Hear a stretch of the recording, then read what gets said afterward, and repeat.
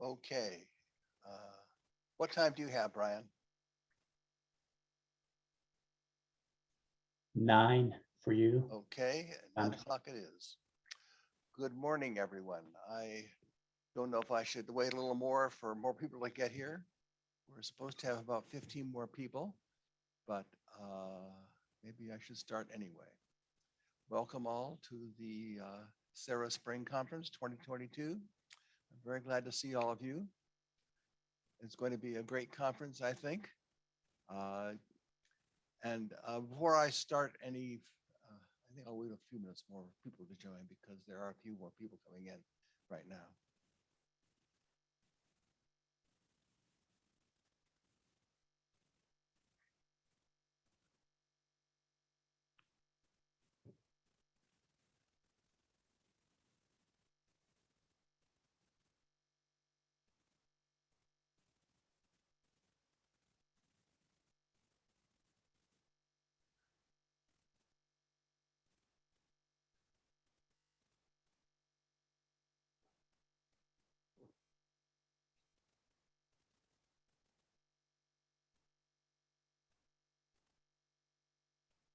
Okay. Well, welcome everyone. Anyway, first thing, I'd like to dedicate this conference to the memory of Bill Lord, past president of SARA, who just died a few days ago. Bill was a very charismatic promoter of amateur radio astronomy and a great friend to many of the people attending this conference. And he'd been sick for many years, but his memory will still be cherished by people who are associated with this organization because he was really a great guy. He was the one who persuaded me that I should hold Western conferences, and I think that he has actually was a very, very inspirational force for amateur radio astronomy. So I would request the secretary to note that this conference is dedicated to the memory of Bill Lord.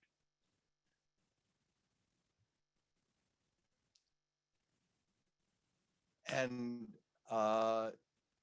during the talks, if anybody has any questions that occur to them, they can put it in the chat window and we'll try to address those at the end of the talk and save a few more minutes for any verbal comments at that time. That will kind of keep things flowing. And the treasurer says that he will save the chat window so that people can have a record of what the chat comments are, along with the actual video of the conference.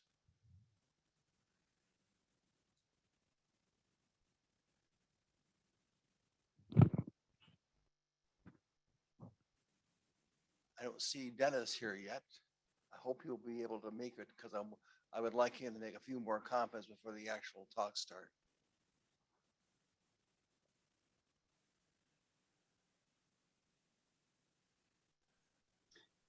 Also, as a reminder, the conference is being recorded. I know David just said that, but just be aware that the conference is being recorded.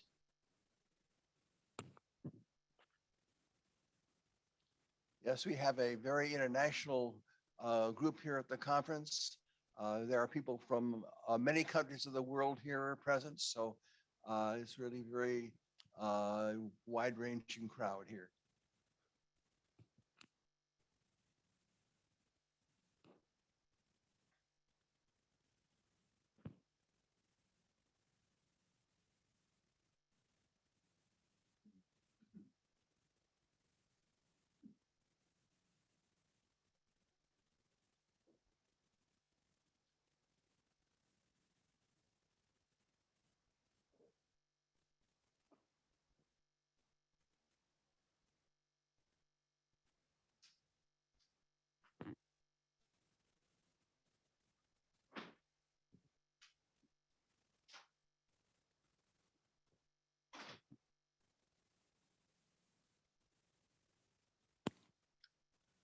We are having a Drake's Lounge meeting tomorrow in case people want to join in for some informal conversation and presenting any provisional results they have from radio astronomy.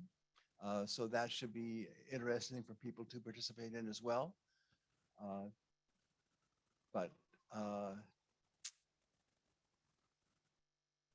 And maybe everybody can join in on that tomorrow morning at or tomorrow afternoon, actually 2 o'clock Eastern time.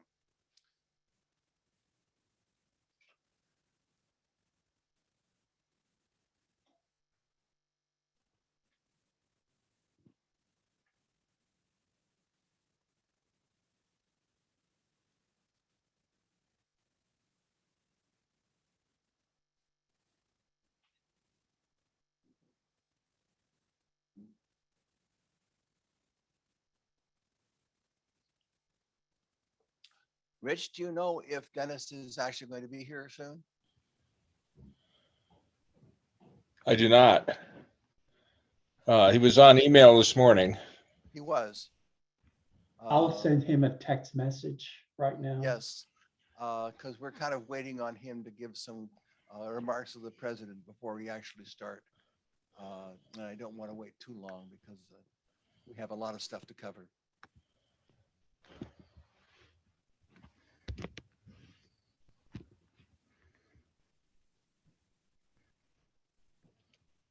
I'll pinch hit for him if he.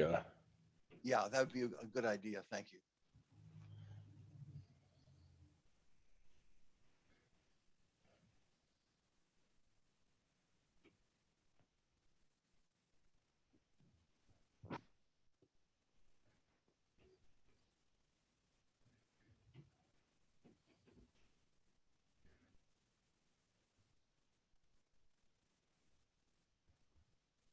Maybe I'll give him 3 more minutes or so and then you can start. Okay. Okay. Just let me know. All right.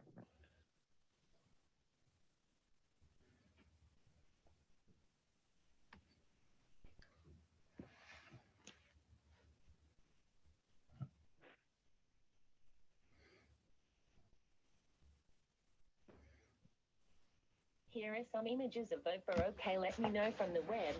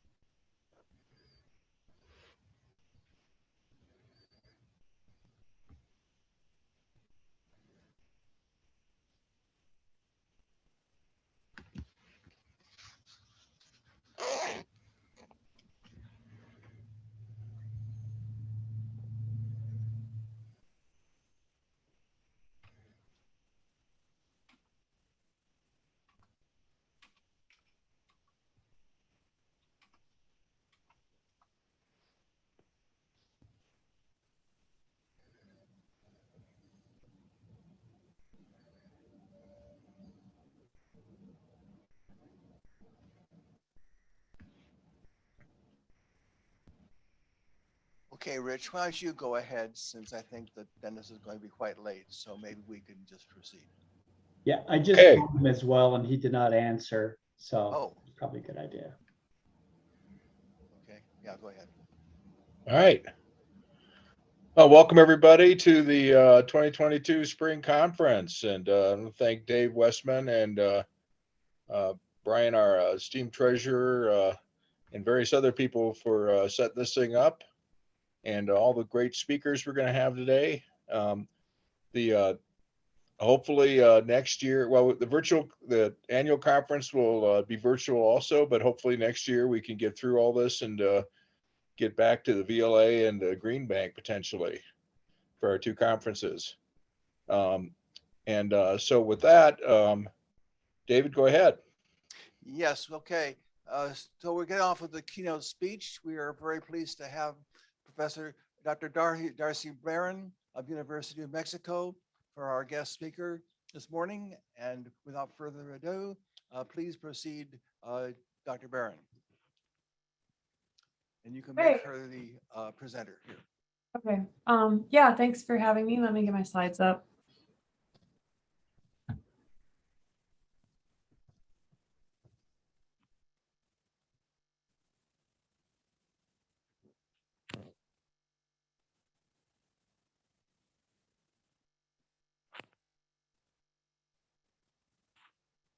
Oops. Sorry, hold on. Stopping windows. Hold on. All right.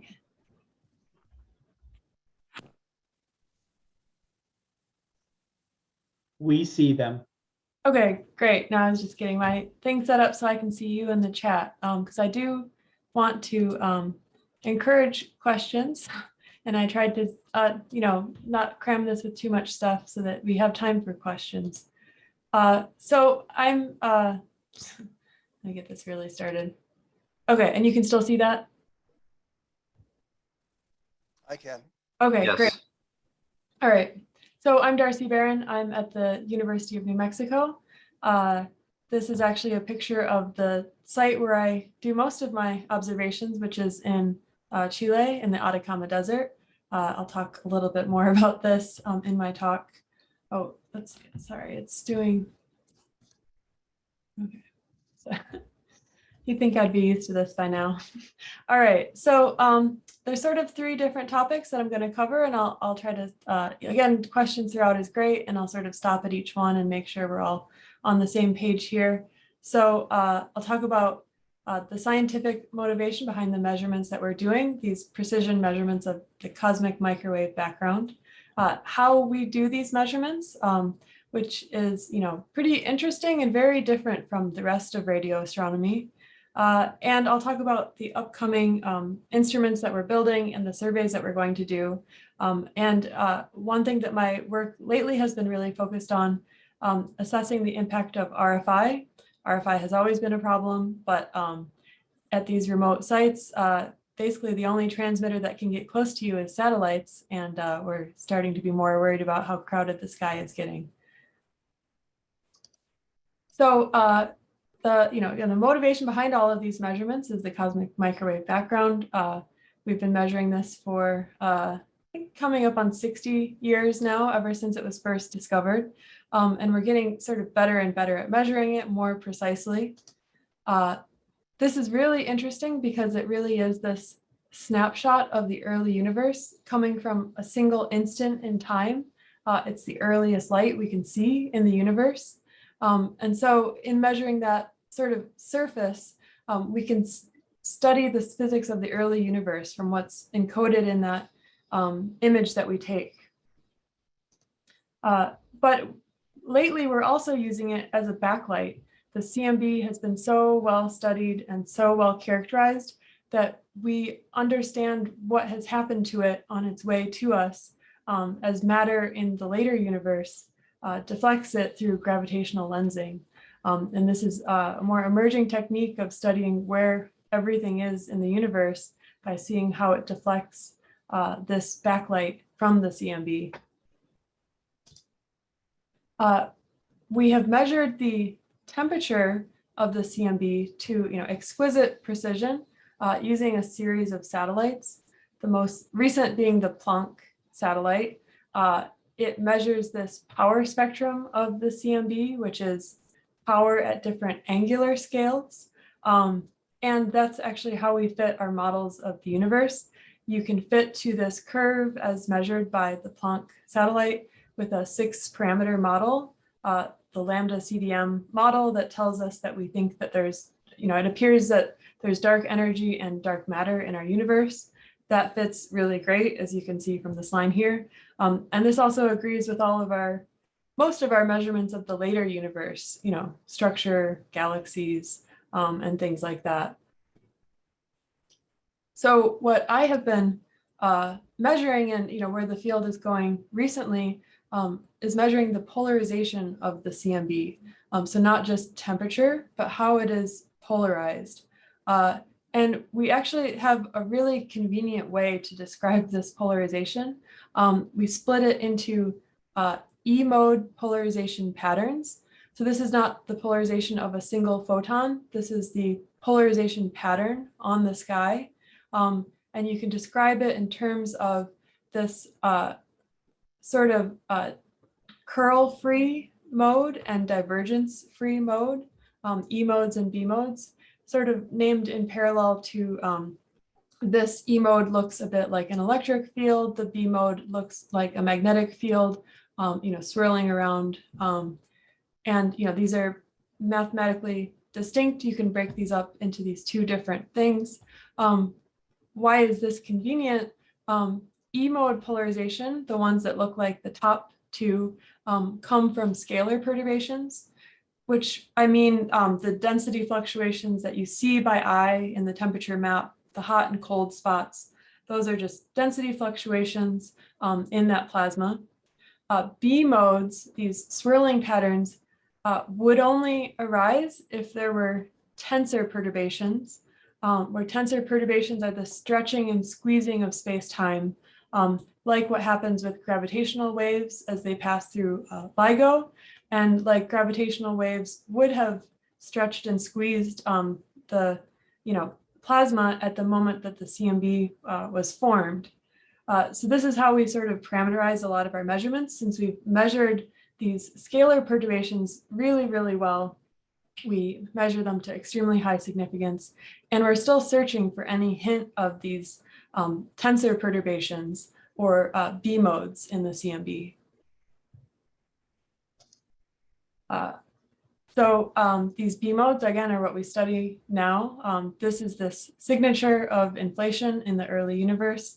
Again, this gravitational waves stretching and squeezing space-time would have imprinted this pattern on the CMB and would tell us about the energy scale of inflation and what the very beginnings of the universe were like. But we've also studied this B mode polarization through gravitational lensing, where now we have E mode polarization and it's been twisted into B mode polarization because of the gravitational lensing of light as it deflects around structure. So you see this where you know that there shouldn't be any, and you can actually track that back to matter that deflected it on its way to you.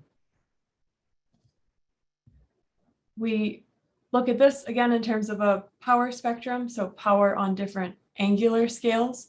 Again, here's the very bright E modes up here. This is the blue line. This has been measured pretty well. We're still improving on it. Below down here are the B mode predicted levels, where actually this green line here is an echo of the blue line of this partial twisting of E modes into B modes from structure in the universe through gravitational lensing. And this is what we've started to measure and use to study matter in the universe and its distribution. The red line here is what has not been measured yet. This is this signal from inflation that's much lower than any of these and is also peaking on larger angular scales. So you need a bigger survey to get to the same, to be able to detect this. Maybe I'll stop here if there's any questions. I don't see anything in the chat, but feel free to raise hands or put something in the chat. All right, I know zooming through the cosmology so we can get to the fun part, the instrument. Okay, but so here is where the field stands as of, I guess this is from last year, but this plot here is representing 15 years, over 15 years of measurements of the polarization of the CMB, where a lot of these plots, a lot of these points are upper limits placed by a decade of experiments who were trying to detect this but didn't quite get to the right sensitivity. We finally started making measurements in about 2015 of this red, this red line here of the gravitational lensing peak. And we're still searching for these inflationary B modes. So I have the moon here to sort of anchor your sense for angular scales on this plot. Because we're looking at fairly big angular scales here. The degree scale down to sort of arc minute. I can sort of focus in on these. So again, here, this sort of box here is showing these detections. These are measurements that have been made over the past, I guess, 7 years that are getting better. These look something like this. So this, for example, is polar bear, my project for my PhD, where we detected gravitational lensing by really focusing on a very tiny patch of the sky. This is a 4x4 patch shown here. We measured 3 of them because we're in Chile, and so each patch sort of rises and sets, and then you move on to the next one throughout the day to keep making more measurements. So these three very small patches were just named by their position and right ascension. You can sort of see that they're spaced out so that we could jump from one to the next as they rise and set. But in focusing down on this very, very, very tiny patch of the sky, to sort of focus all your integration time, we spent 1 year integrating down on these tiny patches, and we got this first detection of this very, very faint signal. You can sort of see this is the equivalent power spectrum in the bottom right. Very big error bars, but some of them are small enough to say, this, we definitely detected this. And other experiments did too. The other side of this that polar bear and other experiments are still searching after, back to this power spectrum plot, is this sort of lower left corner here, which is the hard part. We need, if you're looking at this plot, going to the left means you're looking at the largest angular scales, measuring fluctuations on, the entire sky at the far limit, big patches of the sky here.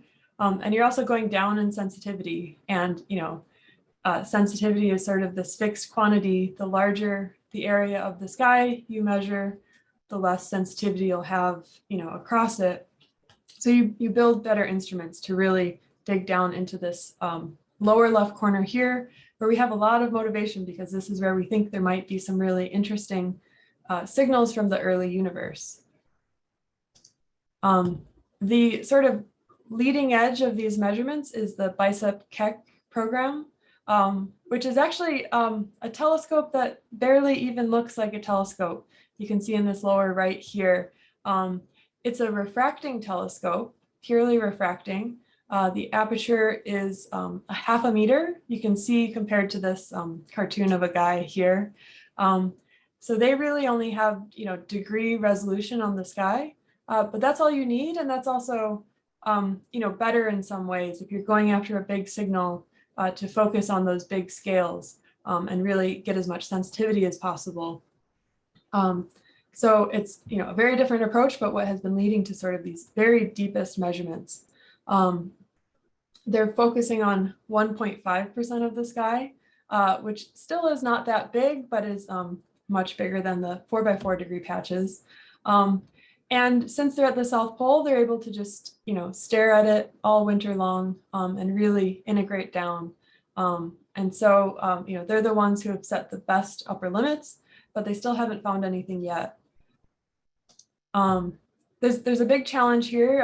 You may remember from a few years ago when BICEP 2 claimed to detect inflation, but it turns out that our galaxy is complicated. Maybe the astronomers could have warned us, but it's actually quite complicated and has quite coherent polarization in certain patches. This may look like a painting. This is actually measurements from the Planck satellite, measuring through measurements of emission from dust in the galaxy. You can get at the alignment of the magnetic field and its density. So dust grains align under the magnetic field if they're slightly, asymmetric. You think of some slightly elongated grain that aligns, and then also causes this, preferred polarized emission.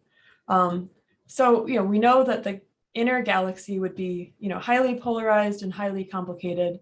But you might think you could look away from the galaxy, say this upper left blue spot where the dust isn't as bright.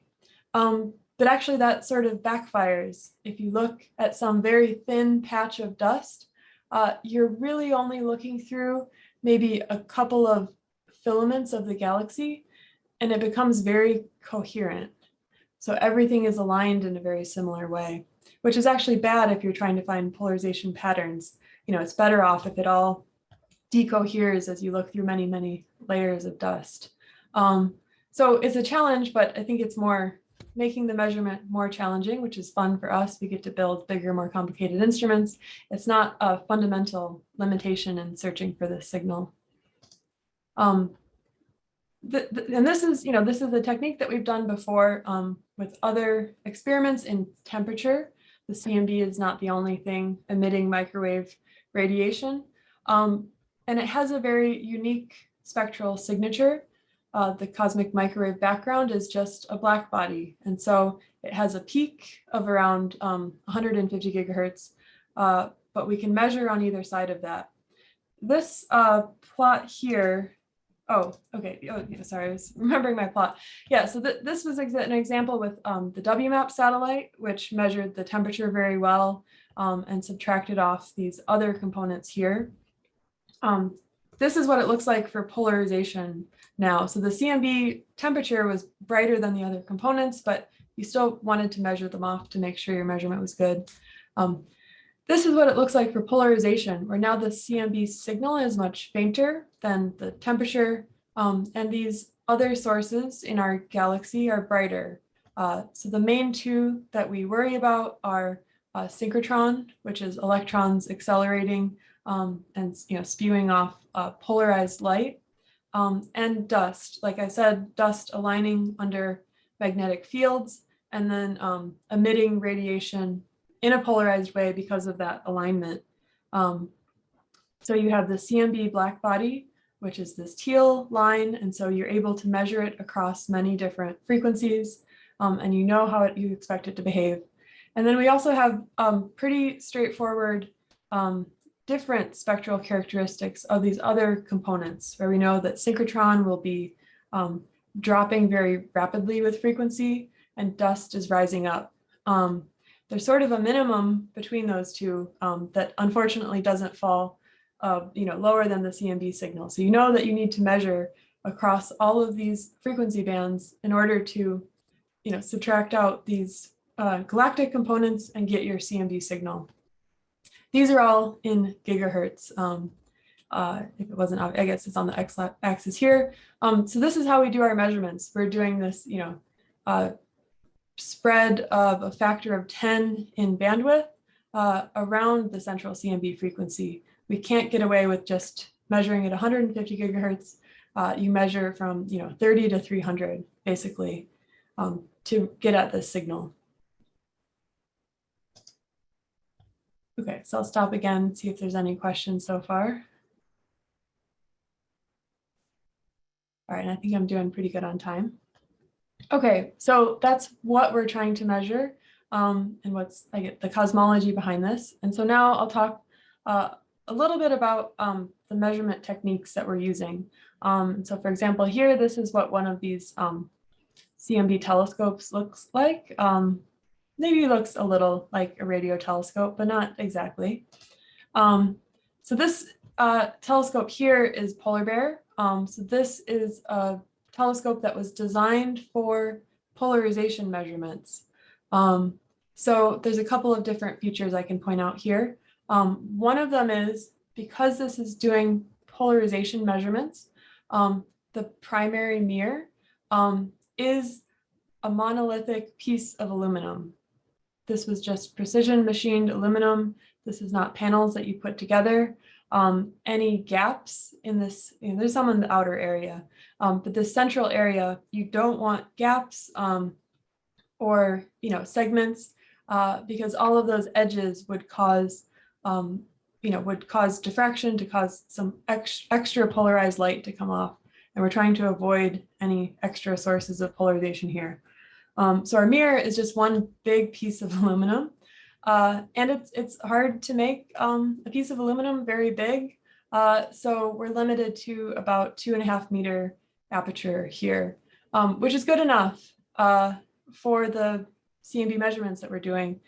Actually, by coincidence, the resolution of this telescope in the microwave is the same as the resolution of your eye in the optical, a couple of arc minutes. But again, that's enough for the signals that we're going after.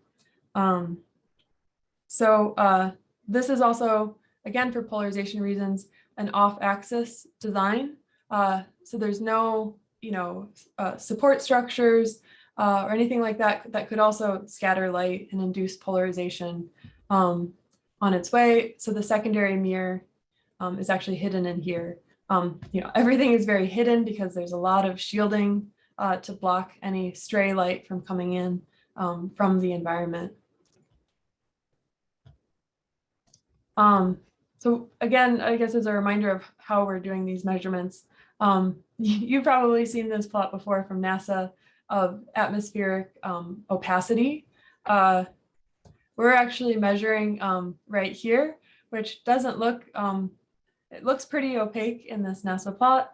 And if you're sitting, if you're sitting on like the East Coast, it's pretty opaque. Although some of us in the West here, we actually have pretty good transparency.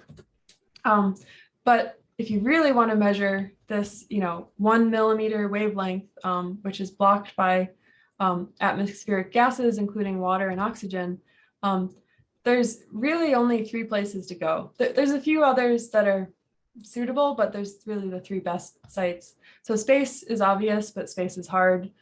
Space missions take a lot of planning and actually have some downsides for polarization measurements. So really, let's see, is there ambient air inside polar bear? I think I'll get back to that later. I'll talk more about polar bear. That was just sort of the telescope. But so I guess to motivate where we are, and you can see polar bear sitting on this bottom plot here. There's 2 sites in the world that are have a dry enough atmosphere to do these measurements, because water really is the primary absorber. So the South Pole is one of them, because the South Pole is actually quite high altitude and actually a very dry desert, just because of anything that could precipitate is sort of frozen. And the Atacama Desert, which is also extremely high altitude and has this double rain shadow from the 2 mountain ranges, leading to exceptionally dry atmospheric conditions.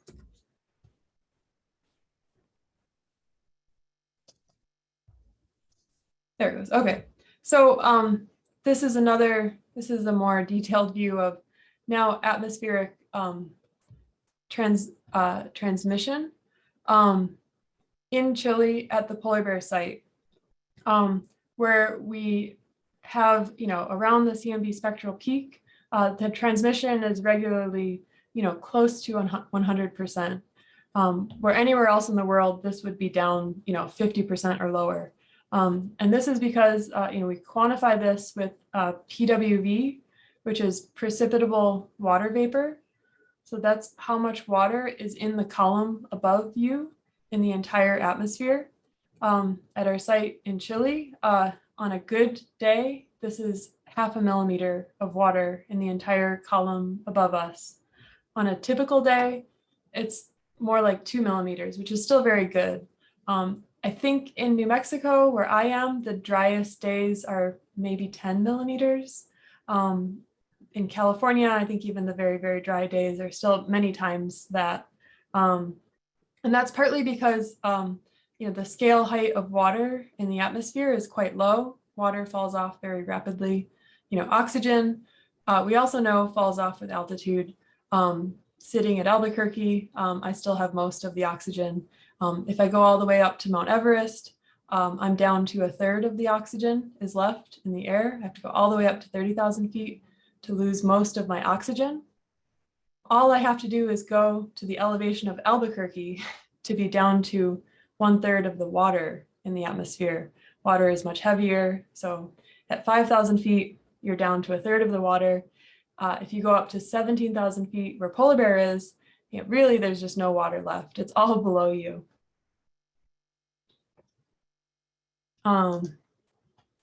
Okay, so let's see. someone's asking about axes for polarization measurement. I think I have that in a backup slide. I think that will be obvious when I show the antenna too. The other thing was asking about Sophia. So Sophia, the other thing that I think I'm about to motivate, you really need years of integration time. So Sophia is the 747 that has a big enough mirror, but Sophia observations are hours, where really you need, at least a month of measurements. And I don't think Sophia can be refueled that many times. So that's why we do these measurements from the ground. And I think this detector will explain a little bit about why we need so much time. So we're in the microwave, but actually we get to skip a lot of the microwave and RF engineering because our detectors are not coherent detectors. We don't couple to the electromagnetic radiation with an oscillator or anything like that. We measure it through absorbing the power onto a bolometer. So bolometer is sort of a general name for this type of detector that absorbs incident power and measures the rise in temperature. There's also some weak thermal link down to a thermal reservoir so that it doesn't just constantly heat up. You measure power and through measuring the temperature rise. And why do we do this? Actually, so bolometer noise is limited by phonon noise. So phonons are the vibration, the unit of energy for vibration for things with temperature. If you're going to measure power and temperature rise, you're limited in some ways by that vibrational noise, but you can get rid of it by getting very cold. At absolute zero, nothing is moving anymore. There would be zero phonons fluctuating around. All we have to do is get to 0.3 Kelvin, which is actually pretty easy. There's been a lot of advances there. You could just buy, if you had enough money, you could buy something that would get you to 0.3 Kelvin as a random individual. Quantum computing people do this now. So that may sound very cold, but it's actually pretty achievable.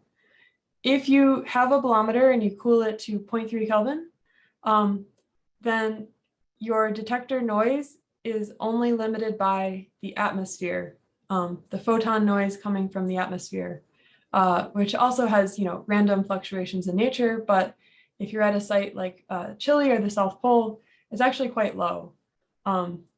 So in this, very specific frequency range for microwaves, it's actually a bit like, optical detectors where you're only limited by photon noise. It's not like radio receivers where you've got some system temperature. We can really remove the noise impact of our instrument by designing these bolometers and doing it right. So, that's good and bad. We can build the best detector that you could possibly make that has a noise that's only limited by what we're trying to measure and measure through the atmosphere. But if you want to do a better measurement to get better sensitivity, you just have to make more detectors. And as we're measuring the CMB to more and more precision, we need more and more detectors and more integration time. The other reason why this works so well, and this is why the standard in the past, I guess, 2 decades has been to do it like this. We can make very, very good thermometers by using superconducting materials. So this is the superconducting transition of an aluminum titanium bilayer, which is a way to sort of adjust the superconducting transition to exactly where you want it to be. And you can see as this metal goes superconducting, it's not an instant transition. There's a very, very steep slope here where the resistance is dropping really rapidly with temperature. So you can use this like a thermistor and just say, within this range here, I have an extremely rapid, derivative of my resistance. And so I can measure temperature extremely accurately. This also works out extremely well because you guys all have your ham radio license, so I think you'll understand a bit about the circuit diagram here. So what we do, we have, what is really just a resistor, this resistor of the bolometer. It's dropping its resistance extremely rapidly with temperature. And so we put a voltage bias across it. You've got to turn on your detector with a voltage bias. And that sets up some electrical power, which is V squared over R. Now you have some optical power coming in, adding power, heating it up. But these two terms balance each other out because the resistance drops with temperature and goes up with incident power. So if optical power comes in, resistance goes up, that drops the electrical power. So if you do this right and your transition is very steep, which means you have very good loop gain, this total power is constant. These two feedback against each other. We call it electrothermal feedback. To have a constant power on your detector, which is what you want if you're trying to stably measure a signal on the sky and record it. If you had this the other way, if the resistance was increasing with temperature, like you would have with a semiconductor bolometer, you could also do this. It's not quite as good. You could current bias it, and then the same thing would happen. But it's all about this steepness of the curve, which really keeps the feedback very, very strong. So this is what this actually looks like. This is a scanning electron micrograph of one of these bolometers, where this resistor, this thermistor, is this tiny little piece of metal here. And you can see that this is this island that's extremely thermally isolated. You absorb power on this island here, and then it sort of slowly dumps it off to the wafer here. This may look complicated, but actually, this is using a lot of the same techniques that industry uses to make, the processors in your computer and all sorts of things. So we can do this actually very well. Actually, I guess I'll get back to that. It's very convenient that we can just produce, thousands and thousands of these on a silicon wafer. Let's see, I think I'll skip this. This just to, I guess, if we want to ask it in the questions later.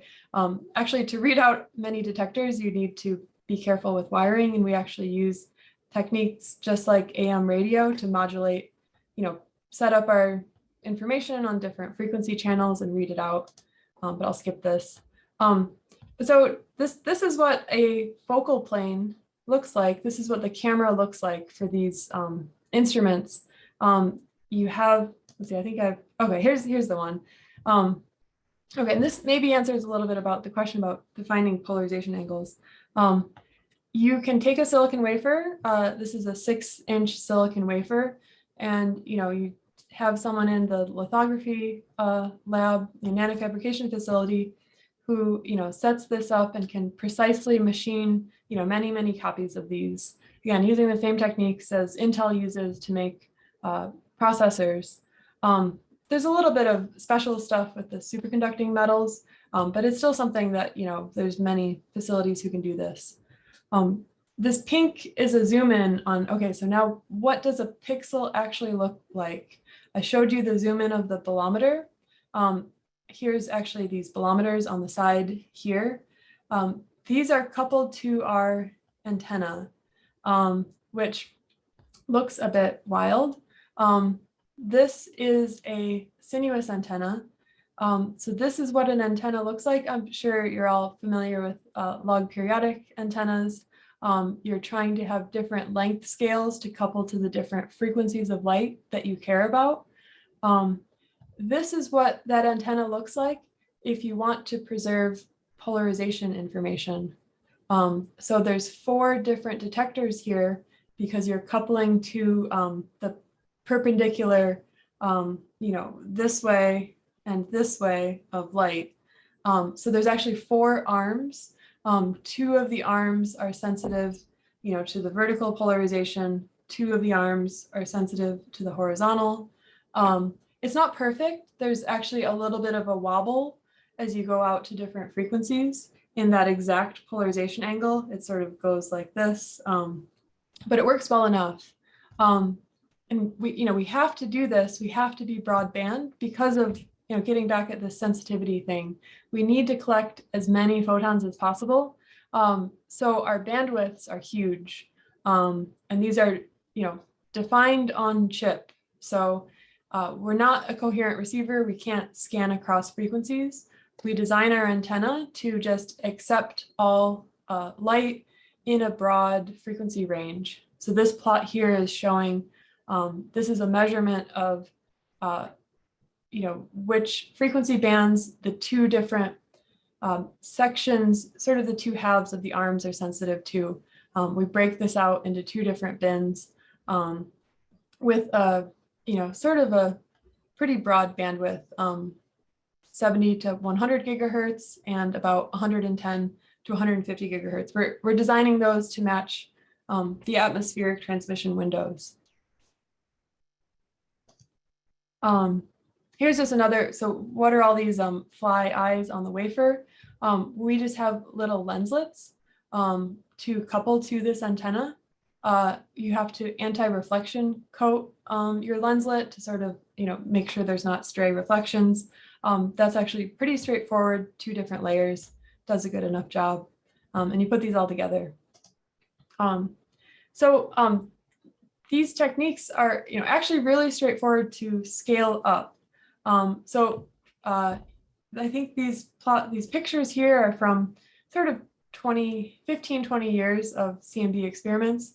Bicep 1 was the project that I worked on as an early grad student on some of the data that it had already taken.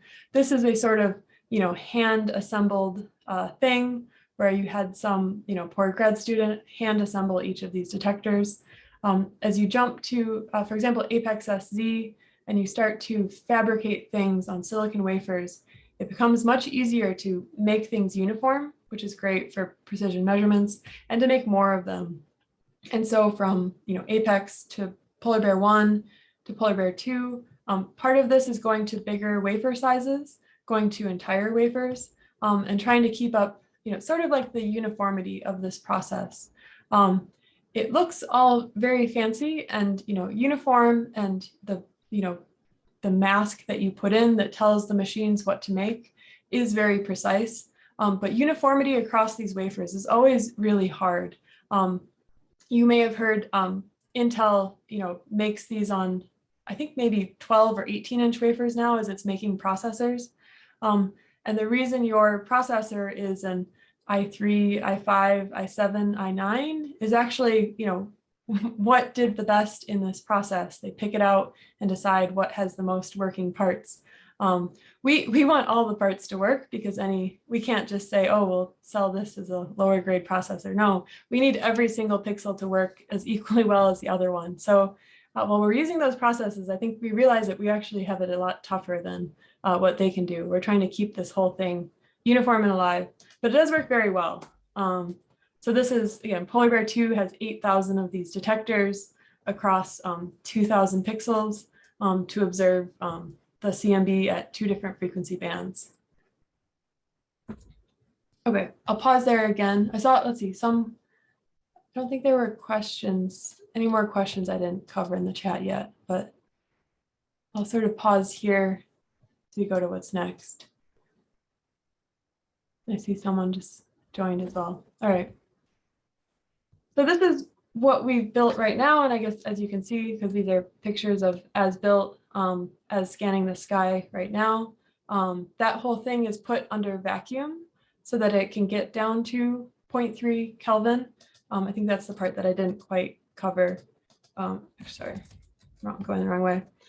So this whole thing is held at 0.3 Kelvin under vacuum and put on the telescope. It's hard to point out exactly where it is on the telescope because everything's so well shielded, but this is the part that faces the sky and scans, makes the images. So now I'll talk about what's coming next. we've gotten really good at making these detectors and making these measurements, and now we're getting even more ambitious in our goals here.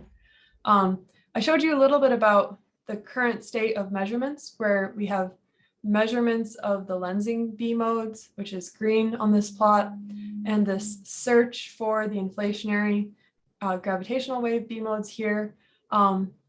These were done by, there's been more than a dozen experiments doing this over the past 10 years, and there's been 4 who have been successful in making measurements.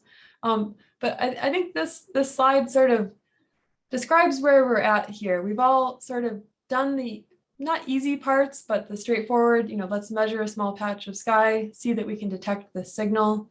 BICEP has done a lot of work searching for the more faint signals.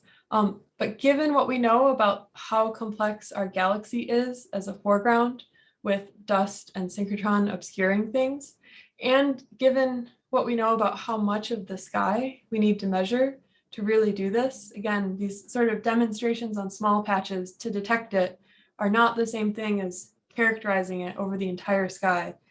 So, I like the way that they put this in this slide from John Karlstrom at the University of Chicago. We've really hit rock here. We've really gotten to the hard part. And so as a field, we've decided you can't make any more progress with, small groups and single telescopes trying to make these measurements. It would take another 50 years. We really have to sort of all band together to do this and measure it over the entire sky. There's all these, funding agency mechanisms to try to understand what's possible. This is an example. They had a concept definition team that defined an instrument that could make these measurements. And you end up realizing that you need something like 14 small refracting telescopes and 3 6-meter class telescopes. And detector counts that are, more than an order of magnitude more than anyone has deployed to date. This is also describing all of the different frequency bands that you need to cover. Again, 20 to 270 gigahertz needs to be covered to recover the CMB from the astrophysical signals.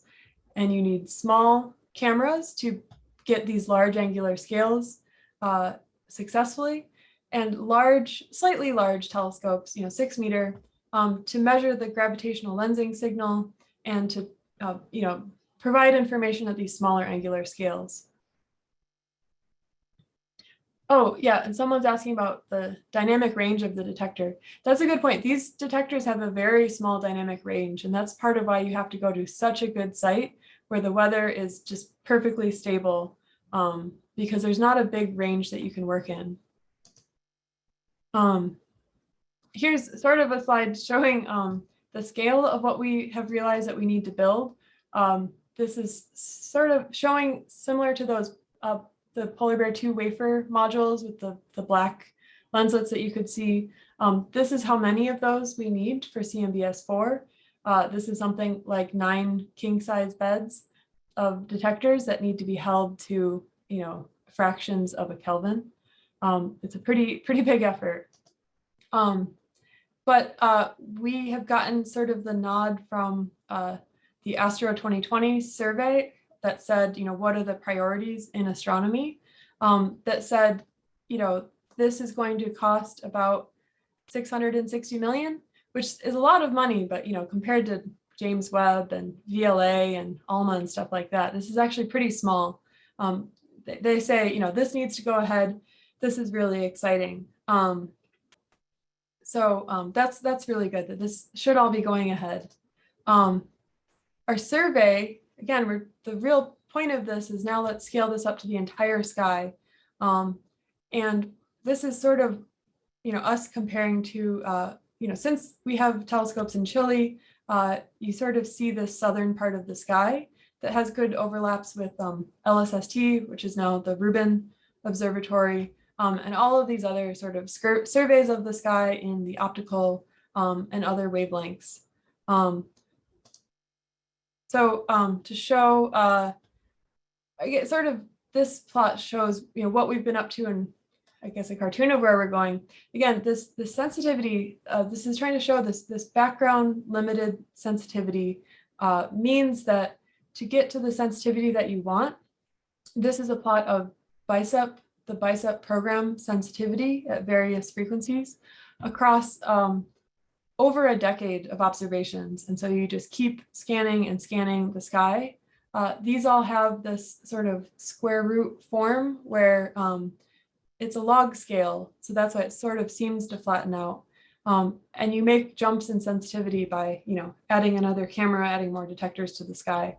So this is this trend that we're trying to continue on with CMBS4, going off of what we have accomplished. And now let's just continue on, more detectors, jump down to this nanokelvin level of sensitivity. But one challenge, aside from all of the engineering challenges, is coming from RFI. We built these really precise, sensitive instruments. And this is a nice example of, I guess, sort of just how sensitive we are. So this is coming from SPT3G, which is one of the current CMB surveys at the South Pole. That is one of the groups that's working on CMBS4. This is the time streams off of their detectors, off of their bolometers. And this is them detecting GRACE FO, which is a NASA Earth survey satellite that has a K-band antenna. And so you may wonder, what are we doing detecting a K-band antenna?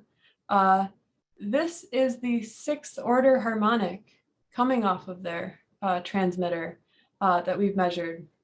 And you see this to high significance, and this messes up your measurement. You've got to cut all this data. This is not too bad, at least it's not saturating it and exceeding the dynamic range, which is what was mentioned in the chat. But still, we can see very, very faint things. This is becoming a concern. We're about to get so much more sensitive and survey so much more of the sky at the same time that the sky is getting a lot more crowded. This, at least there's, you've seen this, I'm sure too, there's allocations in the radio spectrum. This is very highly regulated. But what's shown on this slide is actually perfectly allowed. These are all within the regulation limits for harmonic emission because they sort of weren't thinking that you could have something so sensitive. And maybe they didn't realize you could have 6th order harmonics be so strong either. But there is a whole space to try to work with here. But for CMB measurements, we're not really well protected by this. This is an example here of this is an atmospheric transmission in gray, which is sort of setting where we can measure and how transparent the atmosphere is. In blue are our bands. Again, like I showed you with that antenna, you really define this with a filter before your detector. So your antenna absorbs light, you filter it into these broad bins with these on-chip filters, and then everything that you see is combined into one signal. For example, this 200 to 250 gigahertz. You can't distinguish between frequencies in here. We've got these huge broad bands, broad fractional bandwidths on the sky to boost our sensitivity, but that means we're crossing tons of unprotected spectrum.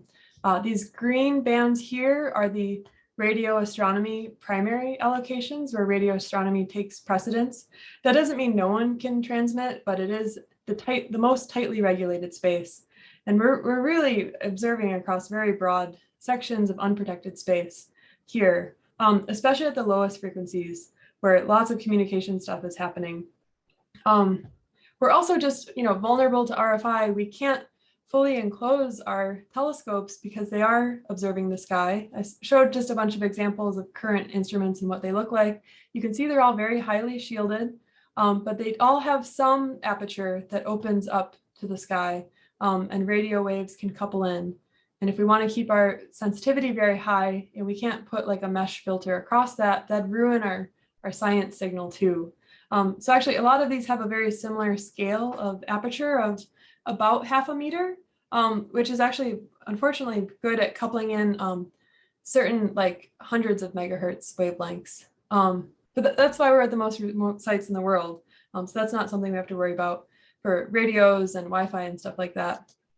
But we are very worried about satellites. You know, these satellites are using these gigahertz frequency bands, you know, K-band, Ka band, to communicate.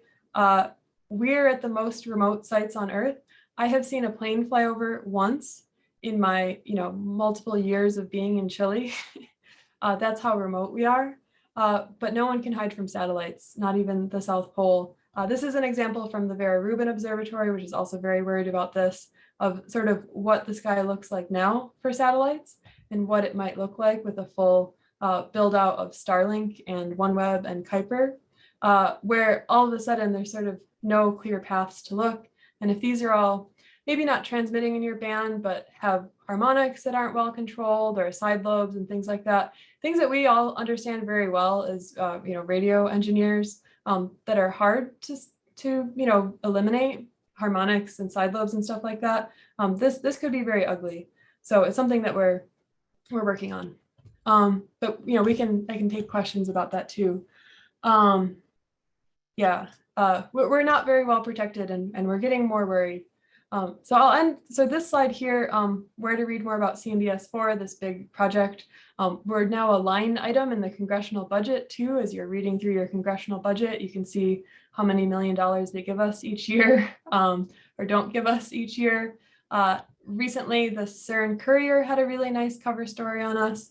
And I'm, you know, starting to work on this proceedings for the SPIE Astronomical Telescopes and Instrumentation Conference, on our assessment of these impacts of RFI on our survey and how we can try to mitigate it in various ways. So, all right, I'll end there, and hopefully we have time for questions. Thank you. Thank you very much, Dr. Barron. I see there's a couple of remarks in the chat window, and also anybody has any other questions.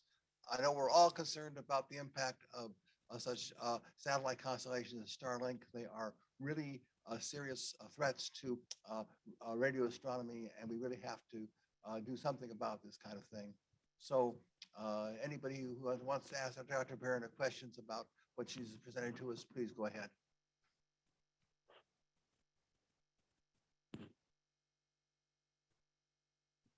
Hello. Hi. Hi. You're looking at B mode. Right now, you're looking at the effect of gravitational lensing, and yet you did specify that B mode would be the result of magnetic fields. So you haven't actually detected B mode signals from magnetic fields, have you? Oh, yeah. So there's two things about the B modes from the early universe are not from magnetic fields. It's just that the sort of the pattern is reminiscent of a magnetic field that has no divergence. The other thing about magnetic fields that we do detect is magnetic fields aligning dust in the galaxy, which some people care a lot about what the galactic magnetic field looks like. To us, it's something we need to understand well enough to get rid of. Thank you.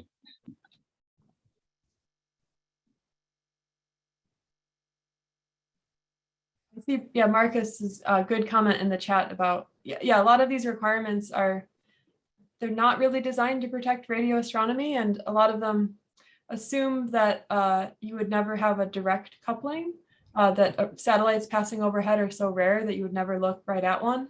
That one example, sure, is one example, but I think we're worried about is, you know, is they proliferate by a factor of 1,000, you know, how many, it'll be a lot easier to accidentally look right at one, coupled to its side lobes or its harmonics and things like that. So, yeah.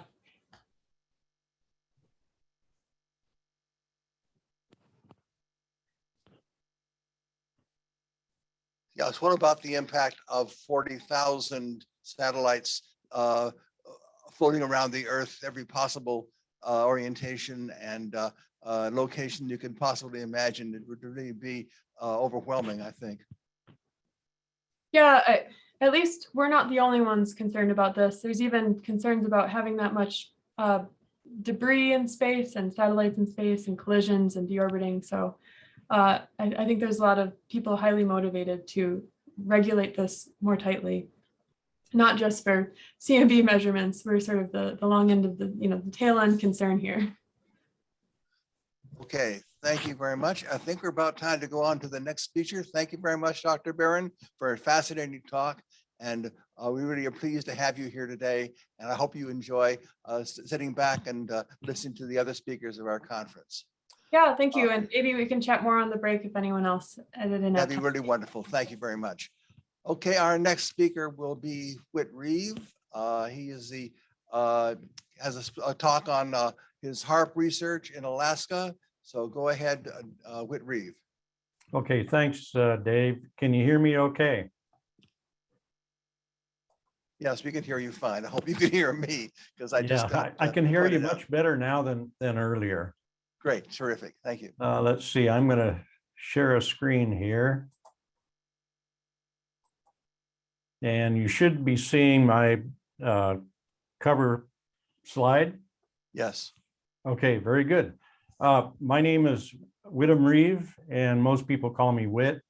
I'm going to be talking about HF aurora radio reflections that I've received at my observatory here in Anchorage. I have some introductory comments to make. I'm going to talk a little bit about the concepts of aurora radio investigations, and then we'll go into some of my observations. And there's a long paper in the proceedings that describes in a lot more detail than what I'm going to go into here. This is an image of, this is a map of Alaska, and my Anchorage Observatory is down here in South Central Alaska. And I've also built another observatory down in Coho, which is about 100 kilometers, maybe 125 kilometers southwest of Anchorage. And then most recently in 2019, I built another observatory within an observatory up at the HARP facility near Gakona, and that's about 300 kilometers to the northeast of Anchorage. But all of the observations that I'm talking about here are from Anchorage.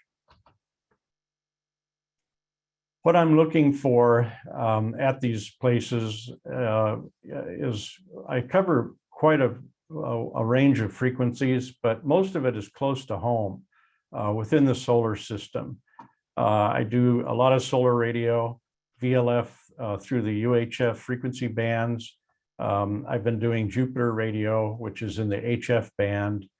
And I'm most interested in high latitude radio propagation. And that's how I got into the aurora radio reflections. And if you attended the SARA conference last fall, I described meteor trail radio reflections that I had received at Anchorage. And I went back and reprocessed that data and came up with the aurora part of that. And I also do a lot of geomagnetic type observations using my SAM-3 magnetometer. And I have an installation at Anchorage right now with the SAM-3 that's been in service for about 14 years now. And I'm going to be building one up at the HARP facility here this summer, as soon as the snow melts. I still have about 3 feet of snow out in my yard here, but it's melting fast. Okay, aurora radio reflections. There's a lot of names that have been given to this: radio aurora, aurora radio, aurora scattering, aurora echoes, aurora reflections. Those all mean the same thing, but not to be confused with actual radio emissions from the aurora. And these are called aurora kilometric radiation or aurora kilometric emissions. So I'm talking about the radio reflections from the aurora itself. This is kind of a artistic representation of what's going on here. The aurora is shown by these bright rays here in the background. And these rays follow the Earth's magnetic field lines. And when there is a magnetic disturbance of some type that produces the aurora, there's clouds of electrons that are formed. The electrons are trapped by the magnetic field lines, and so they form in clouds. And so there's an increased electron density in this region here that I'm showing in blue. And if you have a transmitter down here in the lower left shown in green that's transmitting a radio wave toward that aurora, there's going to be some of that energy reflected back down to a receiver shown here on the lower right. And this is a bistatic radar type setup where the transmitter and receivers are located at different places. So this is basically what we're looking at. And I'm going to be going into some detail about how this all works. Now, there was a lot of early investigations made about aurora radio. Interestingly, it was amateur radio operators that first started reporting aurora effects on radio propagation. And the earliest I could find was an article in QST magazine from 1926. And then after that, through the 1930s and 1940s, there was a lot more discussion in the amateur radio trade magazines at that time about aurora effects on radio propagation. And this inspired the US Army Signal Corps to look into this. And in fact, they funded early studies that basically read all the trade magazines, the amateur radio trade magazines, and then compared those reports in the magazines to visible aurora observations taken at the same time. And it was these studies that were funded by the US Army Signal Corps that confirmed the coincidence of radio aurora with visible aurora. Now, that took off so that in the 1950s and 1960s, there was a lot of work done on this with both bistatic and monostatic radars. And the monostatic radar has the transmitter and receiver in the same location. And the diagram shown here shows the basic configuration. You have the transmitter and the signal is then going to the aurora. And if the geometry is good, you'll have a reflection down to a receiver here. And it is the bisector of the angle between the transmitter and the receiver. If that bisector is aligned properly, then all of this will work.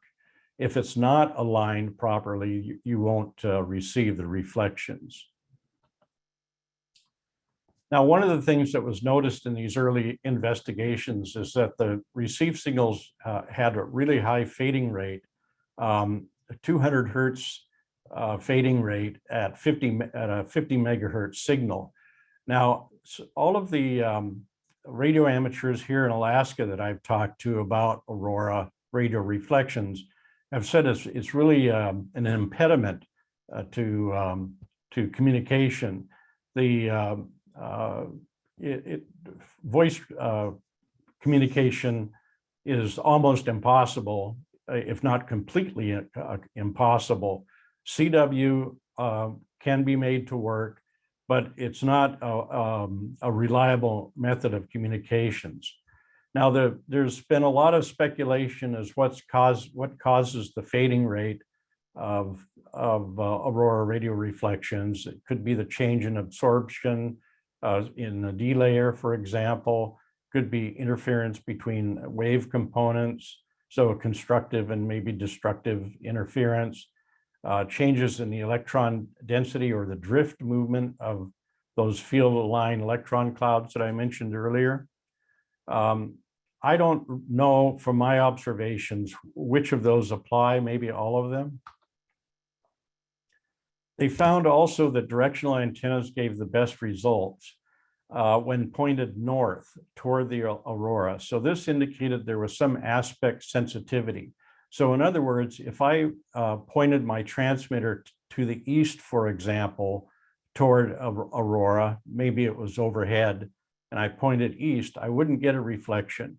But if I pointed that same transmitter north, then I would get a reflection.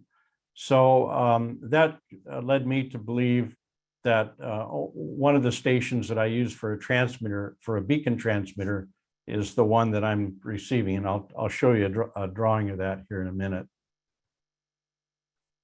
Polarization did not change.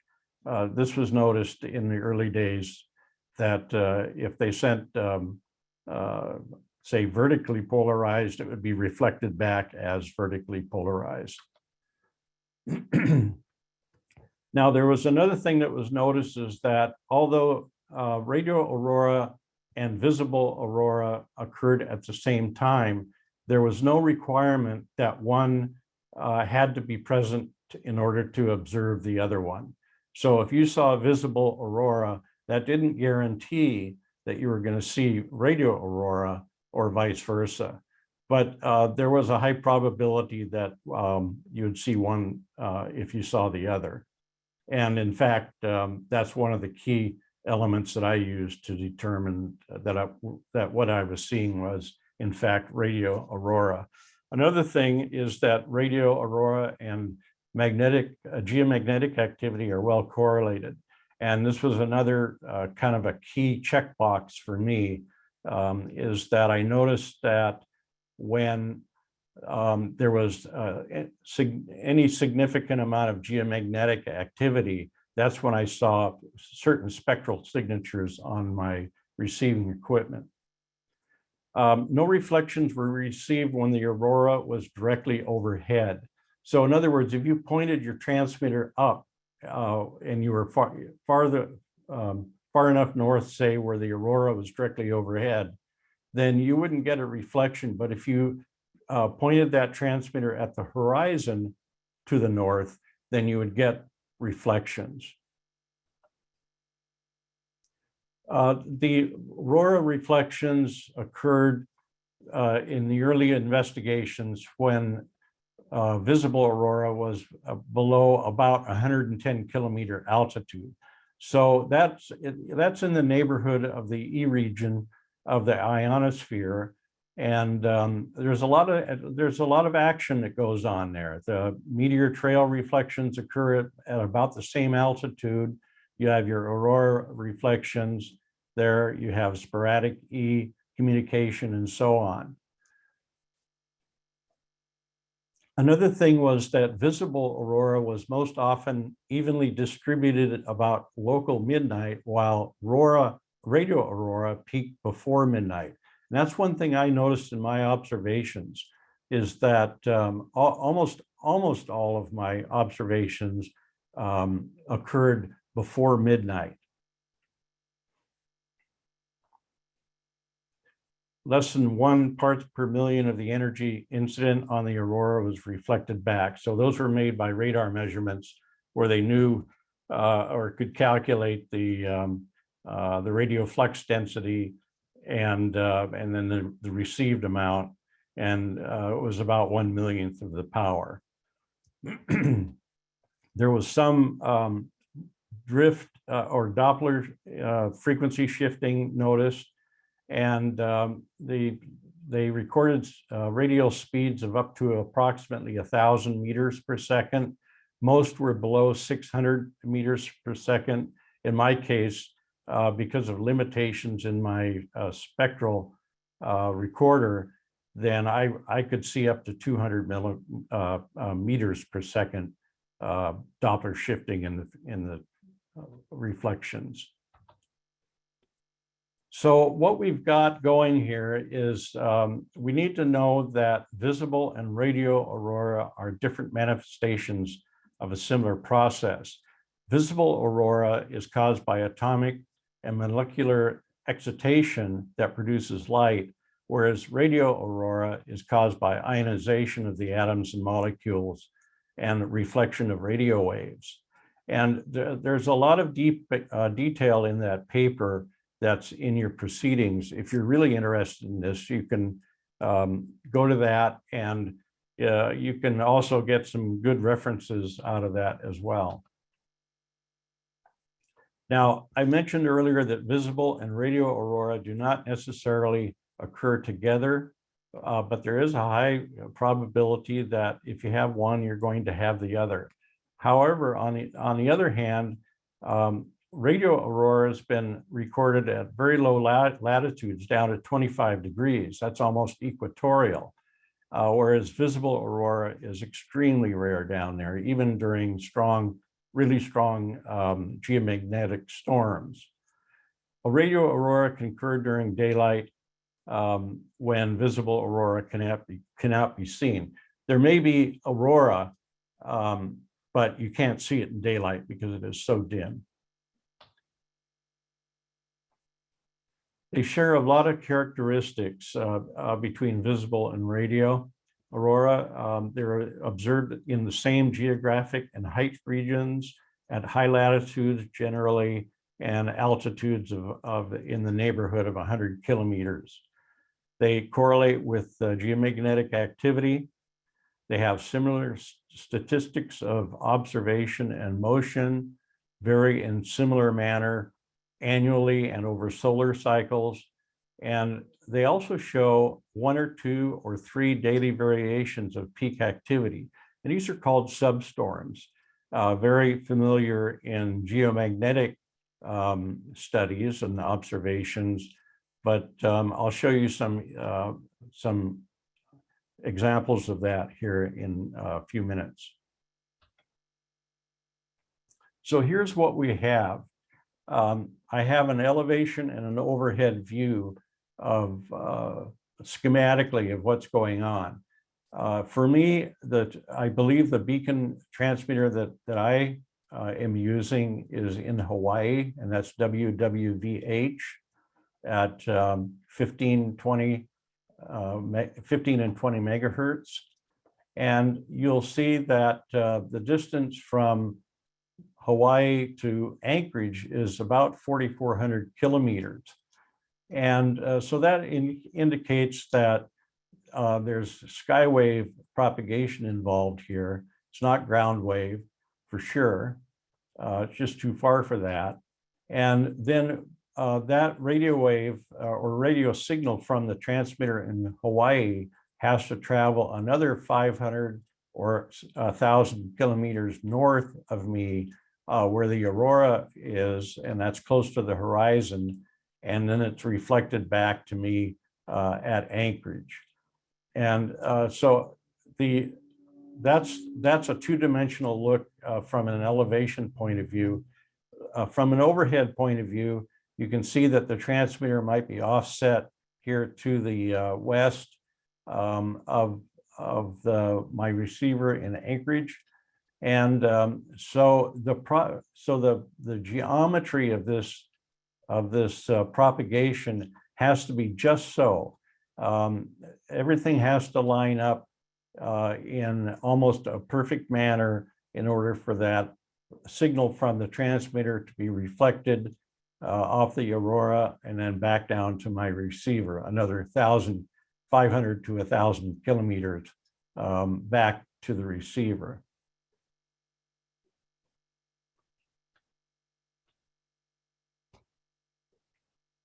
So I've already mentioned that we have a bistatic receiver radar that is the configuration that I use.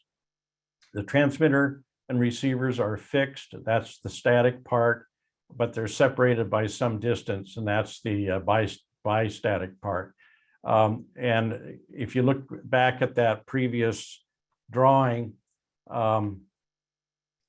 whoops, sorry about that. I hit the wrong button on my keyboard here.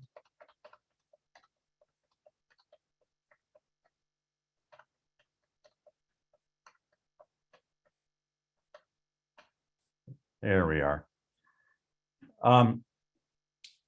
If you look back at this drawing here, you can see that the transmitter and receiver are separated by over 4,000 kilometers.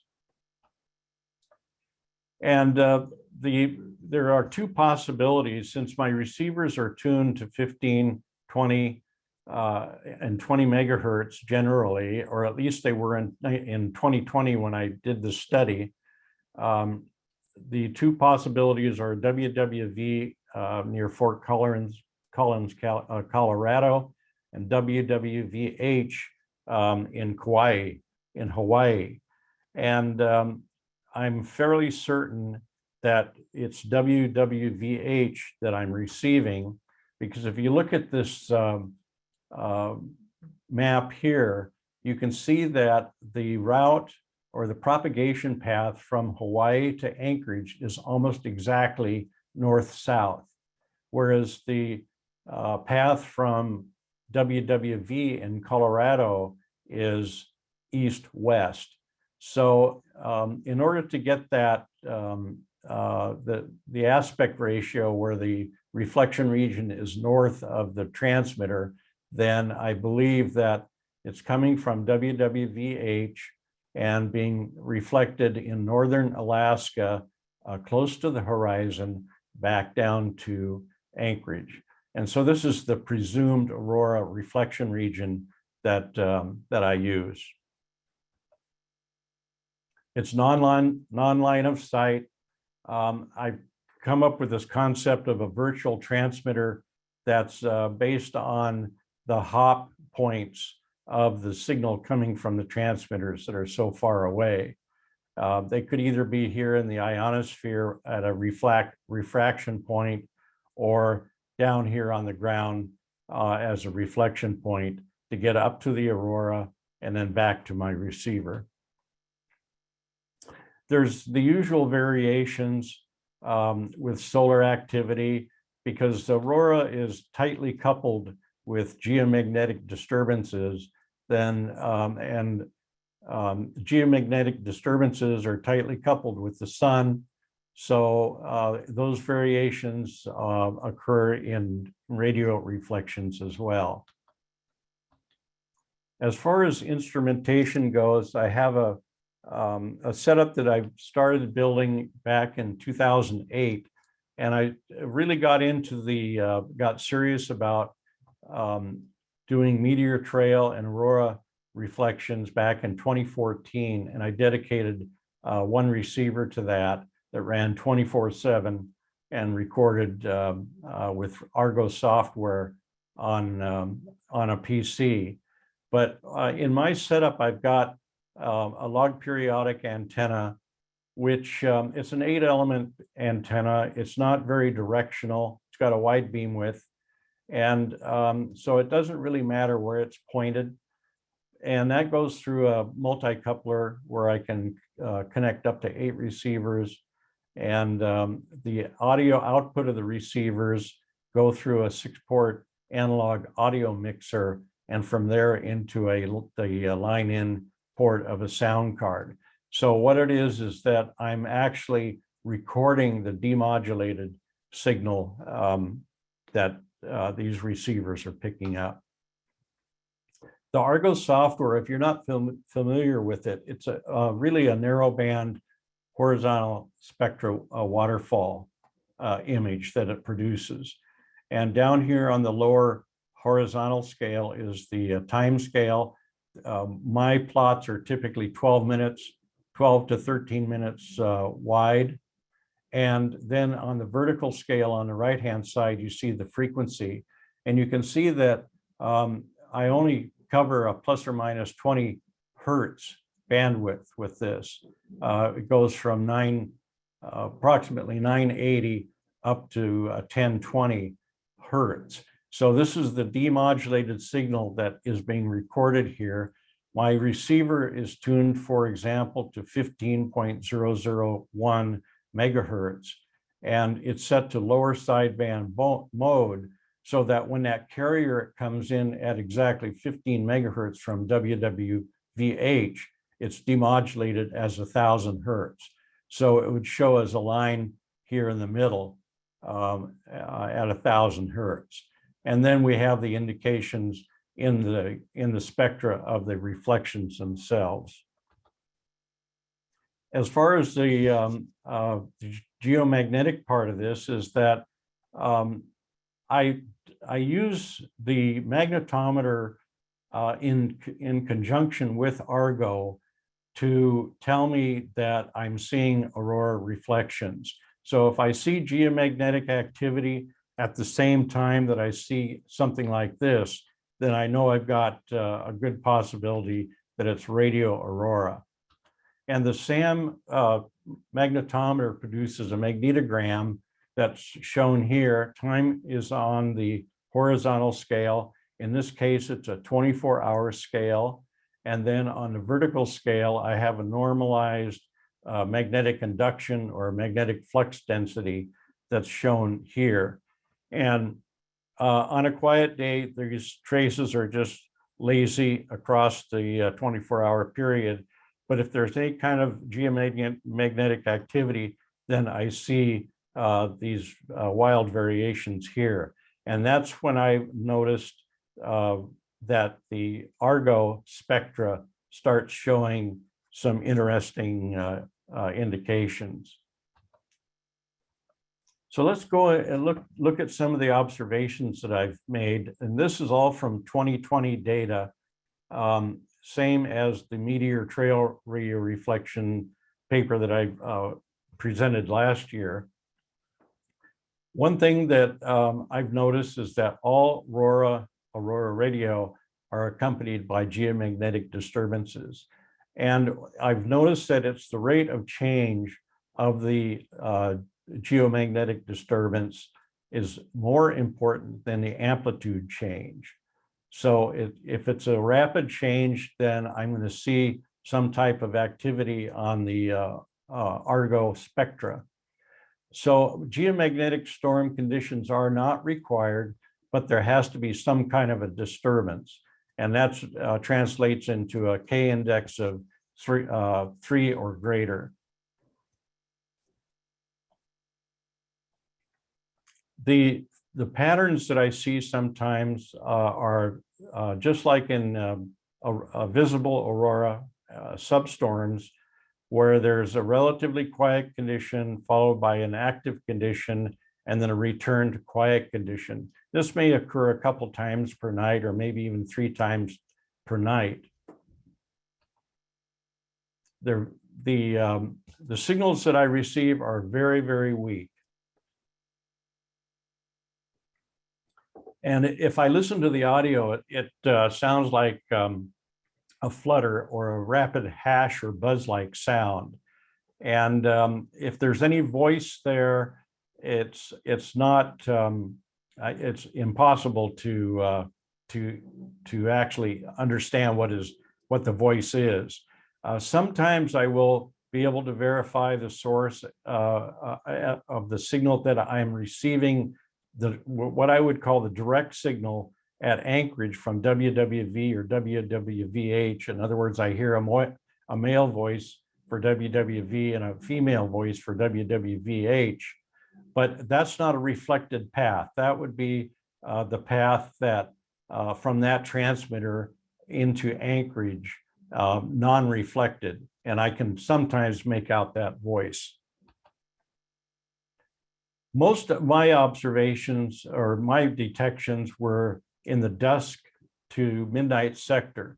So here's the Earth over here on the right-hand side. It's moving through space around the sun downward. The sun is off to the right. And most of my observations that I have from 2020 occurred in this sector here. So after sunset, but before midnight. And I did see some during daylight hours. I did see some in the midnight to dawn sector shown here, but predominantly they were over here in the dusk to midnight. There's 2 types of signatures that you will see on the observations I'm going to show here in just a minute. There's the bright thin traces with very rapid frequency shifts cover the full frequency span of the Argo plots. In other words, of the full 40 hertz that's shown on the plots. And some of them may have exceeded that, except they just weren't recorded by the setup that I had for Aurora, for Argo. And I'm calling those discrete Aurora radio.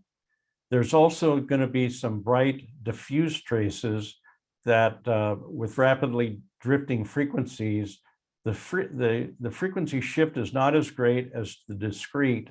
And I call these diffuse Aurora radios. Oh, and one other thing is when I see discrete, I may see, say on a 12-minute Argo plot, I may see both discrete and diffuse, but they don't overlap. Generally, they don't overlap. The Doppler frequency shifts that I'm seeing are limited to plus or minus 20 hertz, as I mentioned before, and that's because of the way I have the software, the Argo software set up. There's appear to be some that could go higher than that, but with the 20 hertz, plus or minus 20 hertz limitation, that would correspond to a few hundred meters per second radial velocity of those electron clouds, or the changes in absorption or whatever is causing that frequency drift. And you'll notice that a lot of my observations show a bias toward negative Doppler frequency shift. Now here's an example of a quiet to active to quiet situation. This was on the 9th of January, 2020. Over here, it's there's no reflection whatsoever. And if I had shown more of these Argo plots before this, it would have been very quiet, just dark. And then we see an increased intensity. And these are Doppler radio shifts, frequency shifts that you're seeing here. And then it dies off again.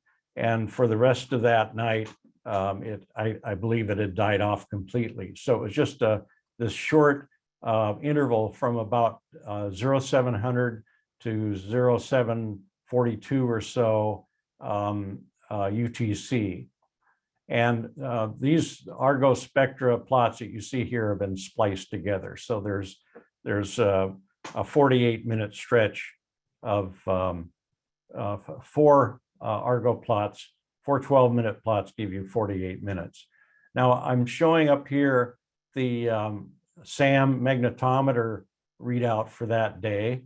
And if you look at 0700 or so, that's this region right here. So you can see the magnetic field is just starting to get active at that time when this occurred. This lower plot is a keyogram that shows visible aurora activity at different locations across Canada and Alaska. And I use those not as a checkbox, but as a kind of an aid in identifying whether or not I was seeing aurora radio. Now here's another one that shows what I call a double path, and it occurs about 1000 to 1020 UTC, and that is right here. These little blips that you're seeing right here in the X and Y components is what I believe had caused this. And you can see that we have one path here that's kind of a more or less straight horizontal line that gets brighter and then tapers off. But then we also have these heavily Doppler shifted indications here. And so that may be a different signal. For example, this might be coming from WWV, a non-reflected path. And then this lower one here might be WWVH being aurora reflected.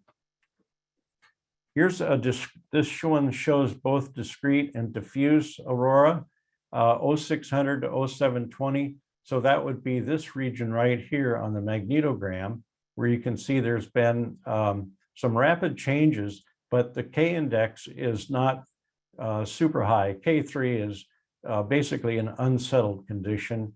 but they were fairly rapid changes. And you can see that we have this discrete aurora that's heavily Doppler shifted over here on the left side of this plot. And then it gets much brighter, but it's a diffuse plot from then on. And we do see a little bit overlapping of the discrete, and that's not really that common, at least in my own observations. But you can see there's more discrete reflections over here on the far right of this particular plot. Here's a good example of both discrete and direct.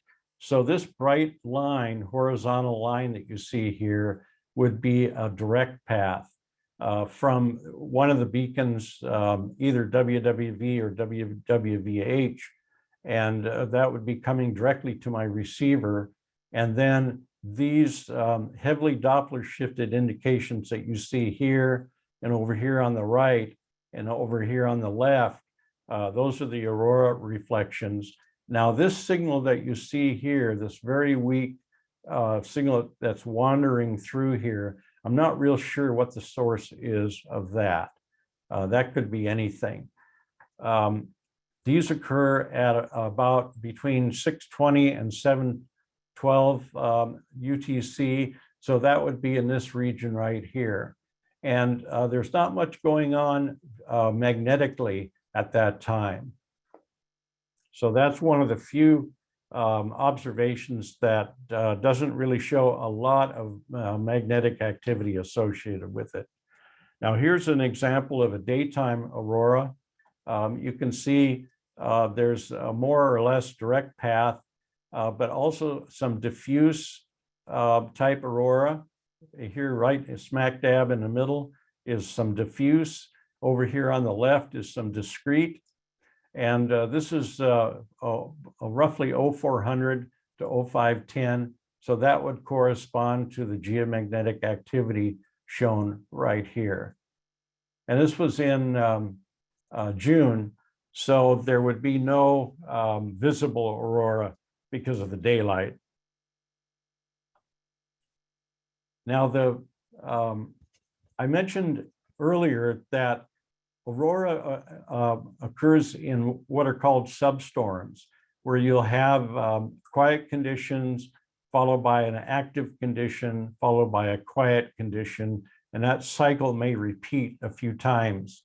And these two plots here are spliced Argo plots, and you can see that there's a little bit of this plot here. You can see there's a little bit of discrete radio aurora. It gets quiet and then flares up again over here on the far right of this. And this plot here ends where this one begins right here. So you can see it, the flare up of the radio aurora, and then it tapers off again and then flares up. So this is a good example of a substorm, and these correspond to the time right in this neighborhood right here, from about 0600 to almost 0900. So that would be 600 is right here. So it's going to be these geomagnetic indications that would correspond to that. Okay, so those are my observations, and just a little bit of discussion, and then I'll be done. I'm fairly certain that because of the propagation geometry that's required, that WWVH is the beacon that I'm using. It's 4,400 kilometers away, and in order to get the low elevation angle reflections, the reflection region is in the neighborhood of 750 to maybe 1,000 kilometers north of Anchorage. Now, 1,000 kilometers north of Anchorage would put it on the north coast of Alaska. And so that part of it, I think, works out okay. Most of my reflections were detected before local solar midnight. I did see a few in the midnight to dawn sector, so that'd be after midnight, and that I did see a few during daylight hours. Now, one of the things that is really important for these types of observations is that there has to be favorable HF propagation from the transmitter to the aurora, and then favorable propagation back from the aurora to my receiver in Anchorage. So that doesn't occur all the time. Even if there's a magnetic storm, the propagation geometry may not work out. So there was a lot of times in 2020 when I saw nothing at all, even though I know there was visible aurora activity. Now, one of the things that came out of this is that my radio aurora detections were most often before local solar midnight, in agreement with those early results that I mentioned at the beginning. There was some variation of that, but by and large, it was before the local solar midnight. There was other consistencies with those earlier observations, including high correlation between the radio aurora and geomagnetic activity. The radial speeds that I found by Doppler frequency shift calculations were in agreement. High fading rates were in agreement, and so on. Where we diverged a little bit, though, is that the Doppler frequency shifts that I saw in 2020 were biased toward negative values, with most detections prior to local midnight. But the early observations indicated that detections prior to midnight had a positive shift. So I haven't been able to resolve that, but maybe more investigation would get us there. So another thing that was important is that I noticed is that the gradient of the magnetic change was more important than the amplitude of the magnetic change. So in other words, if you had a sharp change in the magnetic field as measured here, then I would have a higher probability of seeing radio aurora as opposed to amplitude change. Okay, so that's it. And if you have any questions, I can see that I'm out of time. If you have any questions, put them in the chat, and then I can answer them over the next maybe half hour or so.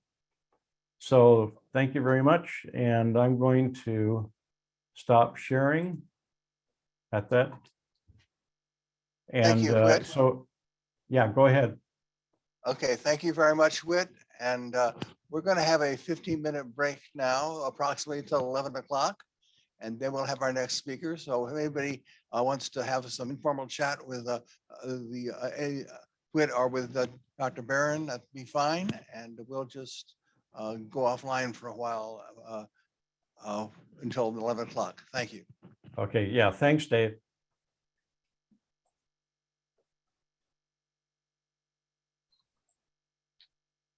Hey, Whit. Yes. I noticed something interesting in your Doppler data.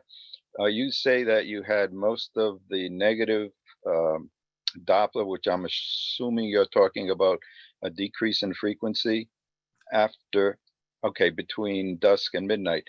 Right. You may be seeing the effect of the Earth's rotation in that, because you would have a Doppler shift that would correspond to that.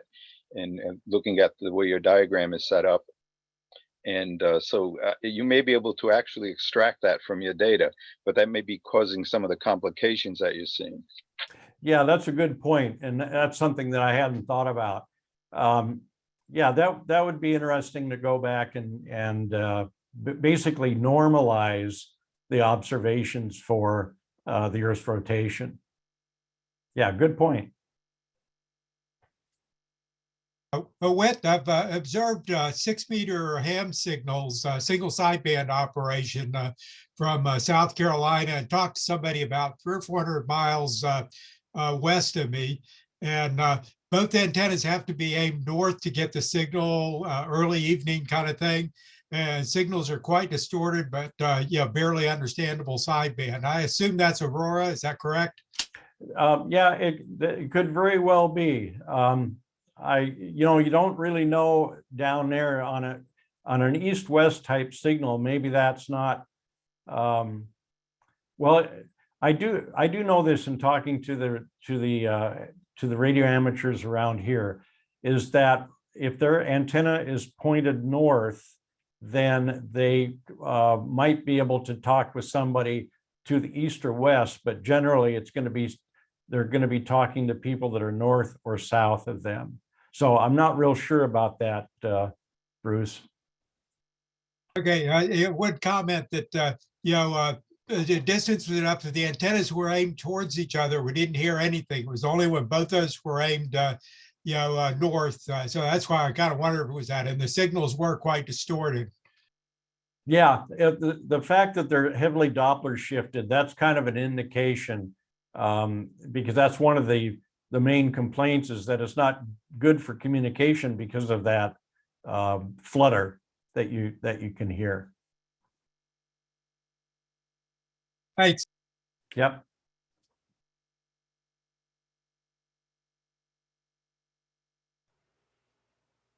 Hey, Whit, it's Marcus. Yeah, Marcus. So are you working with Christina Collins and that gang as well? Because they're basically taking very similar measurements of WWV and using it to measure ionospheric Doppler. Yeah, is that part of the HAMSI organization?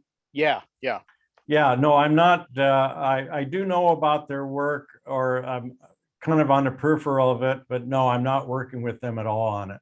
Okay.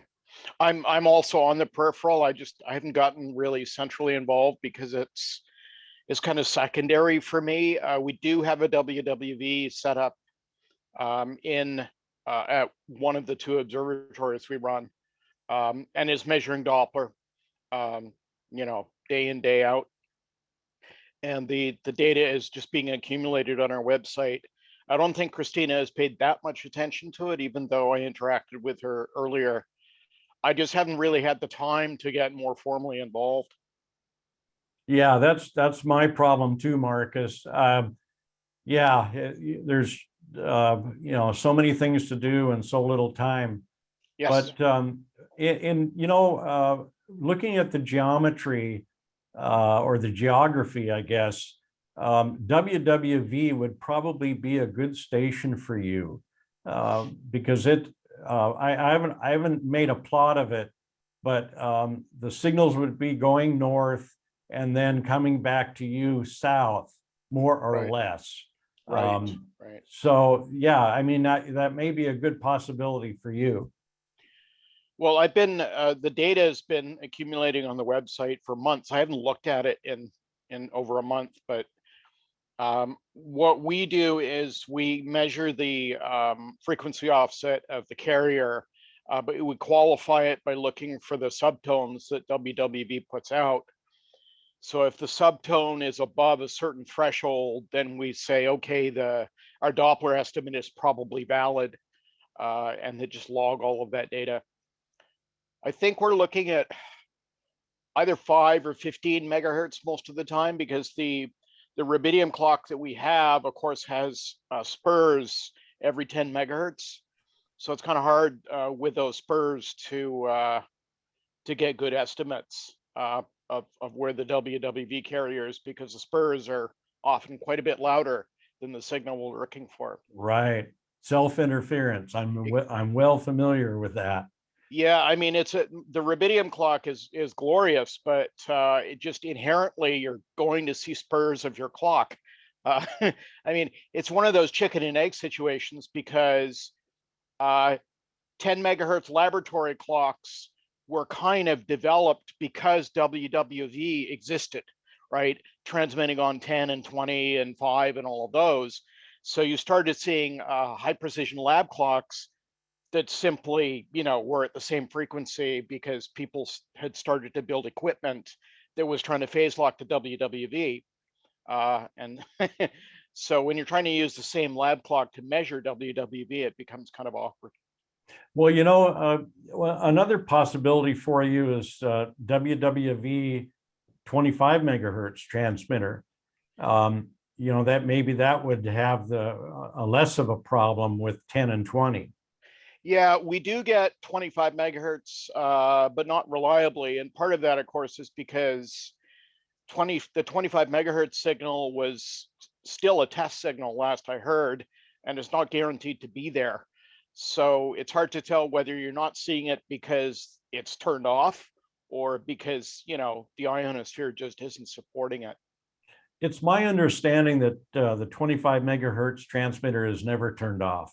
It came online several years ago. I think it was 2014 or I don't remember now when it came back online, but it's been, they say officially that it could go off, but as far as I know, it has never been turned off since then. Okay. I mean, I know in the early days, like in the 80s, it was there all the time, and then they took it away for several years and then brought it back on a few, maybe 5 years ago. So yeah, we may actually change our strategy to do, 15 and 25 or something like that. Yeah, I'd be interested in getting some feedback from you on, if you get any kind of results that look like it might be something comparable, then yeah, definitely let me know about it. Yeah, for us, it's a very secondary experiment, and we're so busy with the other things we're doing that I haven't even had time to look at the data other than to confirm that it's still, nothing is broken and it's still recording kind of thing. Right. I know the feeling. Yeah.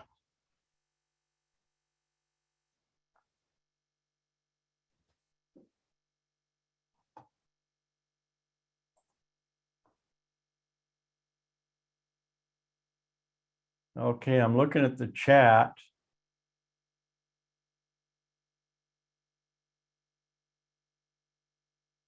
And Kent, you had a question. What success would we likely have here in the continental US if we tried to duplicate your setup, or is Alaska optimum? I think higher latitudes are better, but I think it's worth a try. If the geometry can work out for you, then I would definitely give it a try. In other words, if you can get basically north-south alignment with like WWV, like Marcus has more or less, then it might be worth a try for you. If it was me, I would definitely I'd go for it.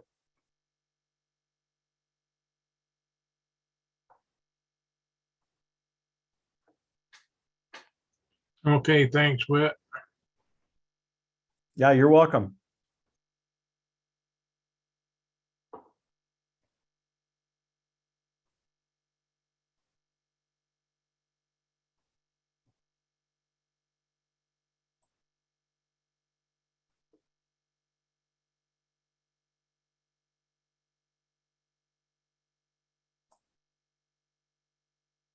Okay, I think that's all the questions that I've got. Thanks, everybody.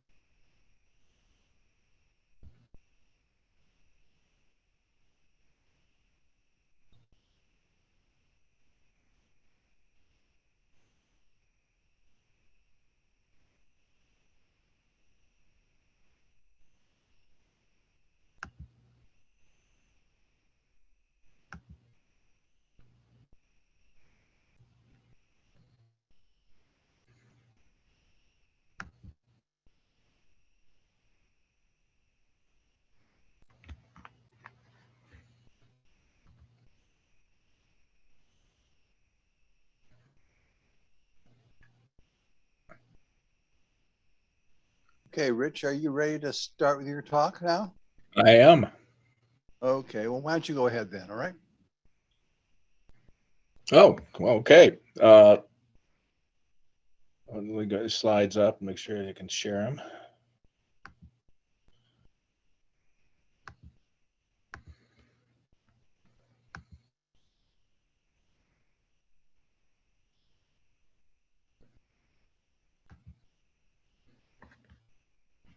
Okay, David, can you see that first slide? Yes, I can. How about the second one? That come in? Just say No, overview. you're not fully in view mode now, so Yeah. why don't you Yeah.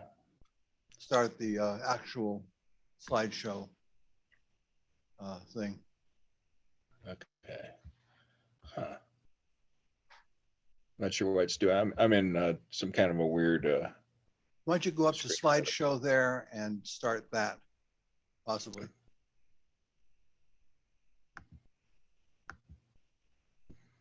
From beginning.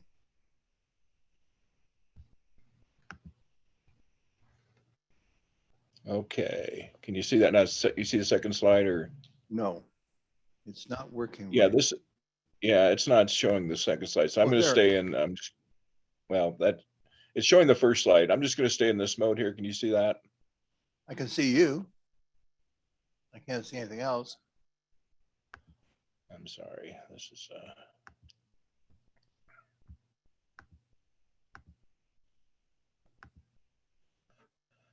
Up and now.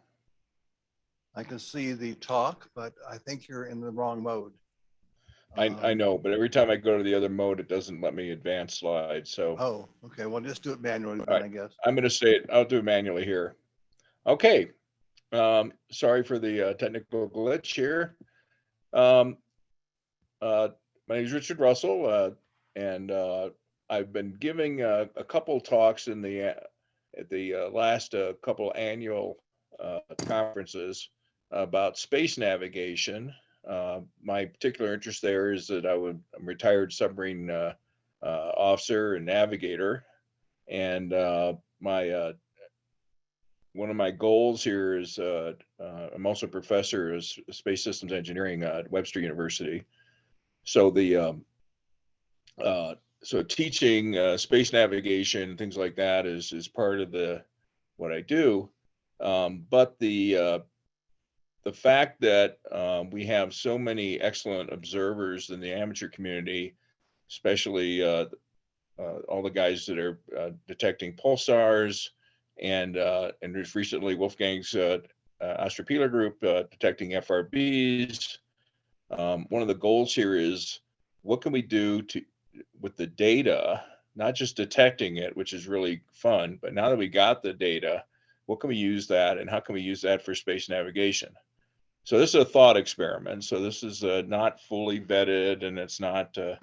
It's sort of like, what if, what if we could do this? What if we're in a theoretical spacecraft that could get out that far?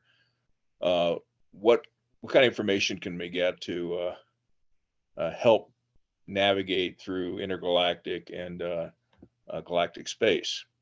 So here, the last talk I gave was how to use pulsars and also how to use hydrogen Doppler effects to determine your position in the Milky Way.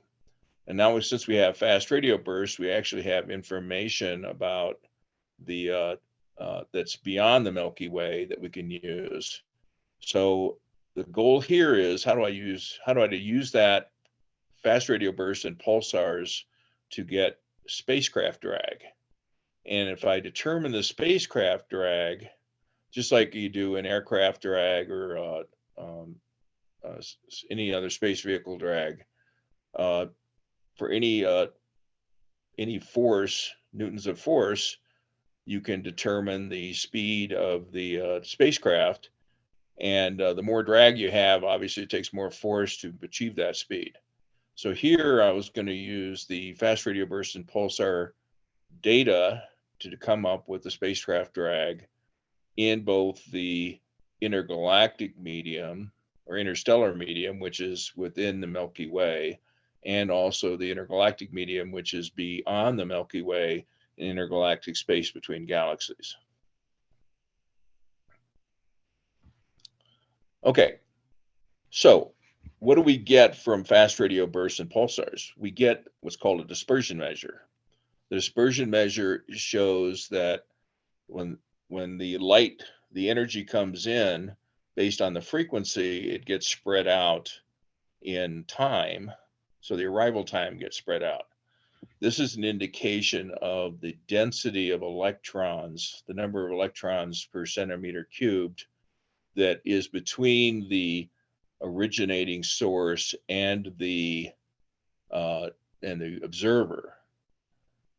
That is really what is determining the density of electrons within the in that column between the source and the observer.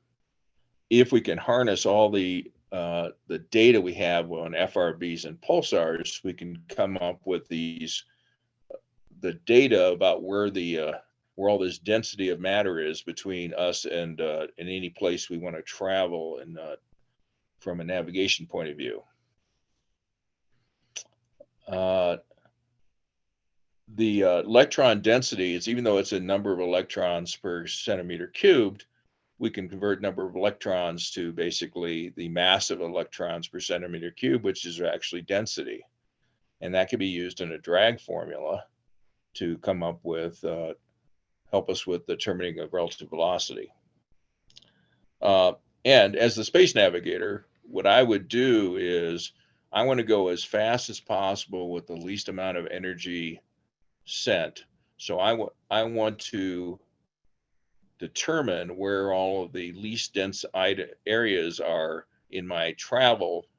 I want to go straight to my object, but it might actually be better to go, say, below the galactic plane where it's less dense, and then go in that direction in order to achieve a higher velocity with the same amount of fuel expended. So that's sort of the goal of a space navigator. I want to be plotting this based on densities. So what's the drag equation? So it's force is equal half density, relative velocity squared, area of the in the view of the direction of travel, and a coefficient of force, which is unique to the spacecraft, just the geometry of the spacecraft. So what do we know here? We don't, if we assign, what we're trying to do is trying to find out what relative velocity is. We want to find a relative velocity as we go through different dense areas of the intergalactic or the galactic medium. If I rearrange the formula, then I can say relative velocity is 2 times the force over, you see that formula. Now, if I assign, I'm going to make the assumption here that I don't care what the actual velocity is. I really sort of can't figure that out because I don't know a couple things. I don't know the area. I don't know the coefficient of force. And so I can assign density and force in there. But what I want to do is, as I go through dense areas, I want to say, am I going faster or slower velocity relative to each, the different areas. That's all I really have to know. And at that point, I can determine if I go through a dense patch, whether I'm going to go faster or slower through that dense patch. So what I do here is I'm going to assign the force to be 1 Newton. So I'm going to assume I'm going to have a 1 Newton thrust. And then I'm going to go and assign surface area and coefficient of force both at 1.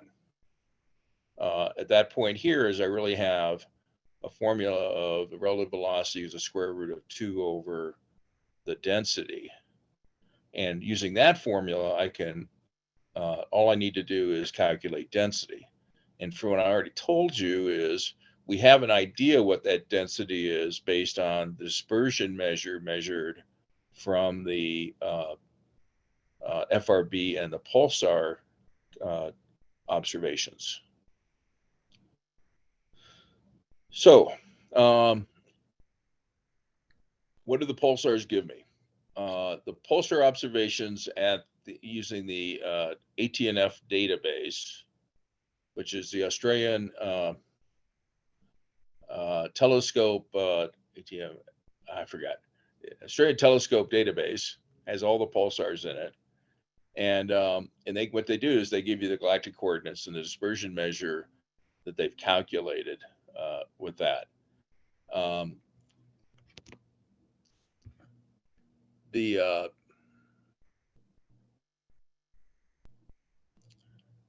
Now what they can also do is based on the dispersion measure, they can actually make an assumption on the electron density and come up with a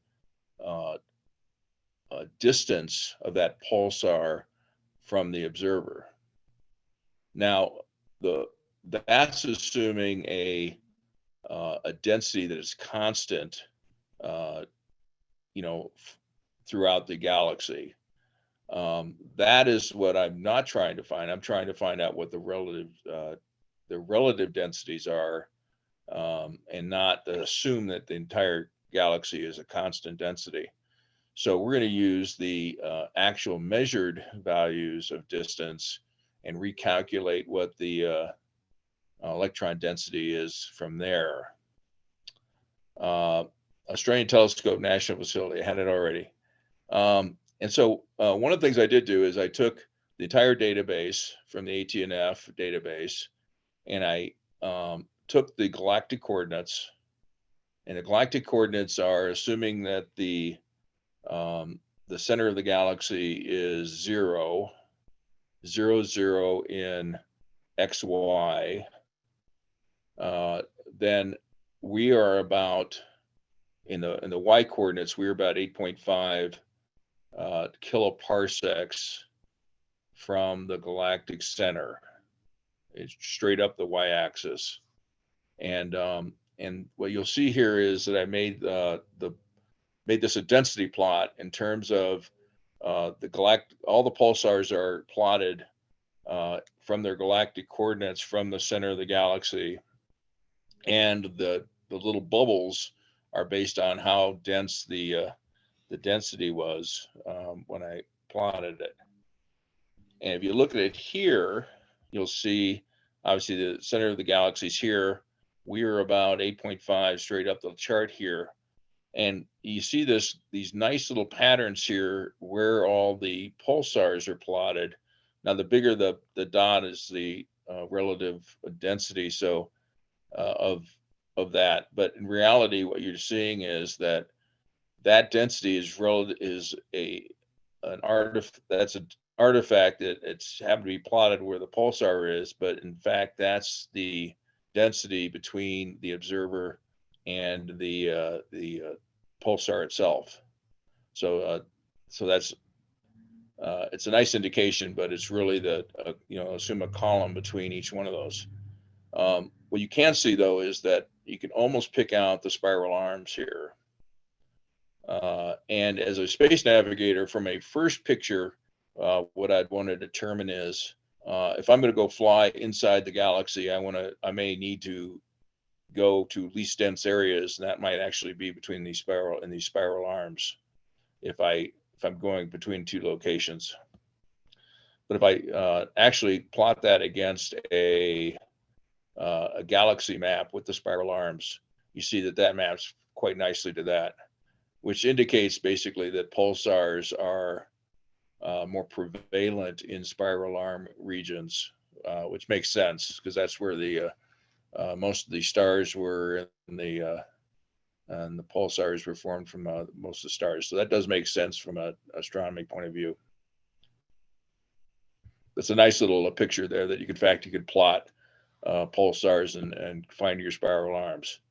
The formula for determining density from dispersion measure is here, and so an example here of how to convert that, and you end up with kilograms per meter cubed. And not too worried about the actual number here, because I'm basically relating that to across all the pulsars. I'm applying that. This is not a constant like they have a lot of the values are. This is a variable based on the dispersion measure that we got and the distance.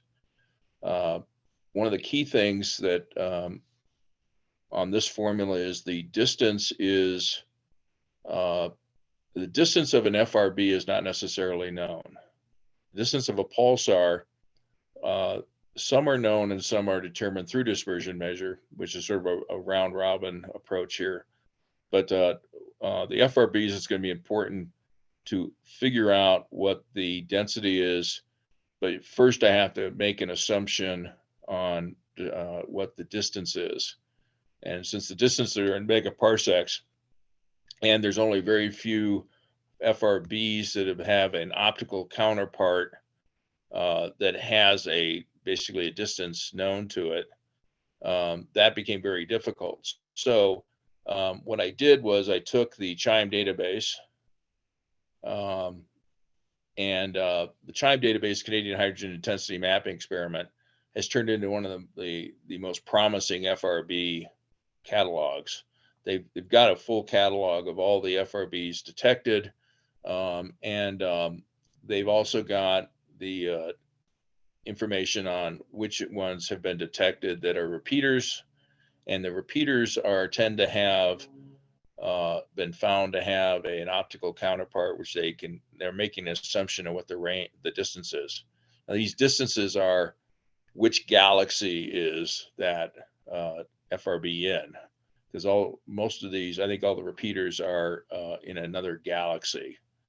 So we're talking, that's providing me my galactic distance, but there's only a few of them, and yet I've got hundreds of FRBs with dispersion measure data, and all I really need is to make an assumption of range to come back and figure out what the density of material, make an assumption on density of material between my location and the FRB through intergalactic space.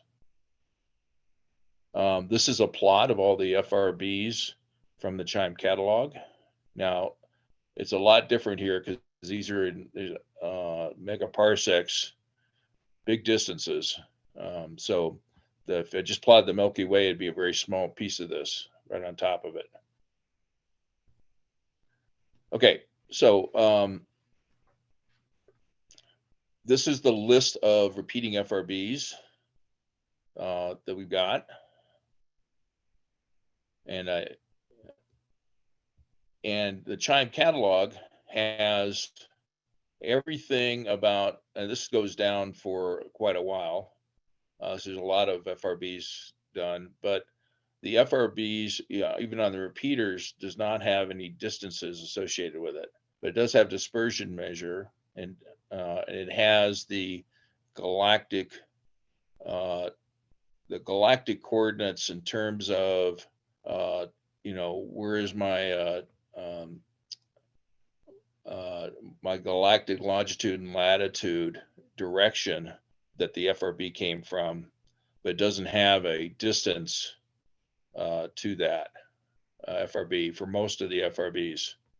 So here, the big assumption I'm going to make on this thing, which really is, everybody will jump on me and that does FRBs, but I had to get some kind of a relative distance to the FRB catalog in order to use this against the entire 3D space. So I took these and I took the ones that we knew the distances to, and I just basically came up with a linear approximation.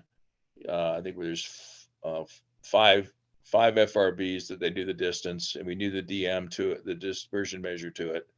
And I came up with a formula that says, based on dispersion measure, here's the distance in light years. So that plot, now what that'll do is when I take that formula and I apply it and apply that to the entire FRB catalog, I will then get a distance based on dispersion measure for all the FRBs.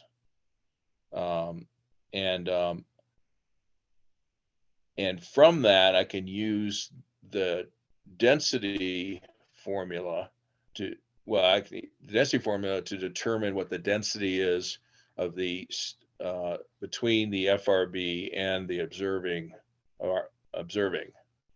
Now, since the distance is so little compared to the intergalactic space, the other assumption I made was that the dispersion measure based on just the distance in the galaxy, I did not try to just take that out of take that out. That's new. That'd be a follow-on work that to take that. You got a dispersion measure between the FRB, which is in megaparsecs away, and you got a couple kiloparsecs in between. Somehow you got to get you have to take out that the Milky Way component of the density from that. But I left that in for the moment, but that'll be follow-on work. Anyway, so from this, I came up with, applied this formula to the FRB catalog, and came up with actually the new densities for all the FRBs in the catalog, distances and densities. And here's the distances plotted. Now realize these probably are not the real distances, but from a approximation point of view for my space navigation thought experiment, this gives me a distance that I came up with mathematically that I'm going to use to actually calculate the densities using the formula.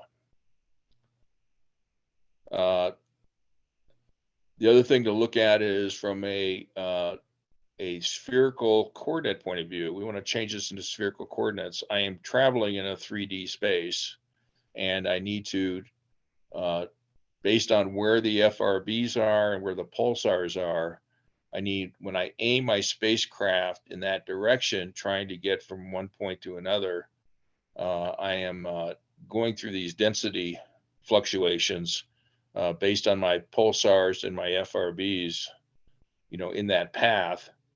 And I want to be able to, one, calculate a path to, say, my exoplanet from Earth. And then I want to be able to, based on that angles and spherical coordinates, I want to determine what pulsars and FRBs are also along that path and what their densities patterns are at the distances of those. I know that sounds right, but anyway, I put a calculator together to do that. And at this point here, I can actually, my hypothetical trip to Kepler 456b, which is one of the potentially habitable exoplanets, I was able to sit there and come up with, hey, that has a certain phi and theta angles from Earth to Kepler. And what are the pulsars and the FRBs also along those angles? And what were their densities along those angles too? And big picture is what I found was that inside the galaxy, it gives me a relative velocity, the ISM, and this number is just treat this number as a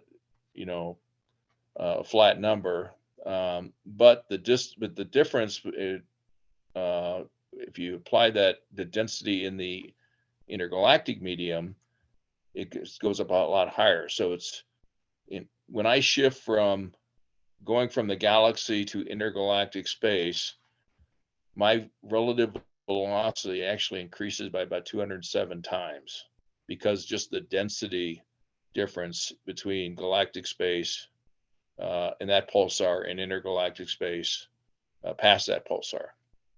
So that's really what I was after is, can I come up with a way to, if I'm going to go too 456b, which is in the galaxy, but I want to go past that in intergalactic space.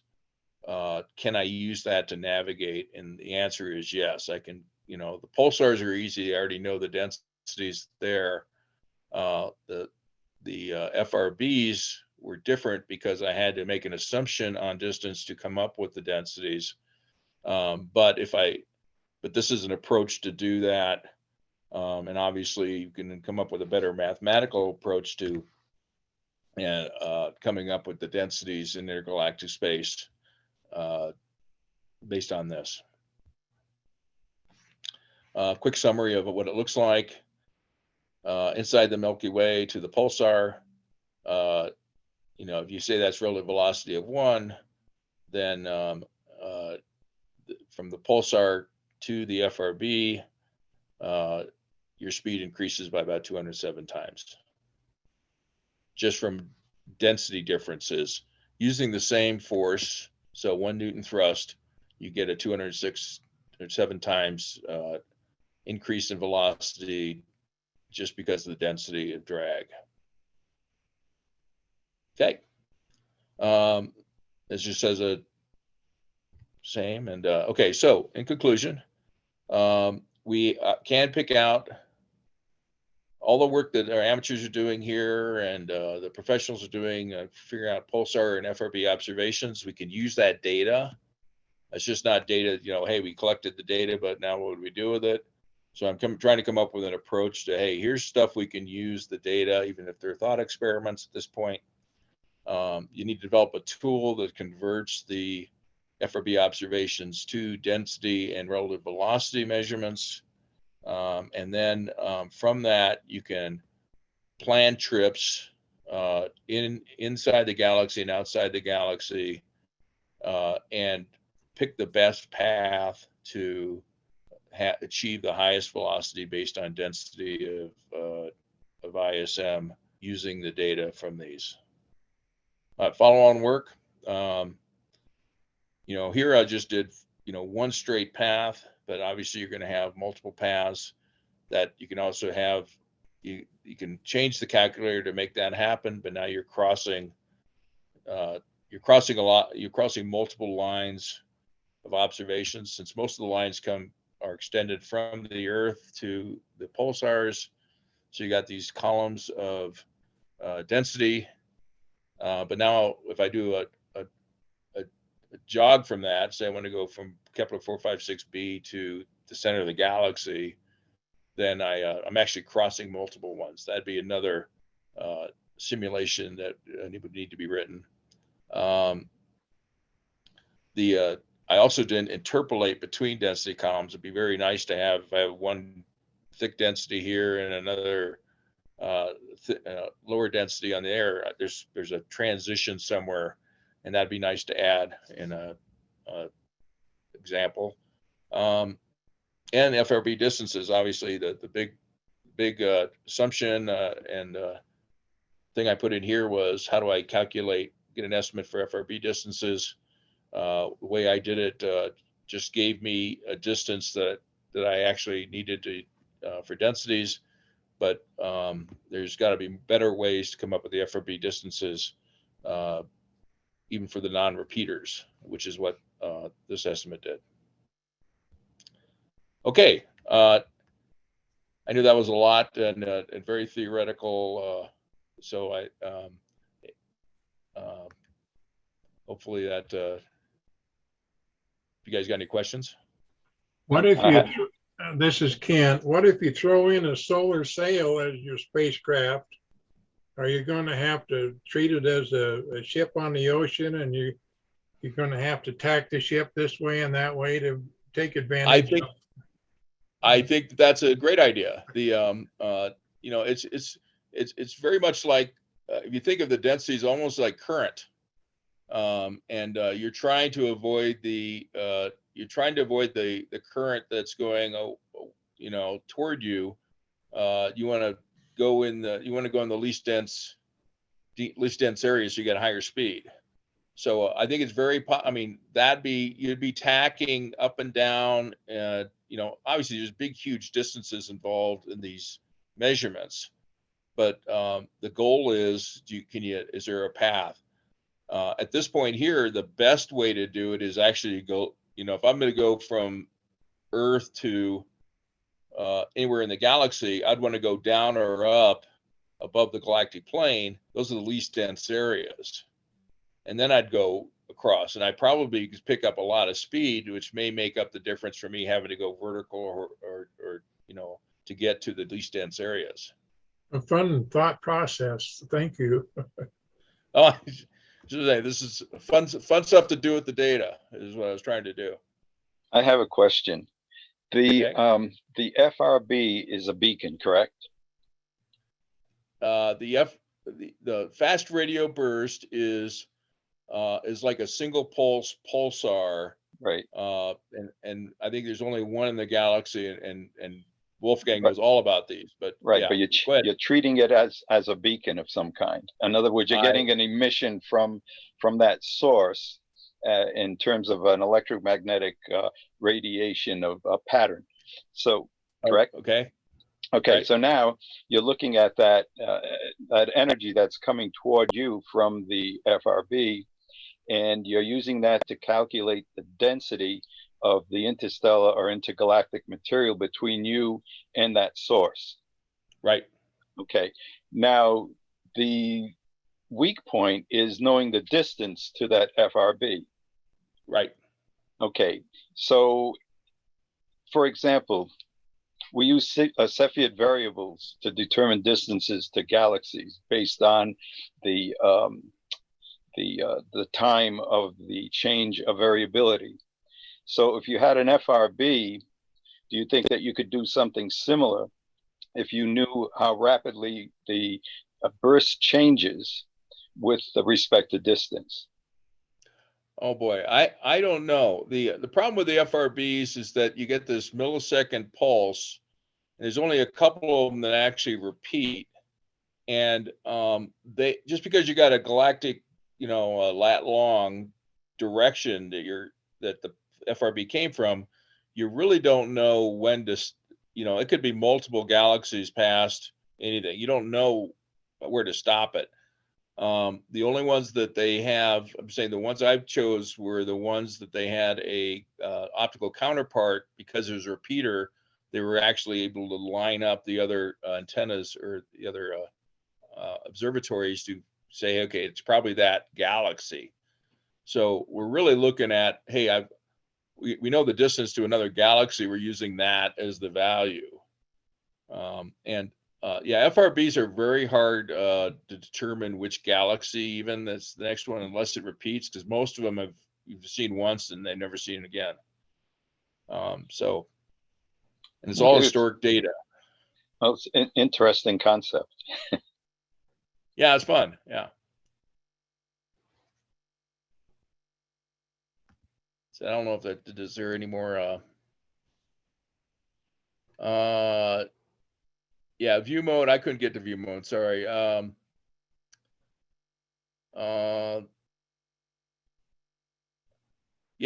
Magnetars versus the source of what an FRB is, I believe that the one of the theories is that they're magnetars, and an SGR, I'm not sure what an SGR is.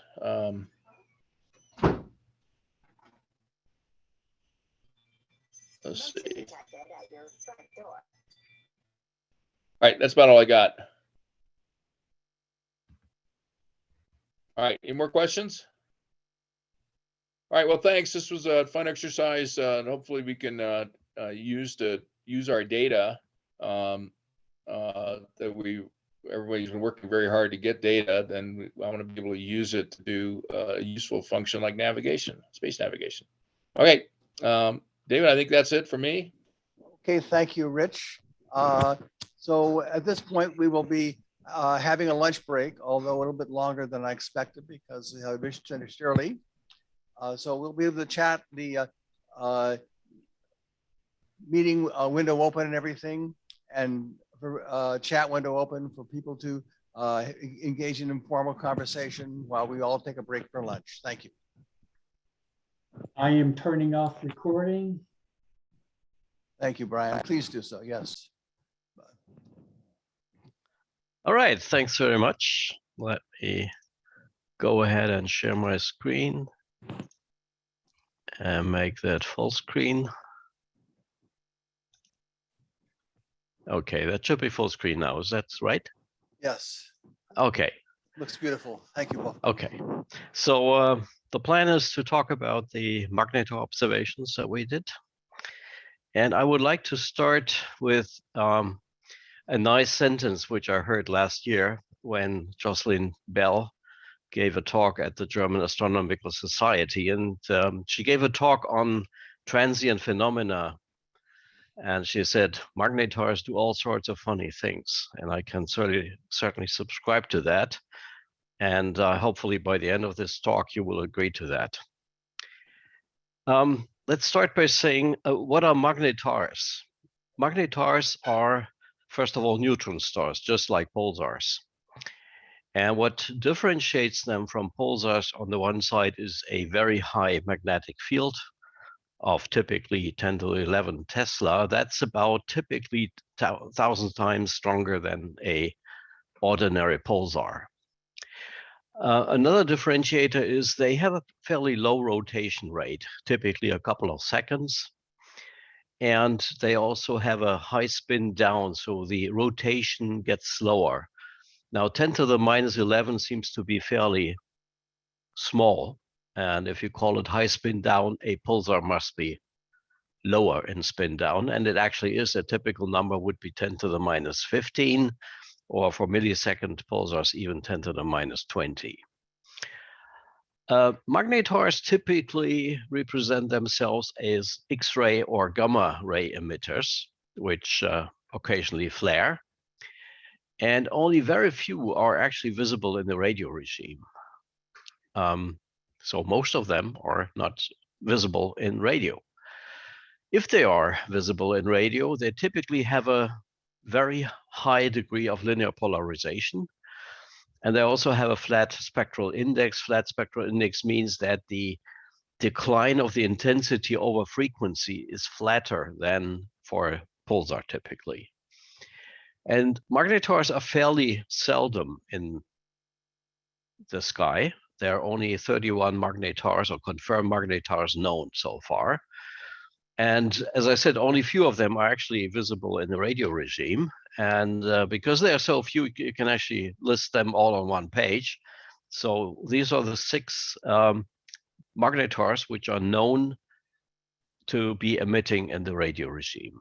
The first one, called XTE J1810-197, which sort of describes where it is on the sky in right ascension and declination. This is the one I'm going to talk about. It was the first one that was detected in the radio regime. And then on the bottom of the list, I've noted one which already has been mentioned in the chat today. And I put 3 big exclamation marks behind it because there's something notable about this. And I briefly talk about that towards the end of the talk. How are magnetars formed? That's something that is still debated. The starting point is exactly the same as the same pulsar, not same as pulsar, should read same as pulsars. It's the contraction of the remaining matter after a supernova explosion. But what makes them different from pulsars? Why do they have such a high magnetic field? There are different theories. Probably the most supported theory is a magnetohydrodynamic process, kind of difficult to explain, but essentially it means that the rotational energy that this neutron star has is transformed into magnetic energy due to some circumstances in the very early phase of this formation of the neutron star. But there are also other theories, fusion of 2 neutron stars in an accretion model. So it's still open finally what the mechanism is. But we'll just take it as it is and see what can we tell about the magnetar that we have been observing. A little bit about the history of this magnetar. it was discovered in 2004 that a known magnetar, which was known from its gamma emission, that this magnetar also emits in the radio regime. There was the detection of a weak or moderate weak source at 1.4 gigahertz, 4.5 milliansky at the time, and it was located to be at the same position as this magnetar. That was in 2004, but was not detected at the time that that was actually a pulsing radio source. That was only detected a couple of years later when it was detected that there is a pulse radio emission from this magnetar, exactly with the same period as the X-ray and gamma ray emission. And that was the first time that a magnetar was identified to have similar properties to a radio pulsar. And of course, that attracted a lot of observation, and people started looking at that. The thing, however, was that while it was detected in 2006, it vanished in 2008. So sort of declined in intensity, and it disappeared. It was still visible in the higher frequency range or in the high energy electromagnetic spectrum.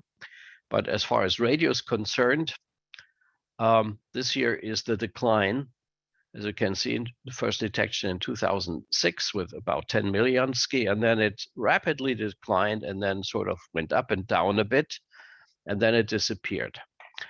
The crosses and dots and so on here, these are all attempted observations by various telescopes, and the level is showing what is the detection limit. So the Green Bank telescope had the highest sensitivity, and they did a couple of observations trying to find it, but it just was gone. Okay, so the skies were silent, and then at the end of 2018, there was a report from the people from the Jodrell Bank Observatory in the UK that they have observed an intense radio flare from this magnetar. So they saw the radio emission again, and they said it was intense. What I'm showing here is an astronomer's telegram that's sent out by observatories if there's something of interest where they would like other people to follow up and have a look. So some interesting sudden events. So we looked at that and said, okay, can we do something about it? Jodrell Bank in this report said, we see it with a signal to noise ratio of 400. And that's within 30 minutes of observation, 30 minutes integration time. Jodrell Bank, that's a 76-meter telescope. They observed with close to 400 megahertz of bandwidth for 30 minutes. We didn't know the system temperature of that telescope at the time, but we made a back of the envelope calculation and said, okay, we have 25 meters diameter. We have 100 megahertz of bandwidth. If we observe for 60 minutes, we should get a signal to noise ratio of 31 if we have the same system temperature as Jodrell Bank, which we didn't know what exactly it was. We assumed we had a higher system temperature, which is certainly correct. At the time, we had 90 Kelvin system temperature. Just as a side note, today we have 35 because of some improvements that we have. Anyway, the back of the envelope calculation told us we should give it a try. So immediately when the source was up or above the horizon, we tried again. And that was then the next day after the astronomer's telegram. And sure enough, we immediately had this magnetar. We had a signal from the magnetar. Now this plot, some of you may be familiar with this type of plots. This the typical Presto type of plot, an evaluation of pulsars and of course repeating magnetars as well. So the left panel here shows the intensity over time, and the increase of the signal to noise ratio with integration time. And you can see that all the time the magnetar was present. This is the accumulated profile shown twice. The panel here, that's the distribution of the intensity, again shown by a grayscale over the frequency. As you can see, this magnetar is a broadband emitter as expected. So that was clearly the magnetar with the right period. And of course, we're happy to see that and say, okay, if that is something that's visible now, let's go and observe that more or less continuously. So we went on and just observed that. And this is an observation a couple of days later from the 16th of December, 2018. And you can see it's still there, about the same intensity. And when we further looked at the data, we found something interesting. We found that there was a single pulse, a strong single pulse, strong meaning it was strong enough that we could actually detect it as a single pulse in our data. The point, though, is you see a lot of single pulses in our data from radar, from RFI, from all sorts of things. So you need to verify that this pulse is actually coming from the magnetar. And the way to show that it is coming from the magnetar is showing that it has a dispersion, something that was talked about already in the previous talk. Now, this graph shows, first of all, the single pulse again. And then below that, there is a non-dispersed dynamic spectrum, as it's called.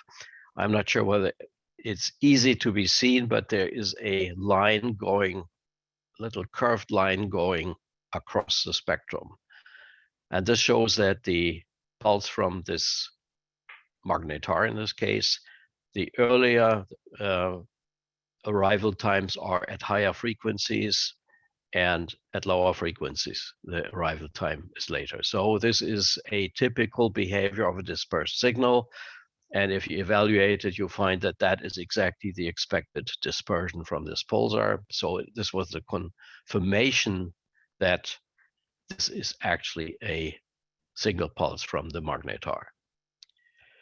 Okay, further observations. We continued the observations. And here are some examples shown from various times in the first quarter of 2019, or late 2018. And as you can see, it was always detected on these observations, but it got weaker. So the signal to noise ratio by the end of March is not as good as by the end of December. So there was a decline in intensity. Once we had seen this one single event pulse, of course, we looked for other single pulses. And indeed, on these days, on the end of December 29th, we actually had, in one observation, we had 2 of these single pulses. And on 1st of January and a few more, but not always. It's not the case that in each observation we had a strong single pulse, which we could detect as a single pulse. How did things go on with this? This is a calendar of the year 2019. And each day when we had an observation, we put a dot in here. If it's a green dot, it means okay, which means that the magnetar was detected. If there's a red circle around the green dot, then we also had single pulses. You can see we had a few days when we had single pulses. You had already seen that the intensity did decline over time, and that continued into the year. So we had more and more days over time when we had non-detections. Sometimes it was weak. This is the light green color, but over time we had more and more non-detections. And sort of towards the last quarter of 2019, we didn't observe the pulsar the Magnetar anymore. So we sort of stopped the observations then. Okay, said it looks like we're done with the Magnetar. It was an interesting exercise, but it's gone. Let's maybe have a look every now and then, but it's not interesting anymore. Story to be continued was we had, just as a side note, we had one observation in November where we saw the Magnetar again. The pulse was fairly broad at the time, but on the other days we didn't see much. Then there was another, after we sort of stopped the observations, there was another heads up that we got. In this case, it was from the Wollongong Observatory in Australia. When they said there's a resurgence in radio flux, so it's brighter again. And that was on the 30th of June in 2020. Unfortunately, at that time, we had some maintenance, so we couldn't start observations immediately. We had the receiver taken down and we had to put things up again. So it was until July 23rd when we could start observations again. And we did that. And on the 23rd of June, we had an observation with not really a good result. It was something in of those cases where you say, maybe it's something, but probably not. But on the 2 days later, again, we had on the average profile, there was not much to be seen, or it was questionable, but we had an interesting thing. We had a high number of strong single pulses with the right dispersion. Now, I have to explain that a bit, this graph. This is the observation which ran about for 3 to 4 hours. And this is the number of pulses, of single pulses detected, plotted over the dispersion measure. And you can see there's a clear maximum at about the right dispersion measure. We had some fairly strong ones.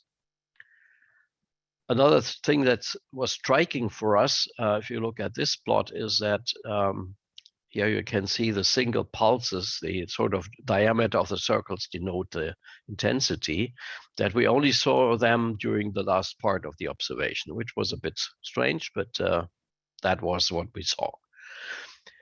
So now we had a situation where we had a number of strong single pulses, but the average profile, so the average intensity, was actually not that great.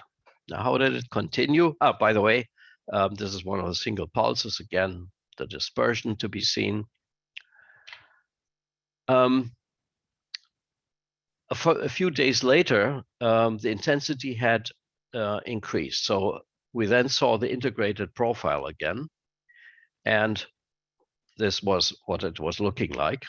So we had, again, our signal as we used to have it by the end of 2018 or early in 2019. So it had really re-brightened.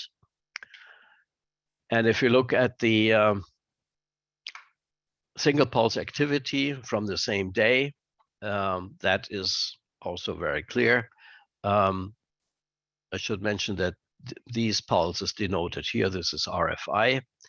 But again, you see that at the beginning of the observation, there were not many single pulses or none, and then it increased and it increased in intensity. And we were struggling with that. How come that the pulsar gets, sorry, I always say pulsar, I should say magnetar. The magnetar got stronger during the observation, always at about the same time. And because it was always at the same time of the day, it had to be an instrumental artifact. So we looked into that, and actually we found the reason. That was a mistake when we put the telescope back into operation. We have dual polarization. So we received in the 2 linear polarizations, and we made a mistake that we connected our back end only to one polarization, or actually twice to the same polarization. So we were looking only at one polarization, and what was happening, because it's a highly linear polarized source, it had to sort of turn into the right polarization angle during the day. So this is really the effect of the highly linear polarization that we see an increase of the observation. So that problem and that mystery was solved, but it's sort of demonstrated without that was done intentionally. It demonstrates that it is a highly polarized source. It continued. We talked about to other telescopes. We talked to the professional community, and they confirmed. John Beck was also observing, and they confirmed, yes, they see this extremely high activity of high single pulse activity. So we continued observation with a high cadence. And also we looked a bit at some older observations, and we found that sometimes we had overlooked a few things here and there, but we just went ahead and did very high cadence observations. Again, the calendar, when we resumed observation mid of 2020, and from then on, we had practically every day, we had a clear detection. We didn't observe on all days, but every time we looked at it, or most of the times when we looked at it, we had a clear detection of the magnetar and also a detection of single pulses. Now, talking about funny things, this are some highlights from the observations. So this is the integrated profile, and you can see that it changes on short timescales. So this is towards the end of August, where it's a single pulse. Then a second structure evolves within a few days and disappears within a few days. So this is just a matter of less than 2 weeks when this evolves and goes back. So there's a high variability in the profile. Then there was something which is still a mystery. These are 3 observations on 3 subsequent days, from the 10th of September, when we had a clearly high profile, high signal to noise profile, lots of single pulse activity. And then on 9/11, that's an infamous date, but it happened to be on that date, it was almost gone. We had a little bit of a profile here. No single pulses. These were just RFI events. And the next day it's up again. So the magnetar almost disappeared from one day to another and then came back on the next day. Of course, there was a high degree of suspicion that that was an instrumental artifact. But we have seen similar, I mean, we checked everything, looked into the log files and everything. And we couldn't find any instrumental artifact that could have created this. And we have seen similar events later on, even during an observation, that all of a sudden, within minutes, the magnetar turns on or can turn off. So these off and on events do happen. This is an example of a very bright single pulse. Again, the dispersion. This is a non-dispersed dynamic profile, can clearly be seen. Another interesting effect with this magnetar is that during a rotation, there may be multiple pulses within a short period of time. So these are 2 examples. There are 2 pulses within maybe 200 milliseconds. By the way, the rotation rate is 5.4 seconds. So that's a very narrow window in which these multiple pulses occur, or there's a triple pulse here. All these things happen, funny things.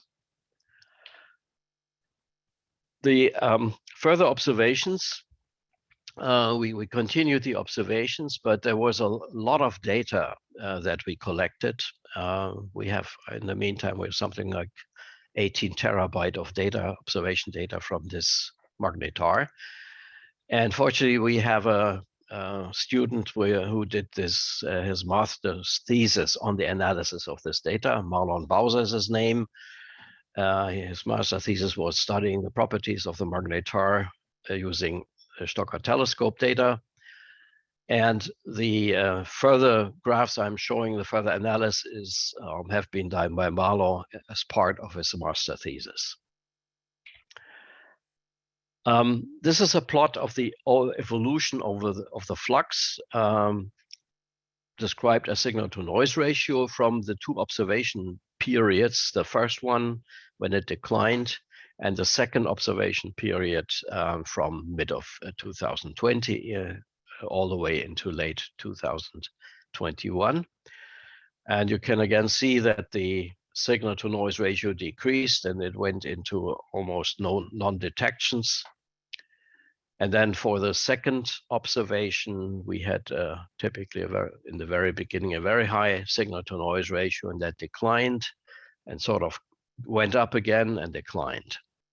The dots here, these are the observations that have been affected by this polarization issue when we observed only one polarization. So these, the data here should be taken with a bit of caution as far as the signal to noise ratio is concerned. But in what we basically can say, there was a very sharp increase in the intensity. So there's a strong evolution of the flux over time of this magnetar. What was the most interesting part were these single pulses that were strong enough that we can actually see them as single pulses. And because we have such longer observation times, we have collected something like 60,000 single pulses. And of course, these are very cumbersome to look at and see what are really magnetar pulses and which are artifacts like especially radar signals. And you can do that by hand or just look at each graph individually.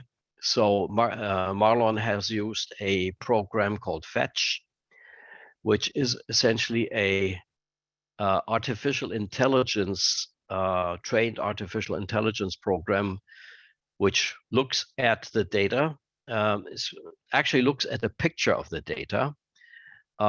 It looks at something which is called a bow tie diagram. This is the time of the pulse versus the dispersion measure.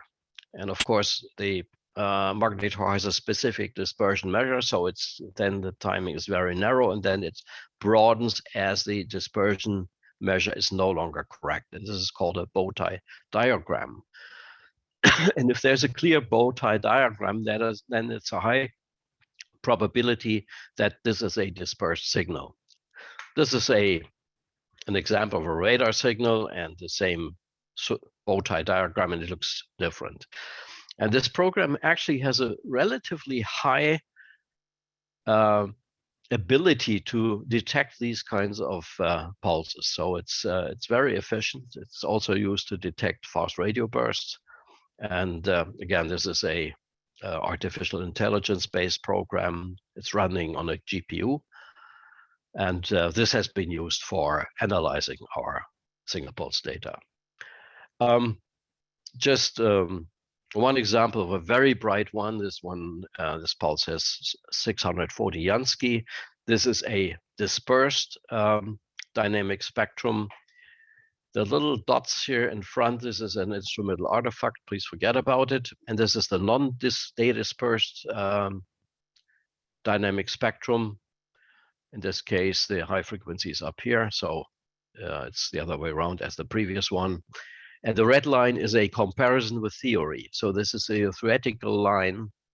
This is the way it is expected. And you can say it exactly matches the dispersion as can be expected. All right, looking a bit further at the single pulses and how frequently do they occur. I mentioned in the very early observations, we had only a very few. Every couple of days, we had a single pulse, which we could detect. Whereas in the phase 2, after the rebrightening, we had up to more than 300 pulses per hour. So that's a very high activity. It sort of follows the same graph as the overall intensity, but you see a strong variability there. So these are two very distinct phases of this magnetar. The average flux is about the same, but in one case, there are only a few bright single pulses, and the other has lots of single pulses. So very different behavior of this magnetar.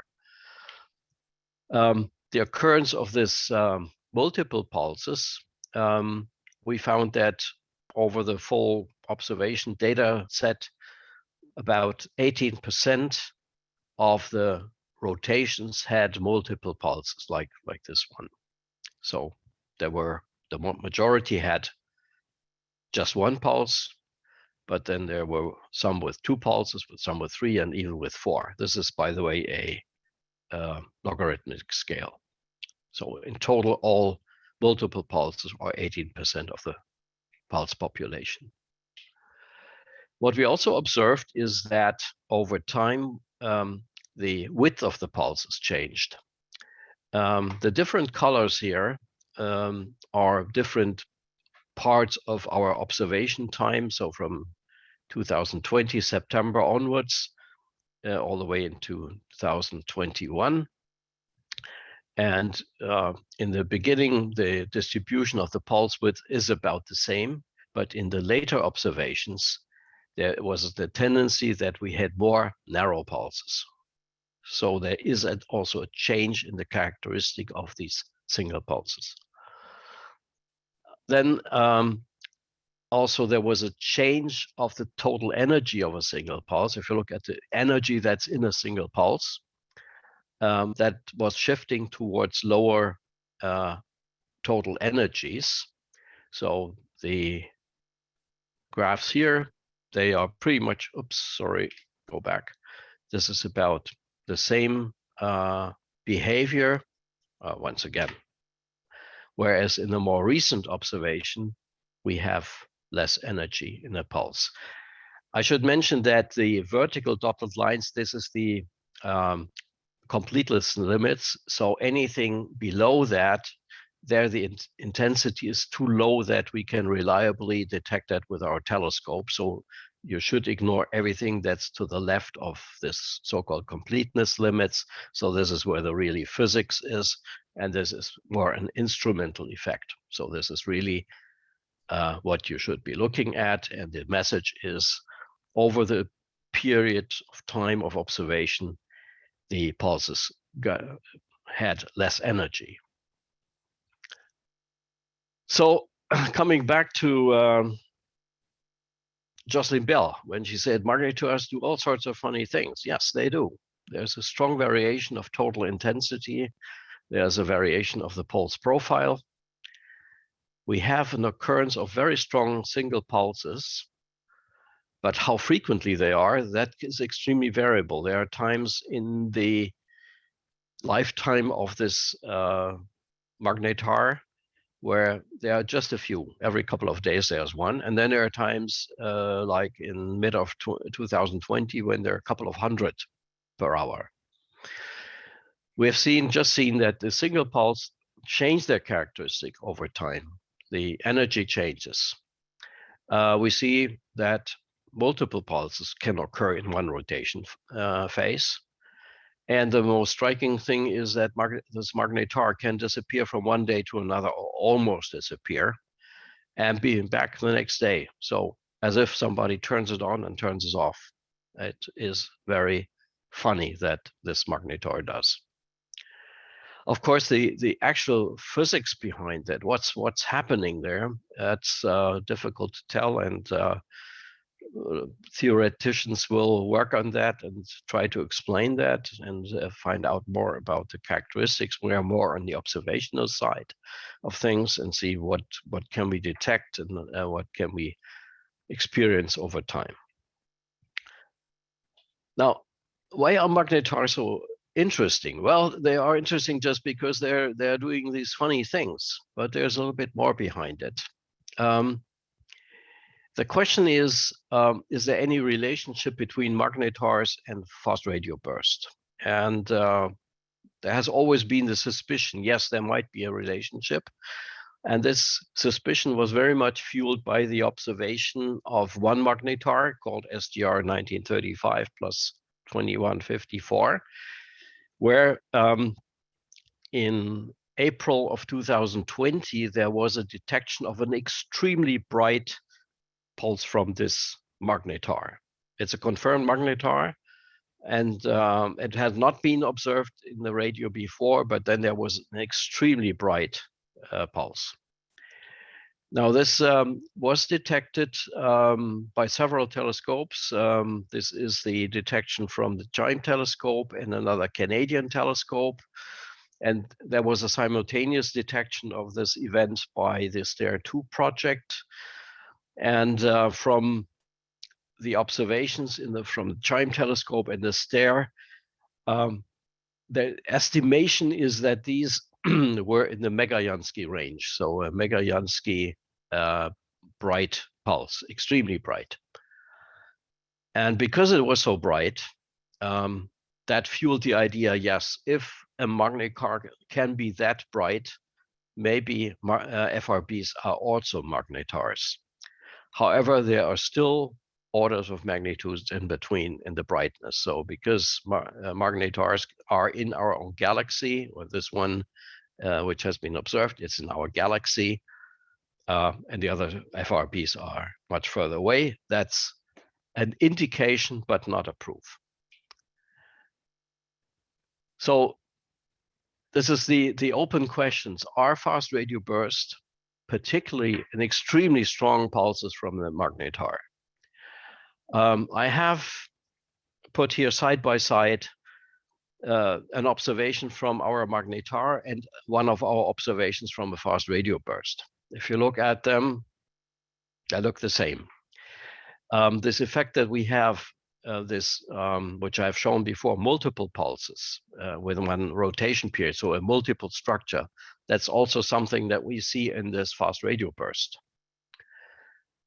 So this is another indication. However, on the other side, this magnetar is about 8,000 light years from us. So it's in our galaxy.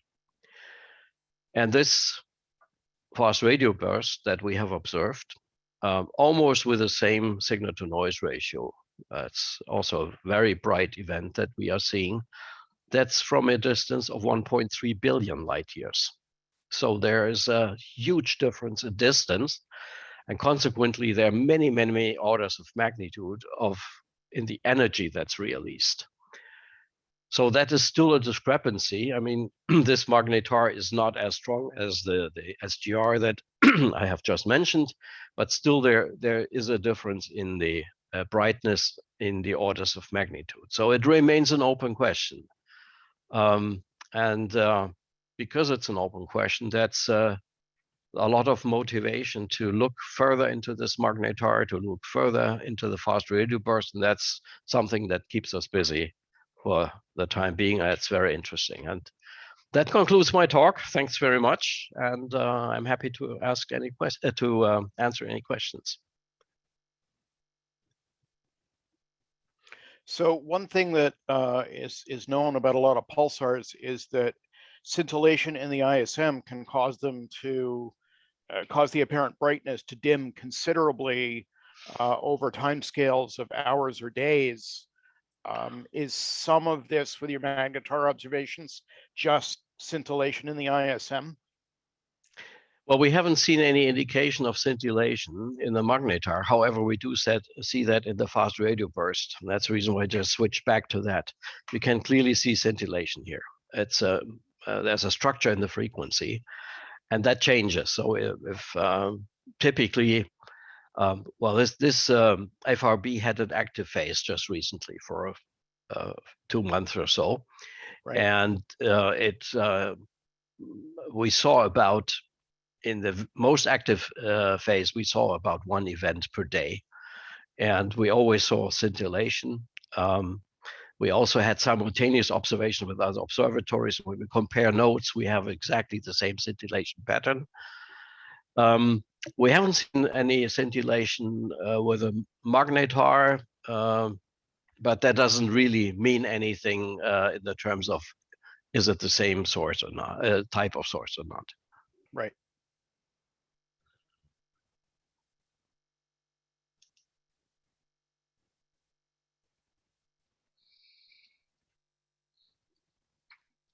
Magnificent presentation. Thank you very much. On the left chart right here, I hope we could learn from what you've discovered. You say you have an artifact of the little dots vertically. Is that a mathematical thing or is it electronic? Where in general does it come from? It's a fault in the FPGA code of our spectrometer. There's a timing error in some of the spectral channels that displace the timing of some of the spectral channels. You see, they're equally spaced and they're always the same amount prior. It's we have a FPGA-based spectrometer that provides the data, and there must be some error in the FPGA code. All right, that's helpful. And so it's very local to your setup there. Yeah, it's that specific instrument, and that's something that's not so easy to get rid of. By the way, you can also see the little bit of that here in this recording. That gave us some head scratching a couple of years ago when we had a precursor in giant pulses from the Crab Pulsar, and we were very excited about it until we found out it's an instrumental artifact. That's helpful for us. Thank you. So you and I should probably talk offline about FRB analysis chains because we want to consider going to an AI-based chain as well, but we're not sure where to start. So, yeah, sure, Marcus. Let's discuss that. That will be certainly a fun and interesting discussion. So I'm happy. Sure. Okay. I was going to ask you if the data sets are available for people to get if they wanted to take a look at like one observation day or something and do like an FRB chain or a Magnetar chain analysis themselves. Yes, we can certainly provide some example data. The challenge with the exchange of data is the size of the files. We record 100 megahertz wide bandwidth with 218 microseconds time resolution. Typically, our raw data, even though we don't record IQ data, that would then be even more. It's typically 2 megabytes per second. What we can provide fairly easily is a short cut of a few seconds where the event is embedded. A longer, I'm happy to provide a longer time period as well, but then the challenge is how do you get the data across? You'd have to exchange hard drives or something like that. Yeah, that's okay. Then you have to ship hard drives. All right. Thank you.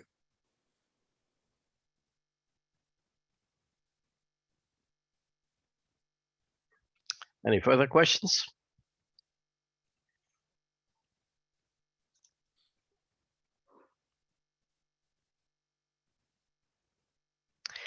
Okay, David, I think it's time to give it back to you. Okay, thank you, Wolfgang.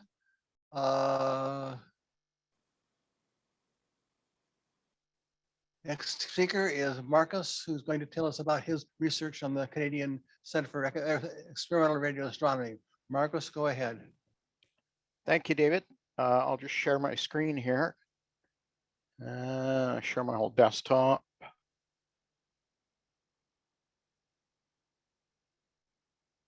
And then, so can you see the presentation? Here, let me just turn it into a slideshow.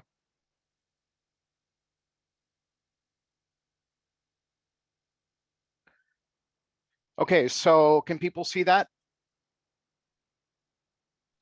Yes, we can. Excellent. So I'm going to talk about sort of a more amateur approach to FRB observations than Wolfgang described. Even though I guess his radio telescope is notionally run by amateurs. It's just a whole lot bigger and better funded. So I'm the current president of the Canadian Center for Experimental Radio Astronomy. We started it as a federal not-for-profit in 2016. It was housed for several years at a place that none of you will know about, called the Rita Regional Center. And then in 2021, we were forced to move to a new site, politics mostly. So we now are primarily set up on a 38-acre cleared site near a town that, again, none of you will have heard of, called Rideau Ferry. So our mission is kind of loosely defined. We engage in small-scale research activities. We develop tools and techniques to support small-scale radio astronomy, which includes both amateur radio astronomy and programs at smaller institutions, undergraduate programs to introduce students to radio astronomy, that sort of thing. We've in the past partnered with academic institutions in support of undergraduate astrophysics. Carleton University is one of them.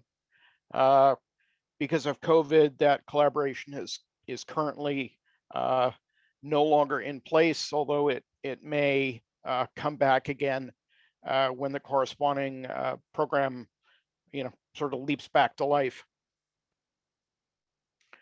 So we had to move. So we spent a lot of the spring, summer, and fall of 2021 pouring concrete and putting in dishes, and the trailer you can see there. So that's the inside of the trailer. There's a stack of receiver equipment and computers and so on there inside the trailer. And what we're mostly focusing on at the moment is FRBs. So this talk should, dovetail somewhat with Wolfgang's talk. We decided that since we weren't doing the observation program driven by Carleton, we wanted to find something that could contribute to actual science, which is unusual for amateur scale radio astronomy. And I'll talk about that in a minute. So FRBs are fast radio bursts. They were more or less a newly discovered phenomenon, first detected in archival data by Lorimer and Markovic around 2007. Origins are still not positively identified.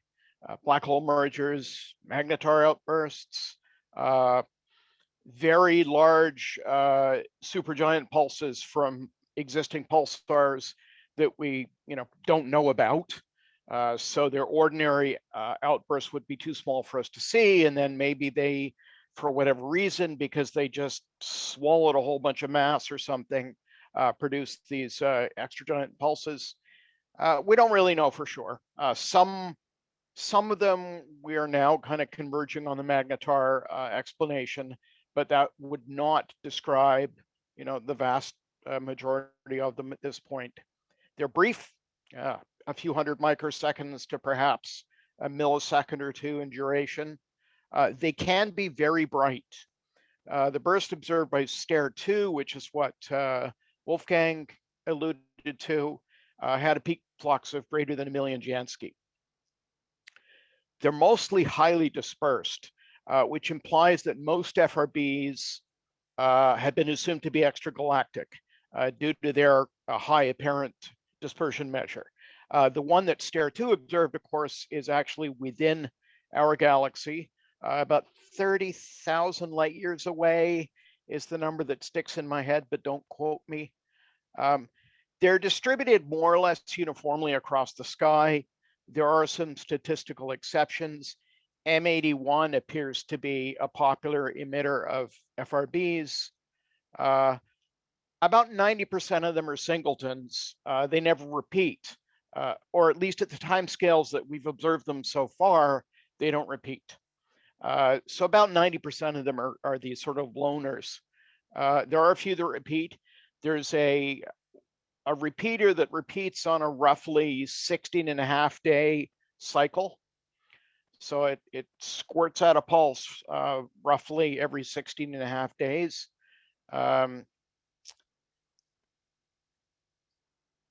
So I'll talk a bit about dispersion. It's been talked about earlier today in a couple of different presentations. but basically any electromagnetic wave traveling through either the ISM or the IGM will become dispersed due to traveling through the plasma column or through the electron column, if you will. Shorter wavelengths arrive ahead of longer wavelengths. This is more or less what happens in optical fiber, and modern optical fibers have controlled dispersion, and they have optical processing techniques to get around it. So we use this thing called the dispersion measure to tell us about the distance to objects like pulsars and FRBs. Now, the distance estimates are just estimates based on a model that we've developed over time of sort of what the electron density is along any given line of sight. So it just gives us a very rough distance measure to objects. There can be things that can screw that up, unusual configurations of, plasma clouds and the electron column and so on. But the dispersion measure can be used as a first order approximation, as sort of a stand-in for the distance to a given object. So pulse-like wave structures will become smeared due to dispersion, which causes, if you're observing over a very large bandwidth, you probably won't see these pulses because they get smeared across your bandwidth and they get smeared below your detector noise floor, which is why we have to use techniques like dedispersion and like synchronous detection to actually observe pulsars, most pulsars. You have to overlay pulses one on top of another to get enough of a signal to noise ratio that you can unambiguously identify that you've identified a pulsar. So for FRBs, you don't do synchronous detection because they're single pulses, but you still need to be aware of dedispersion. So a lot of the techniques we develop for pulsar studies, because they do dedispersion and so on, also apply reasonably well to FRB studies. Some of the tools aren't used or necessary just because of the single pulse nature, but many of the other tools are applicable from the pulsar world. So we talked about CHIME a little bit.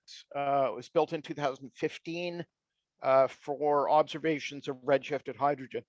They were looking and continue to look for signals from the epoch of reionization. And the antennas they're using are kind of ideal for that particular research. They are of sort of a modest frequency range between 400 and 800 megahertz. And they have access to a lot of the sky at any given time. So they have a very large field of view. 4 fixed parabolic cylinders, about 20 meters by 100 meters. There are 256 feeds per cylinder. They're dual polarization. And of course, it's all digital signal processing. The RF signals are digitized very, very early in the process. And then those digital signals are then distributed to the various experiments that need that data. Because they are operating for 400 megahertz to 800 megahertz, a lot of their data is very contaminated with RFI a significant amount of the time, which probably should surprise no one given the frequency range and the fact that they are in one way in the middle of nowhere, but in many other ways they're not. They're only like a 30-minute drive from Penticton in the mountains of British Columbia, and there's human civilization all around there, including a golf course right next to the observatory. So for a single cylinder, the field of view is about 1.5 degrees in the east-west direction and about 110 degrees in the north-south direction. And for the FRB project, it's arranged as 256 orthogonal beams. They use an FFT beamformer to do that. They detect approximately a few new FRBs per day, so like a handful of FRBs per day that are not already in the database. Oops, Oh no, what did I do? Okay, sorry about that. The construction cost of CHIME itself was about $16 million, which is really a bargain given the sort of scientific value of this instrument. I don't know how much it cost to do the FRB add-ons, but the FRB experiment was an entire new trailer of digital processing equipment that they added later on after the thing was constructed. Oh, the other thing I want to note is that they have outrigger cylinders now. There's one that's built in a little tiny place that nobody's heard of called Allenby, which is about 100 kilometers from the main antennas.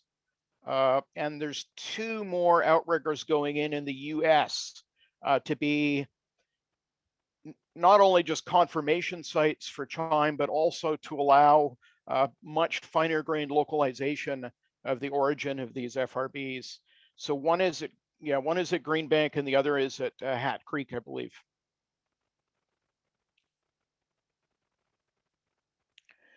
So the other observatory that we talked about a little bit was STARE 2, which is pretty much why I decided that an FRB search at an amateur scale may actually be something that's feasible. So it's 3 geographically separated telescopes. There's a single 21 centimeter feed at the apex of a 6-meter dish, not at the focus, at the apex. The dish is just there to act as a radiation shield. That's all it is. They're centered at 1420 megahertz with about 180 megahertz of instantaneous bandwidth. And they use time of arrival to localize the source. Single beam has a field of view of about 100 degrees because they're basically just using a naked feed. I think they might have a choke ring on it, but it basically has about 100-degree beam width. And so far, they've only detected this soft gamma ray repeater, 1935 plus 2154, which Wolfgang talked about later being detected as an FRB. It's on the edge of our galaxy, about 30,000 light years away. Their RF processing uses a Casper-based tool chain. That's one of the radio astronomy labs at Berkeley has a bunch of software and hardware tools that are used for radio astronomy in a lot of different observatories. And so their tool chain is based on the Casper hardware and software. So where do we come in?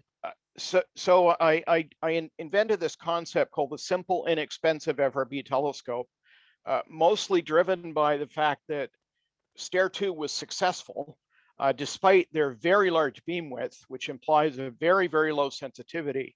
And the fact that I was able to get my hands on some modest antennas, 3-meter antennas, last summer or the summer before for almost nothing. So we purchased 6 3-meter antennas, and we already had a bunch of 2.4-meter antennas lying around. We're centered at 21 centimeters because of RFI constraints, and we also had a lot of 21 centimeter equipment lying around. 15 megahertz of observing bandwidth at the moment, and that's largely just computational limits. We use GNU radio for an SDR-based signal processing chain. We have USRP receivers, but others can be used. HackRF, AirSpy, Lamy SDR, all of those things. This summer, we should be adding 1 or 2 more dishes at the Rideau Ferry site. And we just signed an agreement with an outfit that owns an ex-NATO satellite ground station site near Ottawa. And they don't use the antenna there. There's a 14-meter antenna there, and we are collaborating with them to restore it for various radio astronomy applications, including some FRB observations. So our current software is up on GitHub. You can see the URL there. It's called FRB Hunter 2 because I had an earlier version that I wasn't happy with, so I replaced it with number 2. So there you can see the cluster of antennas. I like to refer to them as a bouquet, actually, like a bouquet of flowers. So there will be probably 2 more there this summer with different pointings.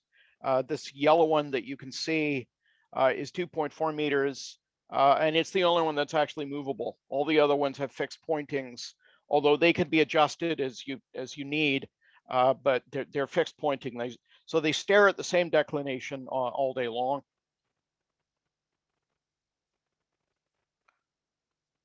So what I wanted to do was compare the sensitivity of our dishes to some of the other FRB observatories. And you can evaluate sensitivity along a number of dimensions. So first we look at the aperture-based sensitivity ratio between, for example, CHIME and one of our dishes. So CHIME, just based on aperture, is about 36:1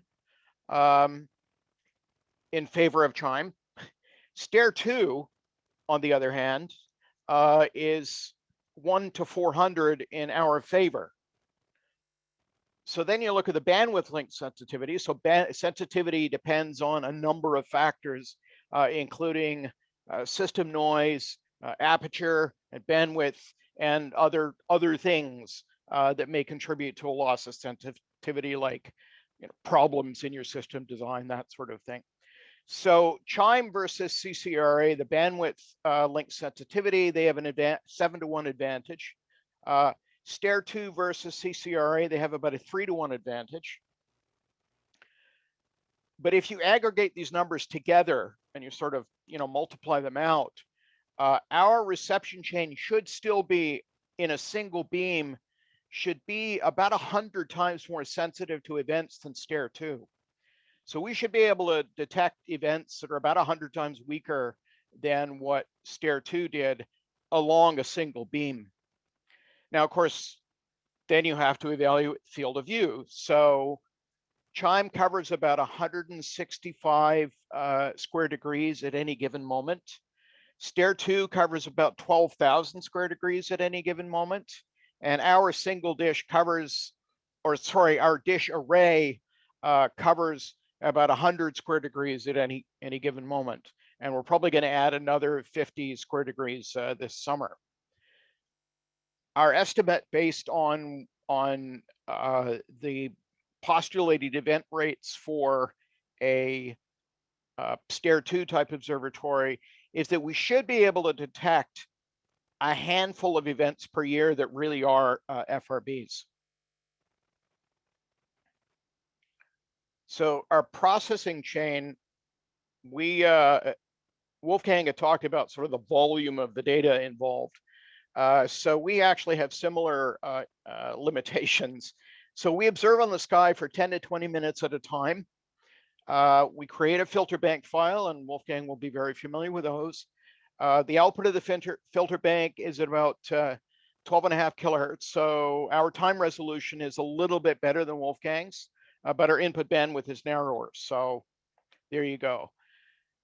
Then every 10 to 20 minutes, we grab this filter bank file and we analyze the filter bank file at a bunch of different delay slopes, which is equivalent to a bunch of different DM estimates. We analyze 2-second windows at a time, and we look for pulses that peak at some threshold sigma, or signal to noise ratio, above the background. And then once we have that, we apply some heuristics, make sure that our peak detection is at a meaningful DM. That is, if the peak in our filter bank processing occurs at very low DMs, it's very likely not an FRB. It's very likely local. And if it makes it through that, we save those and do a bit of manual analysis offline. And then we just repeat that forever, all day long. We just do the same thing over and over and over again, looking for any candidate signals that sort of pass through the initial gauntlet of evaluation. And this loop has 2 different GNU radio flow-graphs. One is the one that produces the filter bank, and it's relatively simple. It just receives the bandwidth, chops it up with a FFT-based filter, detects it and produces a filter bank output. And then the other GNU radio flow graph is used in analyzing the delay estimate. So we repeatedly call the same flow graph on the same data, but with a different delay increment, looking for a single pulse that exceeds our SNR requirements. And then there's a shell script that goes around the whole thing to sort of orchestrate this. And it just runs all the time. Our dishes don't move. So we are basically in meridian transit mode, which is basically what CHIME does as well. They have a little sliver of the sky that the telescope looks at any given time. And the Earth quite handily rotates the sky through their field of view, doing the same thing at our observatory as well. So in terms of results, we haven't had any so far results that are unambiguously an FRB. We get every few days, we get something that kind of makes it through the first levels of filtering, and then I take a look at it and go, no, that's not an FRB. So back in March, we had one of these that looked like it might be an FRB. I mean, look at it. If you look at it in the time domain, and this is after dedispersion, it actually looks kind of FRB-like. You know, there's the main pulse here, and then there's this little thing here that already makes me scratch my head a little bit. But again, if it's from a magnetar, sometimes they produce a secondary or tertiary pulse. So maybe this was the real deal, not sure. So you have to start looking at it in other dimensions and in other ways to convince yourself that it very likely is an FRB. Now, the DM for this one was already a little bit low. It was about 165 or so, which is consistent with the kind of DM that was expected or was observed from the STARE-2 object, that magnetar that was observed. So, but it's very low for extragalactic FRBs, which is where most of the FRBs have been observed so far. So it was already a bit suspicious because of the low DM. So, and there's a plot of the delay slope versus the SNR, and you can see that there's a peak at a delay slope of 5.5, which is just an internal number for us, which once you do all the math works out to about 165. And already because of that, there's, you know, FRB origin hypothesis is extremely weak, but, you know, we might as well go look through the data because it's a useful exercise, and you can only develop your analysis tooling once you know what it is you need to look for and what it is you need to reject. So that's what I've been doing. So it happened about 2 hours prior to sunset. So it could have been a solar radio burst, but the dispersion suggests otherwise. If it was a solar radio burst, it wouldn't have shown any dispersion at all. It could have been what they called a periton, which turned out at one of the Australian observatories to be the spin down of the magnetron in a microwave oven as they opened the door without actually turning it off. So that was the spin down time implied by the micro switch that's in the door that sort of emergency cuts off the magnetron. Our site does have a couple of houses within about 300 meters, so it could have been that. And like I said, we receive events at a couple every few days, which is much, much higher than you would expect for real FRBs. So the question becomes, how do you separate this wheat, you know, from the chaff, or the chaff from the wheat? So we're going to establish a secondary site with matched pointings, initially just for one of our pointings, sort of the one that we think might produce the most results, far enough away to eliminate any common local events. So we're actually going to do two. There's that ex-NATO site that I talked about near Carp, Ontario, which is in the Ottawa area, basically. And there's a very strong additional possibility near Kingston. The person who runs the Kingston group of the Royal Astronomical Society has volunteered to set up a second site for us. So that will probably happen this summer as well.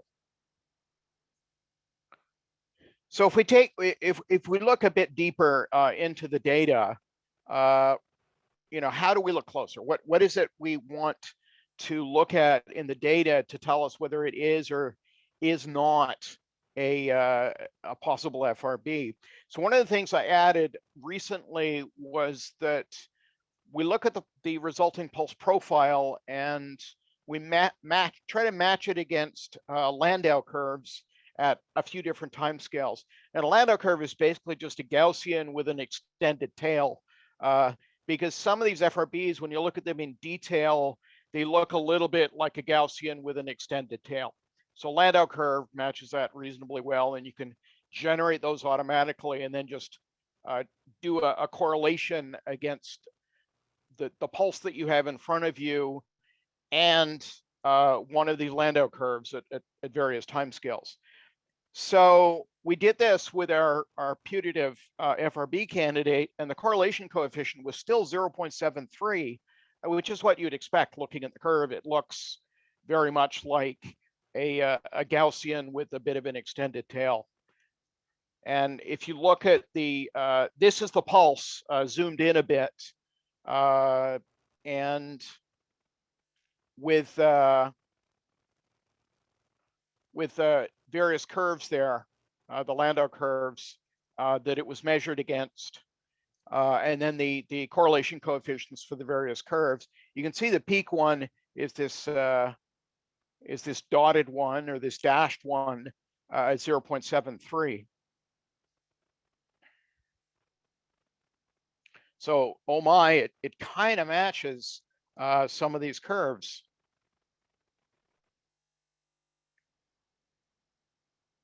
So is that enough to declare it an FRB? And I think the answer would be no, or maybe even hell no. It needs more analysis in multiple dimensions, despite already having passed through all of this gauntlet of trying to eliminate it as an FRB candidate. So then we go back to the filter bank and look at the individual channels and analyze the arrival times on each channel, which is basically what Wolfgang was showing with some of his visual plots, basically like waterfall plots.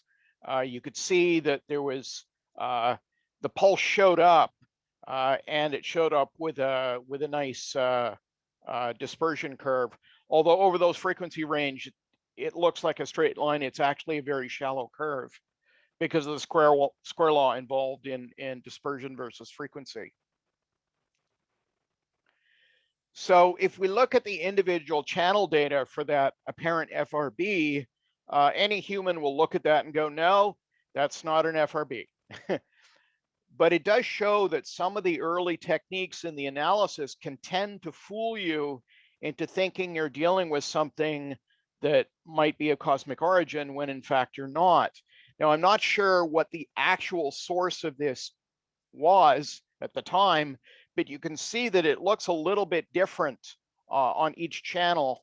And once you smoosh those channels together with a delay operation between channels, you can easily see how they can all kind of add together to produce a very, very different looking, aggregate pulse.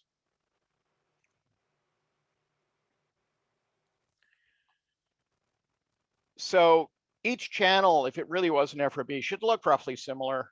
And this event that we saw is just a mess. I mean, it's clearly RFI, but of what kind, I don't know. And visually, when you look at the individual channel data, it just doesn't look like what you'd expect for an FRB. They're all very closely aligned in time overall, but when you apply a bunch of delays to it, because you are doing a delay and add, you can end up with this aggregate pulse that looks very, very different. And that event has all these discrete components, both in time and in frequency. So you end up with this impression that you have a dispersed pulse when in fact you don't, because it's clearly not meaningfully dispersed if you look at the edges of many of those features in the individual channels.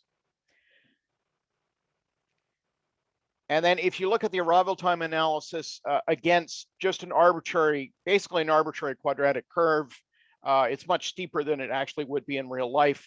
But I plotted it here to just to kind of show what I'm talking about. So if it really was an FRB, the arrival times would more or less follow this red dashed line curve here. But in fact, they weren't. The peaks in the individual channels were distributed, so that somewhere around here, and there's a fall off either side. Definitely not an FRB. It's not showing dispersion like you'd expect from a cosmic object.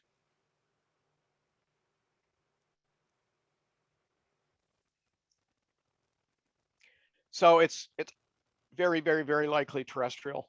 And what this points to, and actually Wolfgang alluded to this, is that analysis of FRB data, particularly in the likely presence of RFI, is very complex and not entirely error-free, even when you're applying a bunch of different filtering operations to it. And we're going to pursue a machine learning-based approach, just as Wolfgang has, and Chime does now as well. In the early days, they didn't. Now they do, because RFI can easily fool you. And so we're going to be doing the same thing. The confirmation sites will help a lot, because almost all of the RFI that you're going to receive at these frequencies is going to be relatively local. So sites that are, tens of kilometers away, up to 100 kilometers away, if they're seeing the same thing, it's very, very likely coming from out there and not any kind of local terrestrial thing. Although in much lower frequencies, you can get things like lightning-induced pulses that will be seen over very large areas. But at 21 centimeters, that's really unlikely to happen.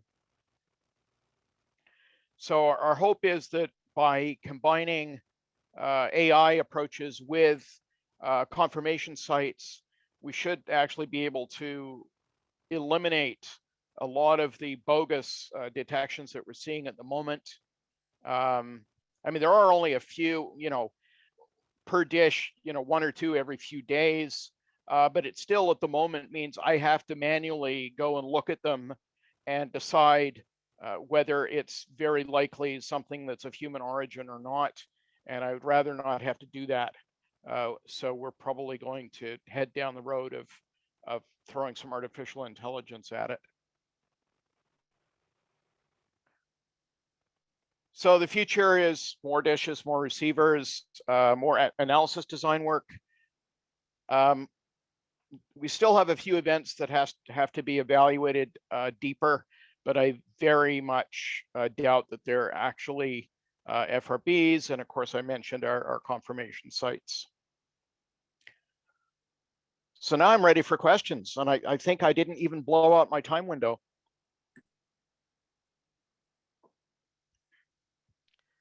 As you developed a high ratio of interesting comments to actual time class, so I think you succeeded very well. Oh, thank you, Marcus. Okay. Well, thanks, Marcus. On this RFI thing, there's a very annoying type of RFI for us, and maybe you have something similar. Since a couple of months, we have somewhere in the vicinity or in the next area a frequency hopping radar. That's probably a military air surveillance radar or ATC radar. And what that does is it emits within a very short period of time a sequence of pulses on different frequencies, and they sort of jump around randomly in the frequency.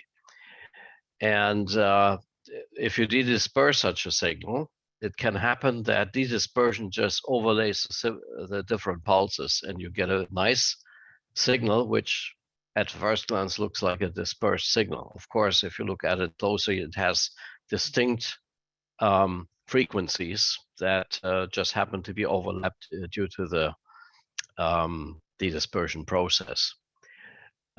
We can distinguish them by this artificial intelligence program by Fetch that does a good job on eliminating that. And it's quite possible that something along those lines is what is irritating your analysis there as well.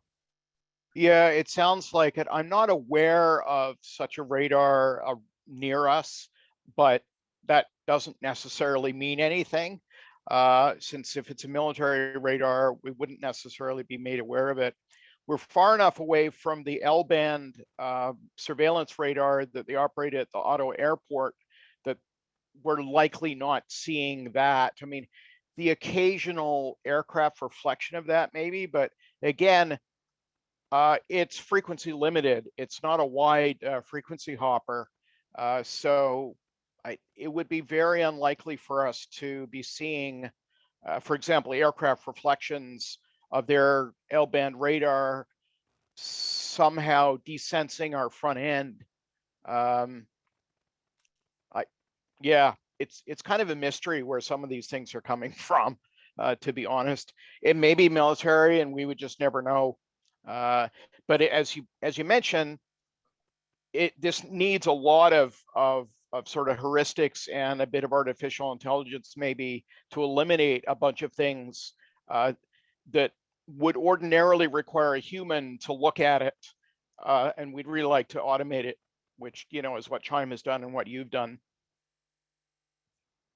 What about putting up a local antenna, like a slot antenna or something on the same frequency so that you're restricted somewhat to only stuff coming in terrestrially, and then trying to separate that out, you'd have to have a timing mark of some kind on both signals. That could be an approach as well. We had thought about it. I just haven't had time to implement anything like that. But yeah, you're right. If we had like an antenna with a really broad field of view that was seeing some of the same pulse structures at the same time, then yeah, you could basically use that as like a radar blanker to just say, okay, while this is going on, none of our other observations are valid.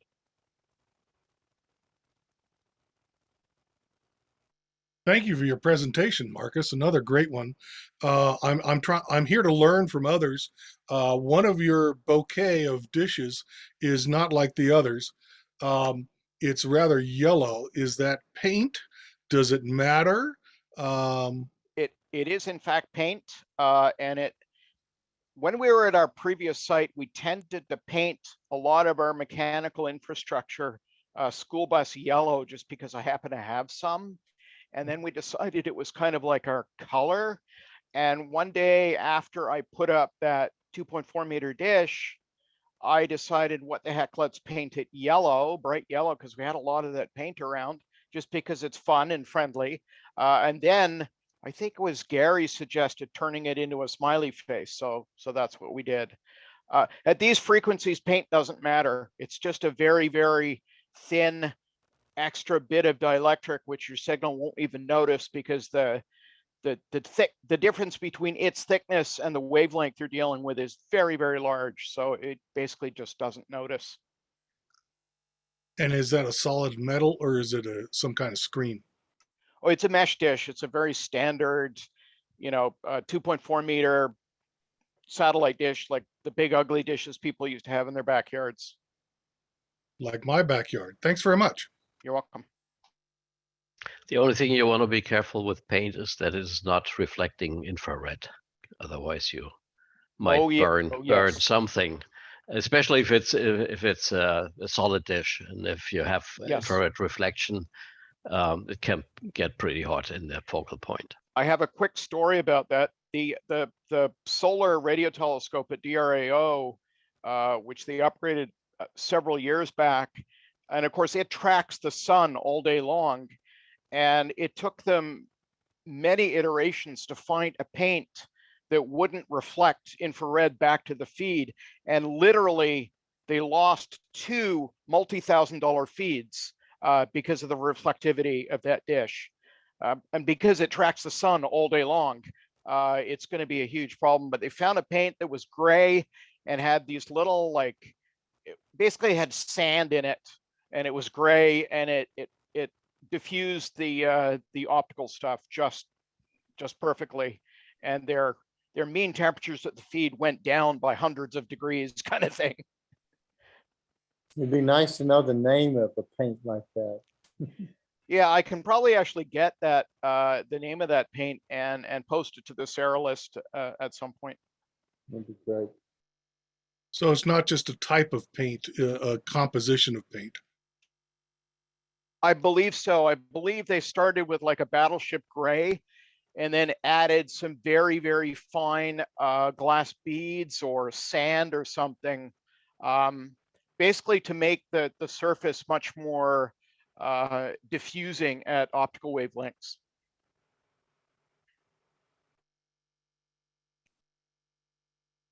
I was going to interject on your military radars.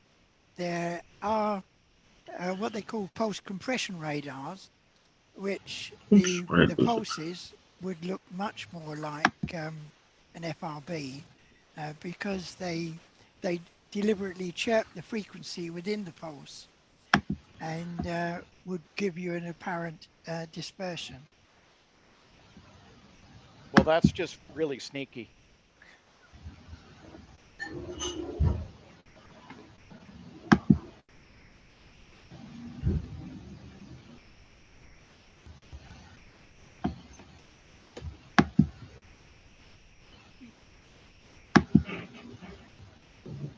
Thank you, Marcus. That was great.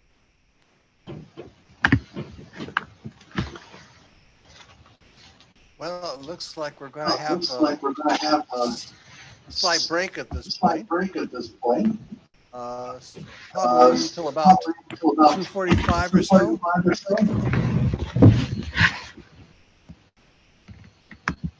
And then we'll have a talk by David Doniveva. Richard, can you mute?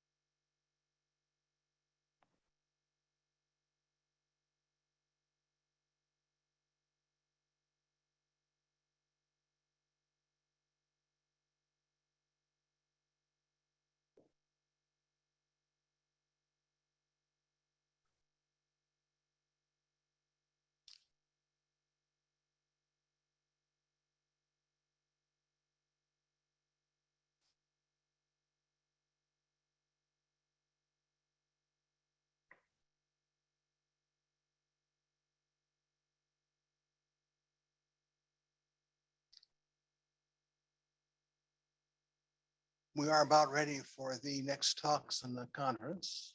So David Adavia, could you please prepare your slides and we can listen to your talk. Thank you.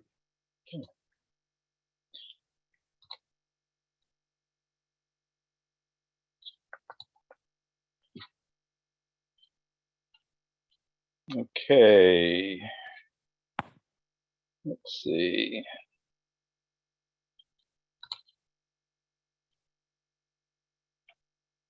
Hopefully everything will work.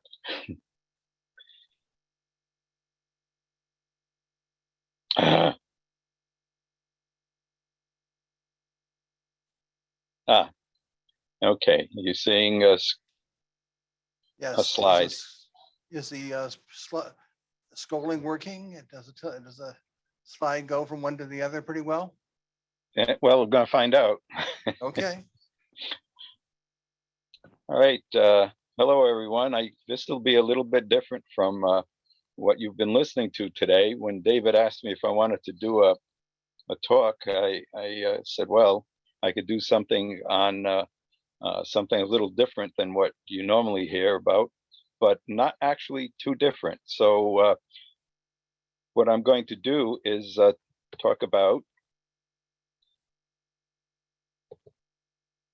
what I call a multi-wavelength, extremely high frequency imaging radio, solar radio telescope, or how I learned to love my spectroheliograph.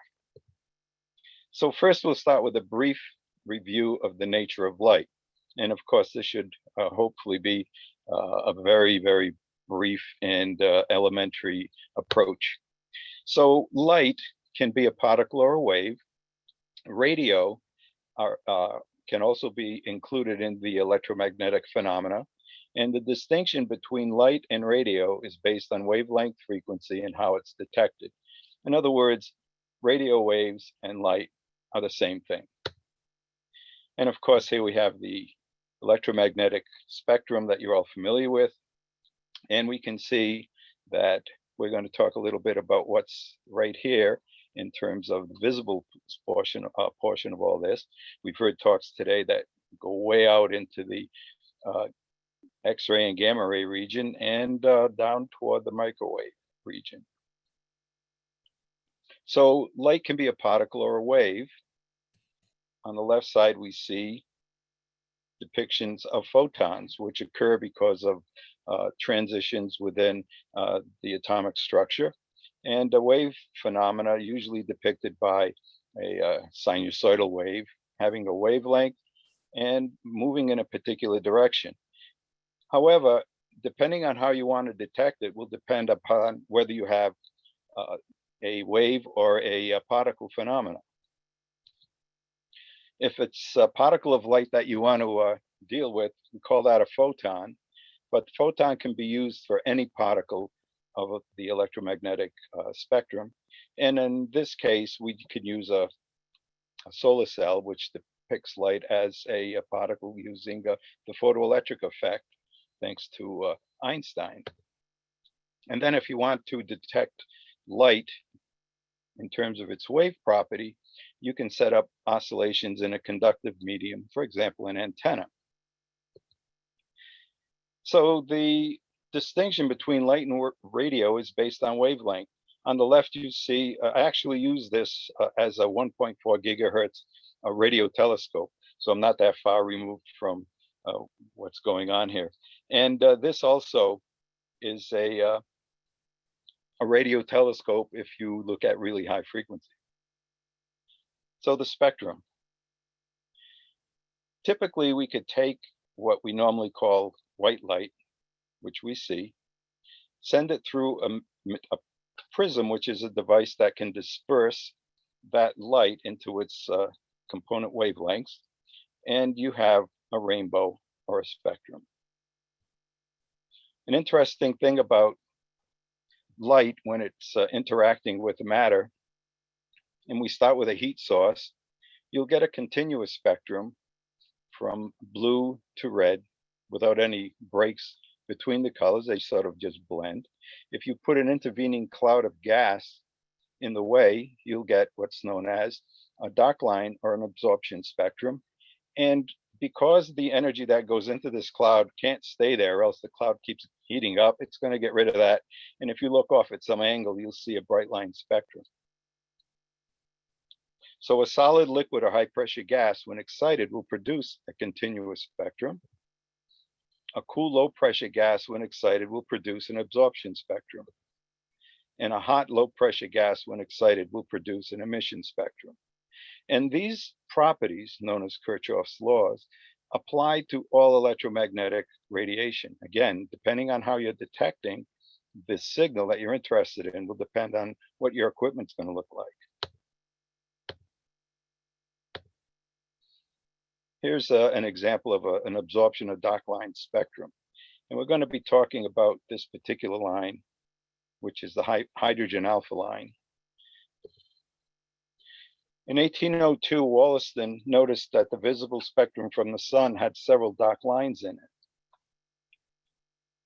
Fraunhofer was the first person to build a spectrometer using a narrow slit and a small telescope. Now, Isaac Newton actually was on to this a lot sooner than Fraunhofer, where he used a circular prism, a piece of glass, put a hole in the curtain in his room, and had a beam of light going through the glass and produced a spectrum. What Fraunhofer did was, by sending the light through a narrow slit, he was able to essentially see that the spectrum was made up of lines. Those lines are actually the images of the slit. This is a complete solar spectrum, all the way from infrared to ultraviolet. So let's take a look at the sun, and this will be our point of focus today. And in this little cartoon, we can see all the major regions of the sun. The photosphere of the sun is what we normally think of as the surface. Of course, there's no surface there, but it's what we see when we look at the sun through the proper filtration systems. Put very welder's glasses or what have you. I wouldn't recommend that, but there are white light filters that you can use to look at the sun. And on the surface, the photosphere, you will see sunspots and granules. And in these regions, there's a great deal of activity going on, typically in the form of magnetic energy. If we move up a little bit, up toward surface above the photosphere, then we come to the chromosphere. And this is where you see the typical flares, the tongues of fire that jump off that you see in those wonderful videos depicting what's going on the sun. And here we have a flare and prominences. And if we go out further, we have the corona. And what's interesting is, as you move further out from the surface or the photosphere of the sun, the temperature goes up. And you would say, well, wait, that doesn't make much sense, because if the corona is very hot, 2 million degrees or so, compared to the photosphere, which is about 6,000, how does that make any sense? Well, again, we look at the definition of temperature, which is the average kinetic energy of the particles that happen to be moving around under the influence of some force. If we move into the center of the sun, then we have a convective zone which produces the granulations that you see on the surface, and a radiative zone where the ultimate energy from the core is transferred to the radiative zone. The convective zone here, if you think of this layer boundary between the two, would be like the your oven, the burner on your oven, and the convective zone could be thought of as pudding within a pot, that as the heat is implied or impressed into this region, the pot starts to cause the pudding to bubble like that way, and that's where you get the these granulations.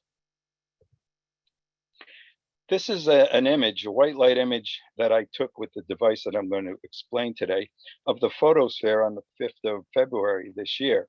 And here you can see sunspots, which you normally would expect to see on the photosphere. And if you look closely, you might see some sort of fuzziness there, which are the granulations that I just talked about. And why this date is important is you'll see as we go along. And here is an image of the chromosphere, which is taken just above the photosphere. And you can see in the region of some of these sunspots, these very energetic areas, which are depicted here by bright areas. And we can see some other features, filaments, and the sun is going to be rotating this way. And of course, you can also see prominences coming off the sun. And again, this is the same date, the same image taken at the same time. The active region, which caused the large flare and coronal mass ejection during the last week of January, the first week of February, is here.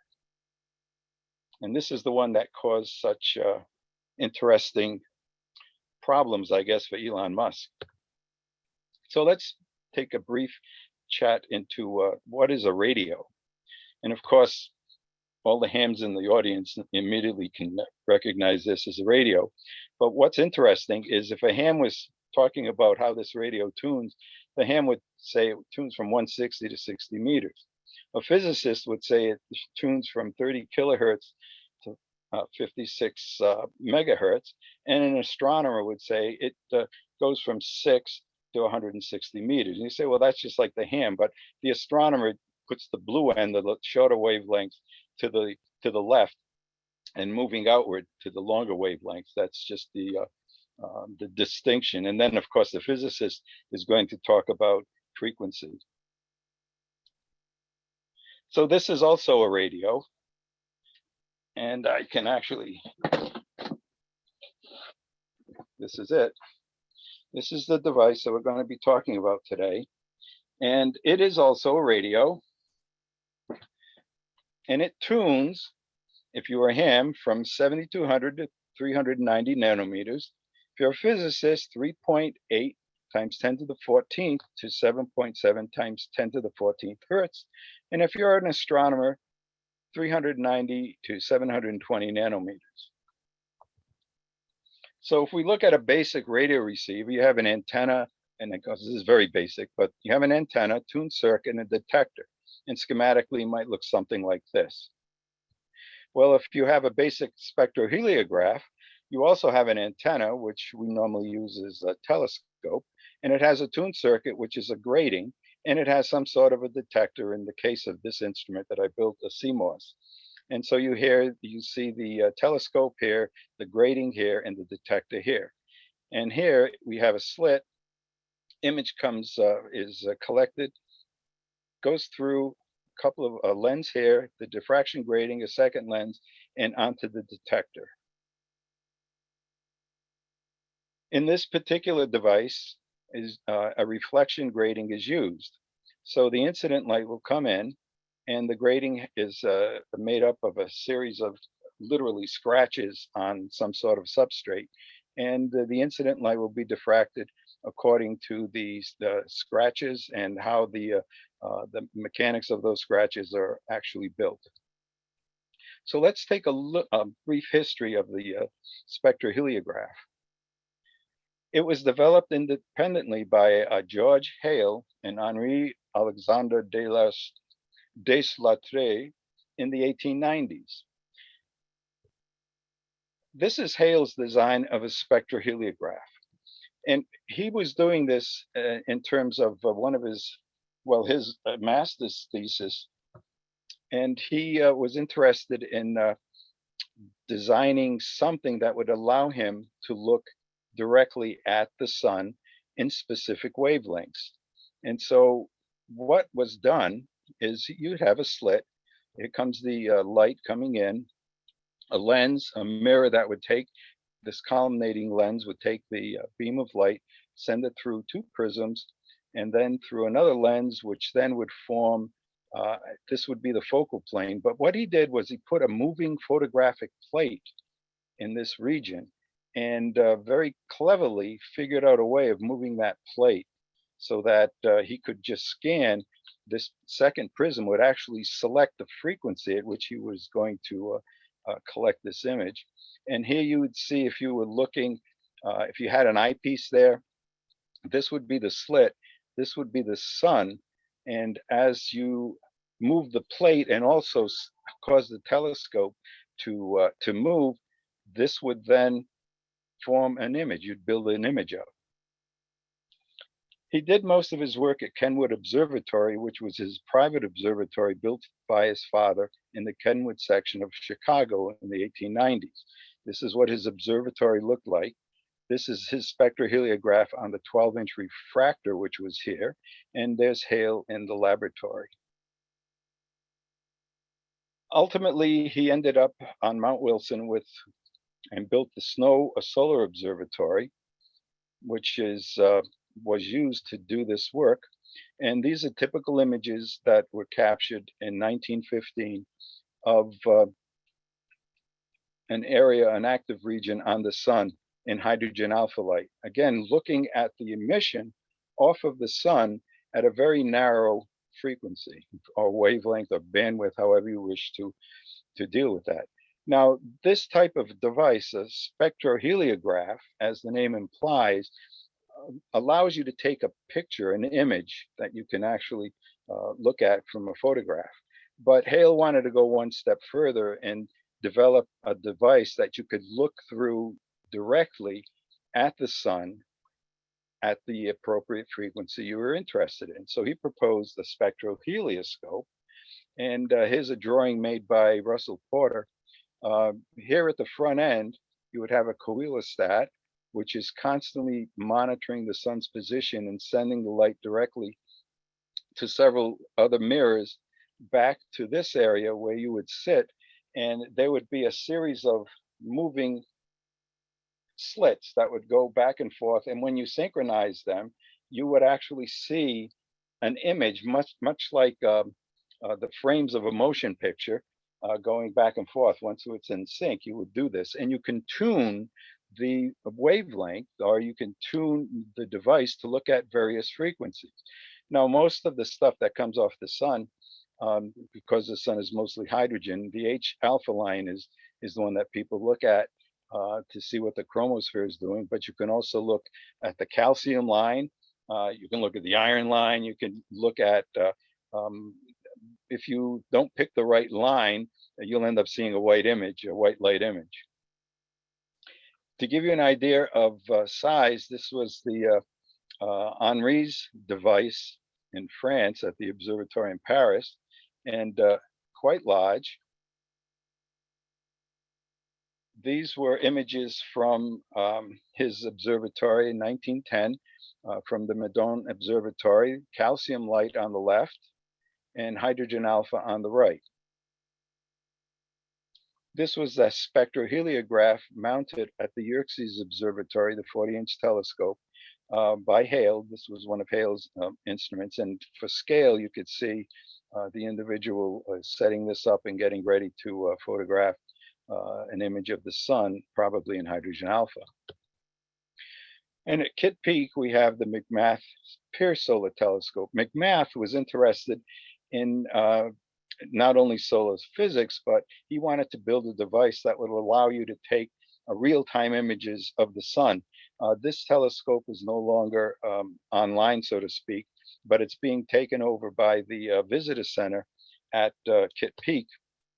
And actually, amateur astronomers are actually responsible for keeping this thing going now. There was an NSF proposal and was funded in 2018. And this will still be used for research, but you can put in a proposal and use this telescope. It's just, and it's amazing. It produces a 1 meter wide diameter image of the sun on a special table. And you can do all sorts of wonderful things with this. This is my device, which is ready to collect data. And what you see here is the spectroheliograph. Now compare this in size to the one that you just saw earlier from Hale's device, or the French astrophysicist. And what I have here is this end connects to a telescope. Where am I? Yeah, there we go. This end connects to a telescope, as you see in the diagram. And light goes through here. Here's the tuner, okay? And the detector, and the antenna is the telescope, right? So now what happens is this then will, what I had to do is stop this down. The sun is very bright. And we were just talking earlier about paint on a reflective surface and how you can generate an awful lot of heat if you're coming to a focus. Well, this is the same problem. However, it's not a problem because I'm looking at a very small amount of energy once it gets through the grating to the detector. But what I did was I stopped down a 60mm telescope, which is this device, to 25 millimeters. So the images that you're seeing from this device are taken with essentially a 25mm, 1-inch diameter aperture. So now what are some of the effects of geomagnetic storms on the Earth, which we can detect when we look at the chromosphere of the sun? We can see the activity that's going on. We can see flares erupting, and things happen. So one of the first things that you normally associate with these geomagnetic storms, which are major disturbances in the magnetosphere of the Earth, is the aurora. And not every flare will produce a coronal mass ejection, which is the actual material that gets to the Earth that interacts with the Earth's magnetic field. So geomagnetic storms can cause all sorts of havoc with our electrical systems. They can induce currents, saturate magnetic cores within transformers, and cause voltage and currents traveling along conductors. Geomagnetic storms produce large short-term increases in upper atmospheric temperatures and density. And this is interesting if you're flying spacecraft at low orbits, essentially, that you can you increase the density of the atmosphere. The atmosphere is going to increase in materials, and so the density goes up. And we're here to talk today about density and drag, and this is real. It happens. So these storms can result in terms of this emission. We normally contact the emission in terms of the solar wind, and this can cause all sorts of changes in plasma in the Earth's magnetosphere. And here's a little cartoon here that shows the Earth is here. Here's a bow shock wave. Essentially, it's coming in from the sun, and this tail is formed around, which because of the Earth's magnetic field. Had we not had a magnetic field, we wouldn't be seeing this, and we wouldn't be here to talk about it. Probably not. So in terms of an energetic activity, the energy from the sun that's being released in this explosion of material has to go somewhere, and it does and interacts with our magnetic field. In 1859, there was a really huge eruption on the sun. It's been called now the Carrington effect. And the sunspot group, before we had instrumentation, we have eyes, and the astronomer Carrington actually recorded this in his observing log, what this group of sunspots was looking like.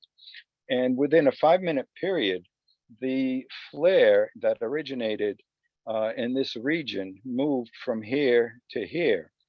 And unbeknownst to Carrington at the time, this did produce a huge coronal mass ejection. So during this time, this produced, again, strong aurora displays. And again, mind you that the sunspot was aligned with the Earth. I mean, it was looking right at us. So to get the most maximum effects of these coronal mass ejections, everything is in line. Okay, you can get some tangential stuff, but the big ones are going to come straight at and hit you straight away. So they were strong auroral displays that were reported around the world, sparking and fire in multiple telegraph systems. Very interesting. Telegraph operators are getting shocked as a result of the induced voltages in these long wire telegraph systems. So this particular activity was then assumed to have come from this flare that Carrington discovered or was actually observing. Now, of course, if something like this would have happened today at this scale, we'd have an interesting problem to deal with. In 1859, I guess the worst electrical problems we had with telegraph systems. So now there were similar events that occurred over time, less strong storms, 1921, 1960, but there was widespread radio disruption reported. In 1989, a geomagnetic storm apparently knocked out power across large sections of Quebec. And in 2012, a Carrington class solar superstorm produced a large coronal mass ejection, but it missed the Earth. So again, if it came straight in, we'd be talking about that as probably a second huge Carrington effect. Now, the effects on radio reception. You may be familiar with Radio Jove. It's a NASA program. And, people can listen to radio outbursts from Jupiter, and also collect with the equipment solar signals that are occur when they interact with the radio receiver. And here you see the system that will produce these particular shock fin patterns that can be received. And this was a pattern in February of this year, around the time that we had that huge coronal mass ejection. The sun was really active around that time. The effects of the ionosphere, if you're familiar with the super SID, looking at the effect of sudden ionic disturbances, you can see the effects of a solar interaction with the Earth's ionosphere. And this was from December of last year. And of course, we have old Elon Musk. And of course, some of you may be cheering the fact that we want the sun to really be belting these flares out to keep the satellites at bay. But he had quite a problem. He lost up to 40 of his 49 satellites that were launched on the 4th of February. Now remember that date because I showed you on the 5th the region where this came from, this large geomagnetic storm. And the satellites, because the Earth's upper atmosphere extended out further than it was and the density increased, typically when they launch satellites, they put them in a low Earth orbit initially just to check everything out before they put them where they're going to ultimately end up.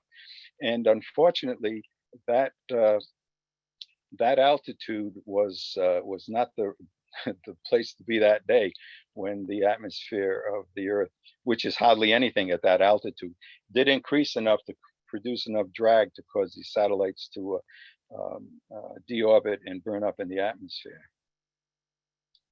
And this is what they looked like over Puerto Rico when they were coming back. Okay, this is from the spectroheliograph on February 1, 5, and 6. And first of all, I want you to notice these are two halves that are stitched together. And I'm able to do this in much more improved way so you get an entire disk. But you can look at the region here as it moves, as the sun is rotating. And this right here was a time when you had that eruption. Okay, this line is the demarcation between the two halves that was stitched together. So let's take a look at the guts of this thing.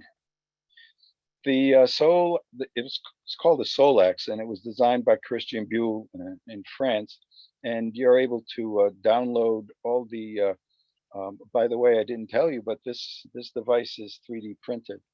And he'll supply all the STL files, and the program to do all the magic that assembles the images was written by his wife, and all of this is downloadable at no charge. These are the components that are printed, and the only thing you have to watch out for, of course, you It's made out of plastic. You don't want to keep that in the sun too long. But it's a pretty easy build, even for someone like me who's not very good at 3D printing. But the printer was able to do a fine job. And again, I don't know if you've had any experience with 3D printing. It's you're going to take your file out and ream out things to make sure it's nice and smooth. And depending on how the printer is printing, either going to have extraneous material that you have to get rid of, but it goes pretty smoothly. These are several of the components before it was assembled. This is a blow up of what everything looks like. And this is the guts of this thing. Okay, we have two lenses. We have a slit that's, you can't see here, it's very tiny, and a diffraction grating. So these components can be bought individually or as a kit. Now, to show you the resolution that my system is able to produce, this was an image that I took on the 6th of February with the 25mm aperture. This is an image taken by the SOHO satellite, which has a 40mm aperture. And yes, that's a small aperture for a telescope, but remember, the sun is very bright. So here's a comparison. You can see the sunspot groups here. Okay. So how is an image collected with the Solex? So this little video loop will explain that from start to finish. And I don't know if the audio is going to come through. If you don't hear audio from this, let me know and I'll just narrate it. Okay, here we go.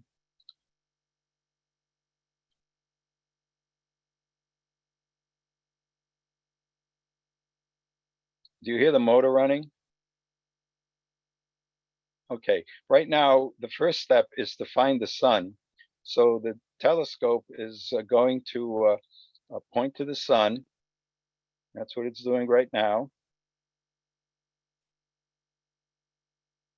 And you'll see the image of the sun. There it is projected on that little screen. And once that's aligned, then I go ahead and do you hear that? Okay, so what I'm saying is this is the spectroheliograph that's attached now to the telescope. And up here is the 25mm aperture that is collecting the light from the sun. And this white block is essentially just stopping the sun from hitting the spectroheliograph to keep it cool. Okay, and here's the detector here. And this is already dialed in for the H alpha line. And so next we'll go inside and I'll show you the actual process to collect this image from the sun. So here we go now inside the observatory. And what I have set up now is these two screens. One is controlling the program. One is controlling the detector and the telescope. So what I have to do is these controls the scan rate of the telescope. I turned the telescope into a scanning device, much as Hale did, but of course using electronics instead of photographic plates. So the image is going to be in this region. You're going to see when the scan occurs. Okay, this, I guess not, hold on a second. But the programs are here. This is just storing the data as it's collected. Okay, so now we're going to get ready to scan. And what I do is I manually scan this. One technique is you just turn off the drives and let the telescope stay still and let the sun scan through that. But what's going to happen here is I'm going to do that manually. And you're going to see right here, there we go. I've now started the scan. And this dark line is the indicating to me that I'm on the hydrogen alpha line. In other words, I'm tuned to 6,563 angstroms. And so now we have the completion of the scan. And once that's complete, then I'm able to tell the program to go ahead and assemble the 840 or so images that were just recorded in that short period of time. So at this point, I just select, uh-oh, I just killed it.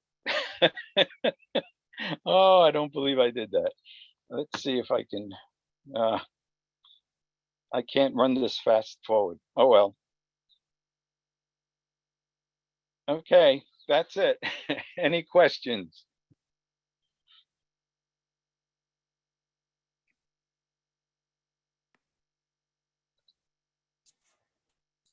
Thank you, David, for an interesting talk. It kind of, one of the things occurred to me while I was listening to you was how really hostile the universe can be sometimes when it produces events like this that can seriously mess up our life here on Earth just in a very casual way. So it's very interesting to hear what you're talking about. Thank you. How much for the part for the kit of optics? What kind of money are we talking about? If you buy the kit from a company in France that puts it all together, it's about 400 euros. If you buy the lenses and the ratings locally, in other words, from companies in the US, it's probably maybe $300. The slit that I used comes from another piece of equipment, another spectroscope that I have. And so I didn't have to buy that. But if you have to buy the slit, that's actually made by the company in France. And you could buy one, but it won't fit properly. You just have to do it. So you could build without the 3D printing for $500 US dollars if you had to buy everything from the company in France. Thank you. Something to explore. Did you have a hard time figuring out how to set your imaging levels so that your images came out with the right quality? Oh, yes. Think of this. I don't know if you remember, there was a Star Trek episode a long time ago where I think it was the pilot one where they landed on a planet and the beings used their minds to create illusions of when they landed. And when Kirk saw, or whoever the captain was in that, when he saw the woman, what she really looked like, because they tried to put her back together, but they didn't have a model. This was what I had with it, because I had no idea how this device was. I mean, I understand spectroscopy, that's what I do, but how all these things would fit together. And you'd be surprised how 3 optical elements could give you a lot of angst. But once I got that done and determined the proper aperture, then the program could control the exposures. I would just go ahead and deal with the exposure until I got what I liked. And I can also, I have a system now where I can actually have the entire disc. Instead of getting a longer slit, which would give me the entire disc, I just used a different telescope with a different focal length. So I was able to bring the entire solar disk onto the detector. And it looks like you have a pretty fancy tracking system there. So, but you mentioned that it was okay to just let the sun scan across.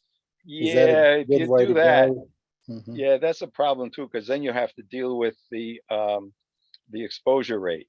So the exposure that I'm taking is 4.5 milliseconds, and it takes approximately, well, the time that you were watching, it takes approximately several seconds, and I end up with 800 images that are assembled.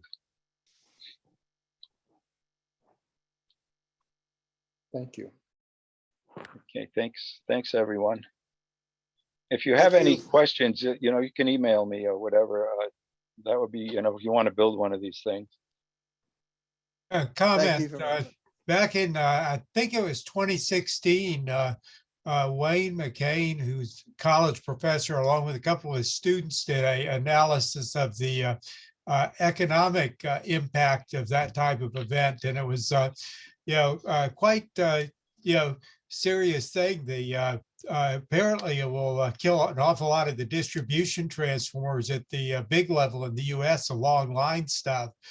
And that stuff has a very long time to make new pieces. They don't keep a lot of them in stock. So it could have been a really serious impact if we get a flare of that nature. It makes a direct hit.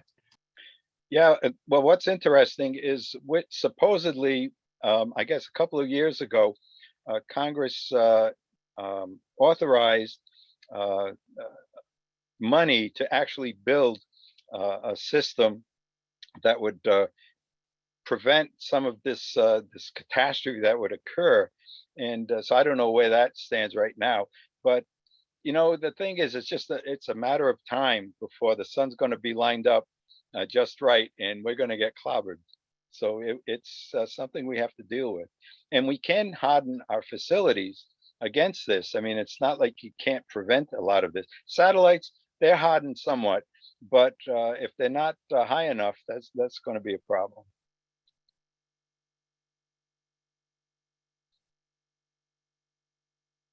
Yeah, well, we have the same problem with hardening the system. Sorry? We have the same problem with hardening our system against the EMP pulse. It's exactly the same, well, much the same kind of interference. And we simply won't do it. It costs, the cost is very small compared to the amount we squander these days. And it simply isn't being done. And I have yet to understand why. I'm not going to get into that. I won't either. And but I think everybody has an idea. This ain't the place for it. But it's just, I'm echoing something. Hey, David, is there a, oh, sorry, Don. David, is there a certain lat long on the sun that is pointing right at us, or is it, does that then come out perpendicular to the sun's surface? The coronal mass ejections, the sun takes 28 days to go around once. And some of those large areas that I showed you in the images that I took, I actually got 2 months worth of solar rotation, and you can see the large areas still coming around. So what we can do is predict. I hear an echo. What we can do is predict what's coming around. Now there are other techniques that we can actually using sound, oddly enough, to see what's going on the far side of the sun. But these areas are so large that they're maintaining their structure. So if it is perpendicular to us when it blows, then the electromagnetic stuff gets to us within 8 minutes. Then it takes several days for the rest of the material to get here. Thanks. Okay, thank you very much, David. And we'll go on to Peter East's talk in a couple of minutes. As soon as 3:30 rolls around. So Peter, could you prepare your slides for your talk? Thank you.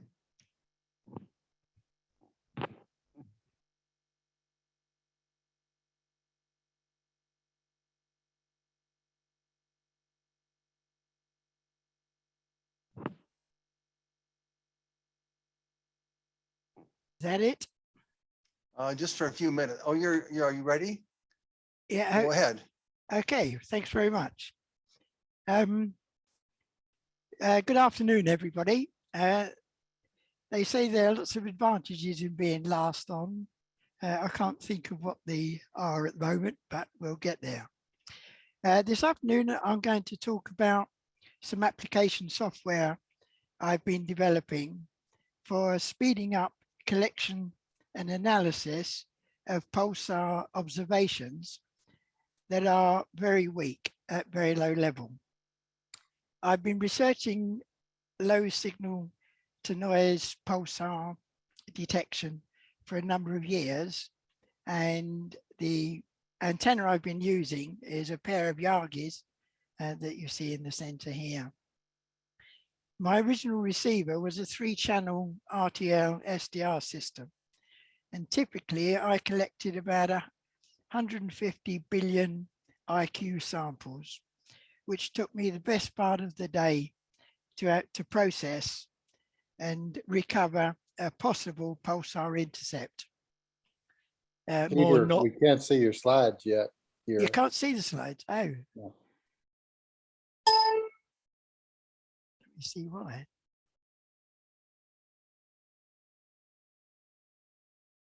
Peter, you're not sharing your desktop or your screen, whichever. Share screen.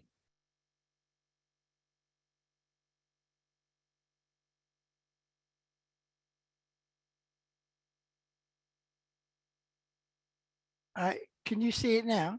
Yes. Yes, we're fine now.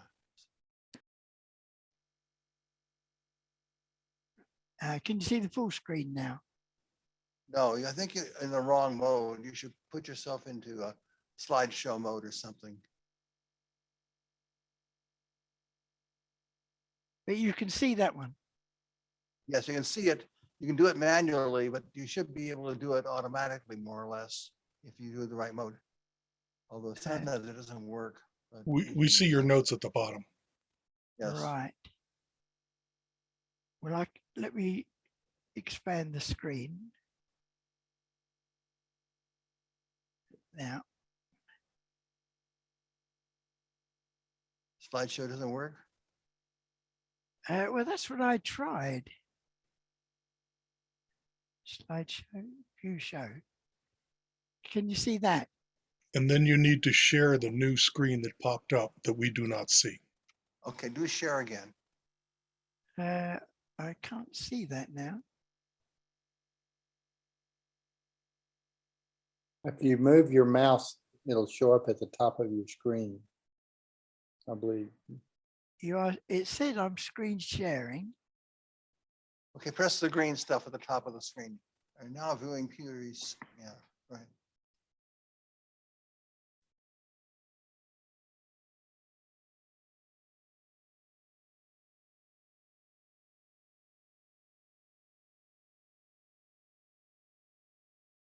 I'm thinking unshare and share the new screen that we don't see yet. That's right. Stop share. Can you see that now? Try sharing again. And now share the You have to select the screen. Slideshow screen. Yeah.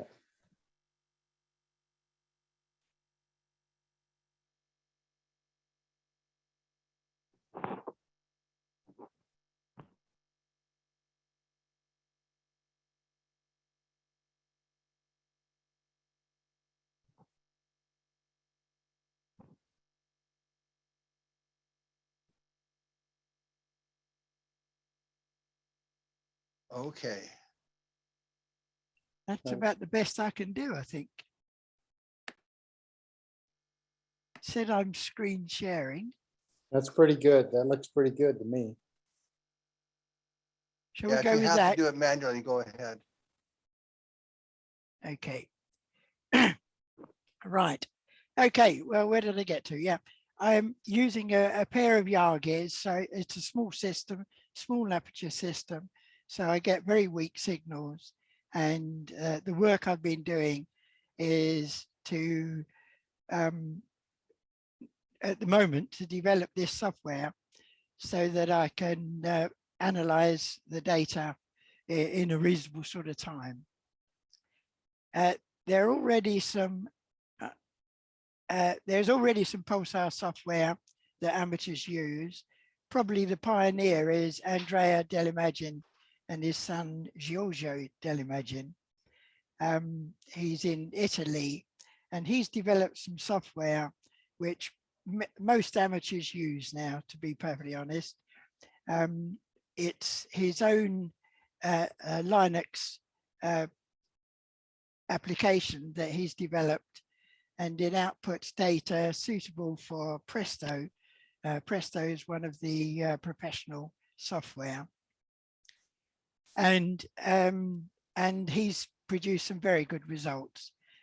Marcus, who we've heard before, he's also produced a package, a GNU radio package, and he's been using that very successfully. Michael Claassen from Holland has also produced a little software package, and he calls it 3PT. It's available on his website here.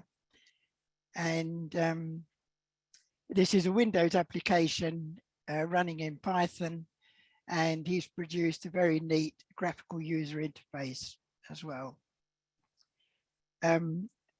Both Andrea's and Marcus's software produce data in filter bank format, which is suitable for most of the professional packages. And Presto is an excellent package. The problem that I find is that it's really been designed for professional applications, actually to find new pulsars, not to analyze them. And it really needs quite a strong signal. You do need a decent size aperture to be able to use it. With my system, typically the sort of signal to noise ratios that I do find on a successful day are about between 4 and 7 to 1. And Presto isn't quite as good as that. But the software that I've looked at developing aims, that's my target to aim for, to produce a sort of presentation from which you can just look at it and say, well, yep, that's a valid pulsar that I've got. I've put these links up. If you don't, they're not in the conference paper, but I have submitted an article for the April journal, and these links are in that. So first of all, if you're going to identify a pulse, you really need to understand its properties, and I've listed the main ones here. Basically, you receive them as a sort of regular pulse train. That by regular, I mean that it's a nominal pulse width, but it's a very accurate, predictable period. Wolfgang said they're accurate to 10 to the minus 15 parts per minute, accurate to 10 to the minus 15. So they're a very highly stable source. They've got a predictable period, and P dot is its period rate. This is the rate of change of period, which is one of the tests. You shouldn't be able to measure any change in period, not over the typical observation times. They're a very wideband noise source. They're dispersed in frequency. The lower frequencies arrive after the higher frequencies. They scintillate, and they scintillate in time. Their amplitude varies from pulse to pulse and from frequency to frequency. And when you're measuring them, if you're measuring in drift scan mode, as I usually do, then the amplitude of the pulse, the data you receive, should follow the beam pattern. So this is my system. It's a pair of Yagis, 2.5 meters long, tuned to the 611 megahertz radio astronomy band. So they're 2 homemade Yagis. They've got low noise amplifiers directly at the reception point. They both feed into a box, into a a sort of lossless combiner. It's got a loss of about 0.1 of a dB. Then it feeds, then it feeds into an amplifier, and then it goes into my garage here. And this is the receiver. So the RF comes in here. It goes through another low noise amplifier, a filter, and then back through another low noise amplifier, and then into an AirSpy SDR. There's a GPS disciplined oscillator that that locks the AirSpy. It's quite important when you have a weak signal that you do know that you tune that the clock frequency is very accurate, and the GPS DO locks the clock frequency to 10 megahertz. This all goes into an aluminium box that I've shown here. This is that receiver panel that's here. There's a traditional type power supply, no switching power supplies here. And the power supply is disciplined by a 12-volt battery. And the AirSpy links to the PC via a USB link. This pushes in and the lid closes down in operation. So the data collection and pre-processing, I've copied Marcus Leach's, he calls it a stupid, simple Pulsar program. It's not stupid and it's not simple. But I've used the cut down version of his program, and that actually drives the AirSpy. And just to fool the enemy, Peter. Just to fool the enemy. What the stupid side is certainly not stupid. And then what the GNU radio does is it splits it up, the frequency, into a 16-channel FFT. It does power detection and decimation and integration. And this effectively cuts the data rate down by a factor of 1,250 in my case, and outputs a 32-bit binary file. So it's 16 channels, and I've chosen to use a 2 millisecond clock.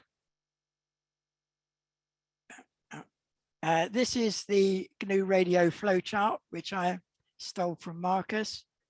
There's the Osmicon source box, which controls the AirSpy, and that feeds into this head unit, which controls the number of samples that the receiver takes.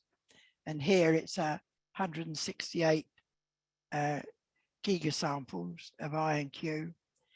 It turns that data into 16-bit blocks to feed into the 16-point FFT. The output, the 16 outputs are then converted into magnitude, into power, and then I use an integration block to divide this, to decimate it by the factor of 1,250. And then that data is collected. And basically in this case, the 168 gigs is an observation time of about 4 hours and 40 minutes. And in that time, the Pulsar crosses the beam of my pattern. The post-processing functions, this is the bit that I've done. What I do is I take these 16 and their 8.4 megacycle files at a 2 millisecond clock, and I compress the data, and I also do a match filtering process on it to reduce the data down to 16 by 131 kilosamples, now at a 0.7 millisecond clock. And I'll explain the compression and the match filtering in a moment. Now, you might be asking, how can you get 0.7 millisecond resolution when 2 milliseconds is going in. But you've got to realize that this data is clocked with a clock of 1 part in a bit accurate to 1 part in a billion. And so all the timing is there, and providing you've got enough pulses to so that they do stack up here, then you can improve the resolution into even better than that. After that, I remove the DC offset because whatever happens, there is the temperature changes, and so the baseline can change in the data collection process. So you remove the DC offset. I in fact calculate the mean and standard deviation, and that's for looking at later.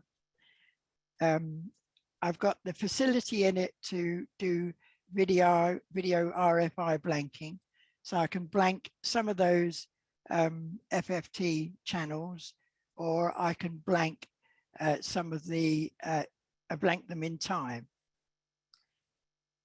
And then I fold the data down into 16, fold the data into these, into this lower data rate. And then on the right-hand side, I take the data from this box, and there's a test mode where I can do a period match. When you do your folding, it's the clocks may not be right. You need to know the exact period that you are receiving the pulsar at, and that depends upon the time of day and your location.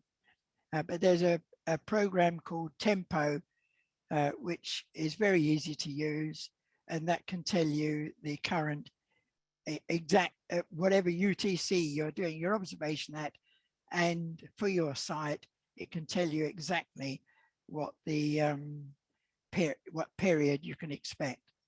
Although the pulsar period itself is highly stable, the Earth is moving around the solar system, and so there is a Doppler shift to the signal that you receive, so that has to be adjusted. So there's a test mode that so that you can set the period up for your doing your synchronous detection, or folding as we call it. And then we can do a band search and a dispersion measure search. And then once that's done, we can look for best profile. And there's another number of other programs that we can do. And in fact, the program that I've developed to do all of this function produces about 21 files of all of this, containing all of this data, so that you can look at it and expand it and see how it's getting on. But now I'm going to look at how to compress the data and still maintain it. I'm using a technique called partial folding. Now, normally you take the data that you have, you chop it up into exact period blocks. And then normally what you do is that you stack all those period blocks on top of one another, and that's called the folding process. Because they're precisely the period, when you add them all up, the pulsar will always be in the same place. So that adds linearly, the noise adds as the power, and so the pulse increases as the square root of the number of sections. But what I do in partial folding is that I chop the data up into a number of blocks. And in my case, I've chopped it up into 128 synchronous blocks. And I fold each of the blocks separately, like this, and fold them all separately. And then, so I've effectively divided this data rate by the number of sections, which in this case is 128. So I've compressed the data by 128.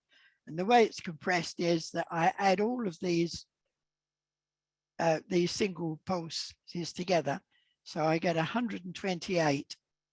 It's effectively 128 periods because they've each got a pulse in.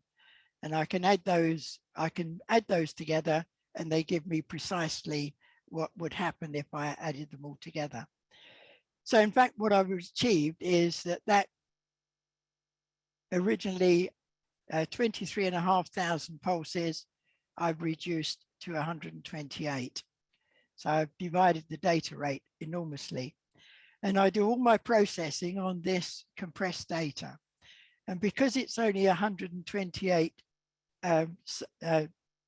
samples long, periods long, then I can do a lot of software and do a lot of, and I can do a lot of these processes and they can happen very, very fast.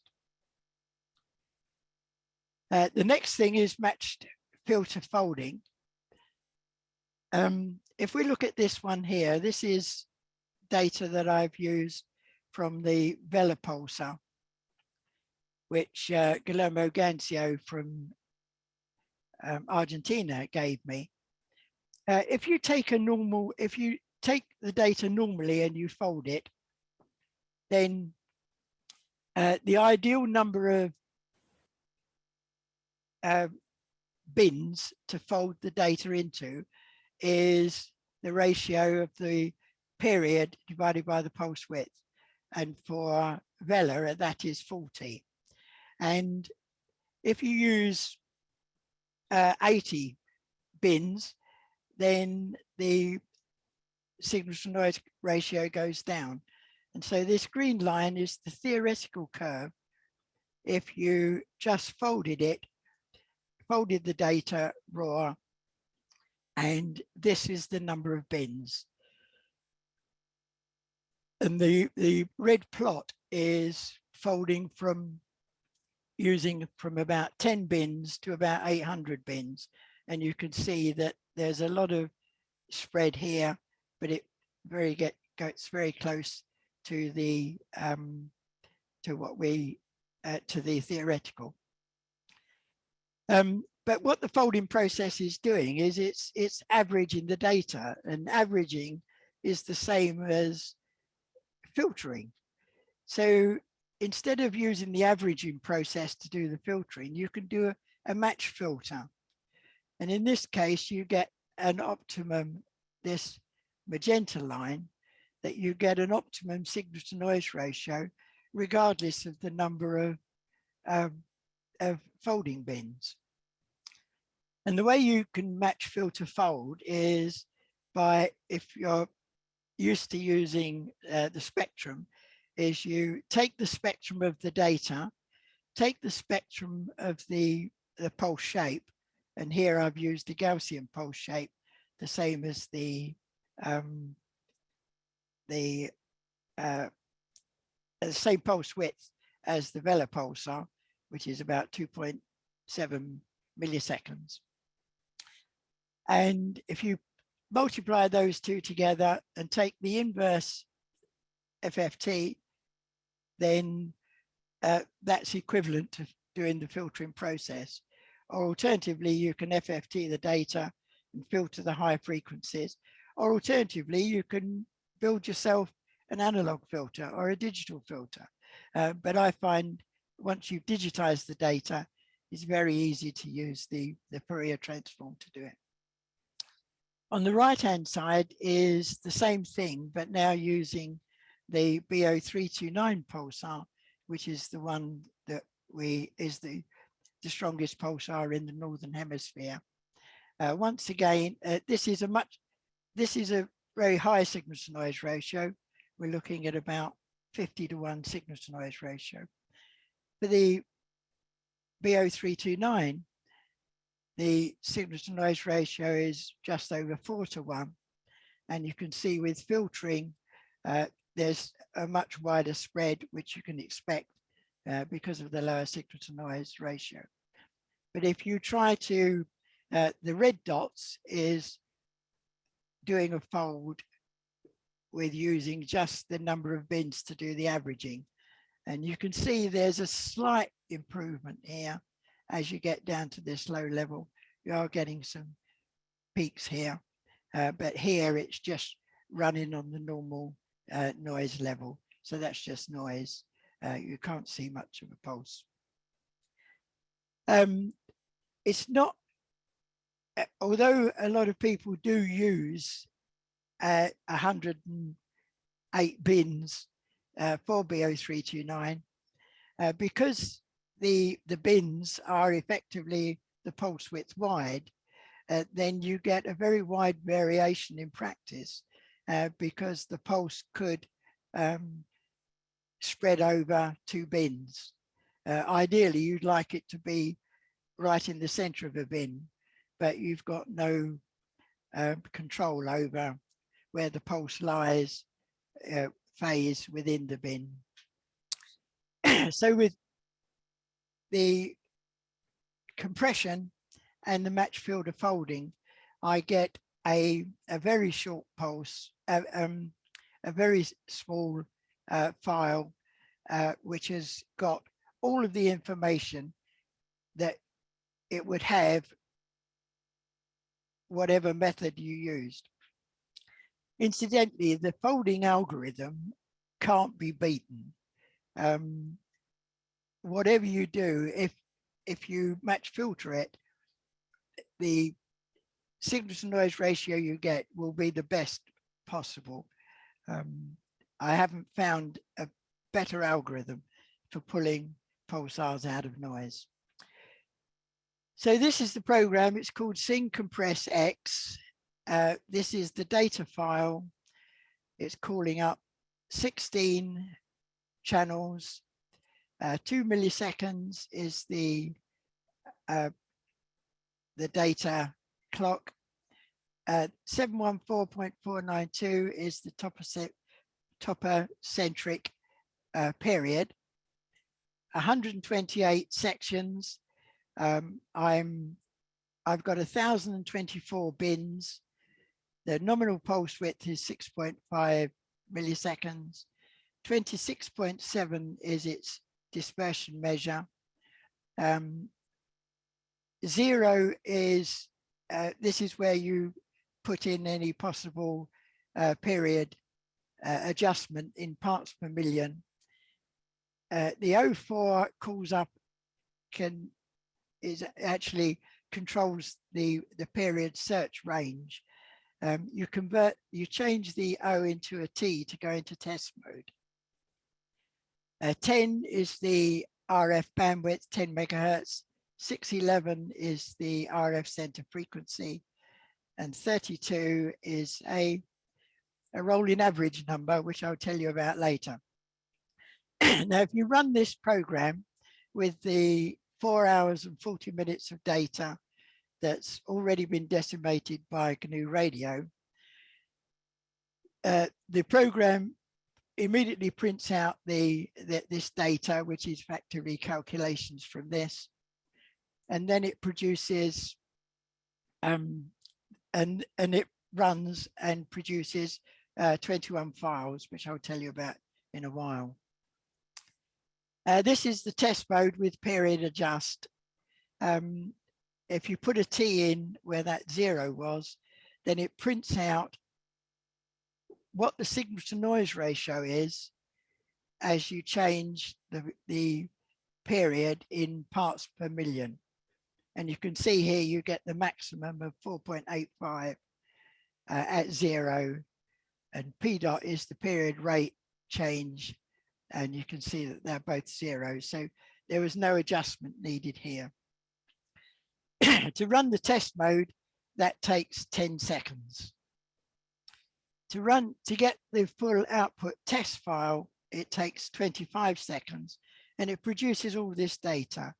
The raw compressed channelized data, the compressed filtered channelized data, compressed filtered and combined bands, that's all the bands combined together. The pulse profile, it does a period search, a period rate search, a 2D period search, a number of dispersion measure searches, band peak, and and it does the bands. These are various band folds. And then it looks at the sections, looks at the cumulative sections, and then it does these rolling average sections, which I'll tell you about. So all of those files, actually, most of them do folding operations. There's no data manipulation at all, although you can input data in two files. I call them blank sections and blank frequencies, where you can blank out sections and frequency bands. So now let's look at some data. This is the pulse profile. You'll see there are two profiles here. There's a blue one and a red one. The blue one is in fact the best signal to noise ratio, using all of the data at the optimum dispersion measure point. But the red one is even higher than that, and I'll explain the reason for that later. So this is the period p.search files. The period search is in red and the p.search is in blue. I'm only going over a range of about plus or minus 4.5 parts per million. The p.search is over a similar sort of range, but there are parts per 10 to the 10. And with them both peaking up at 0, tells us that the period is what you expect from tempo, and there's no period change during this 4 hours, 40-minute period. And we're looking at parts in 10 to the 10 there.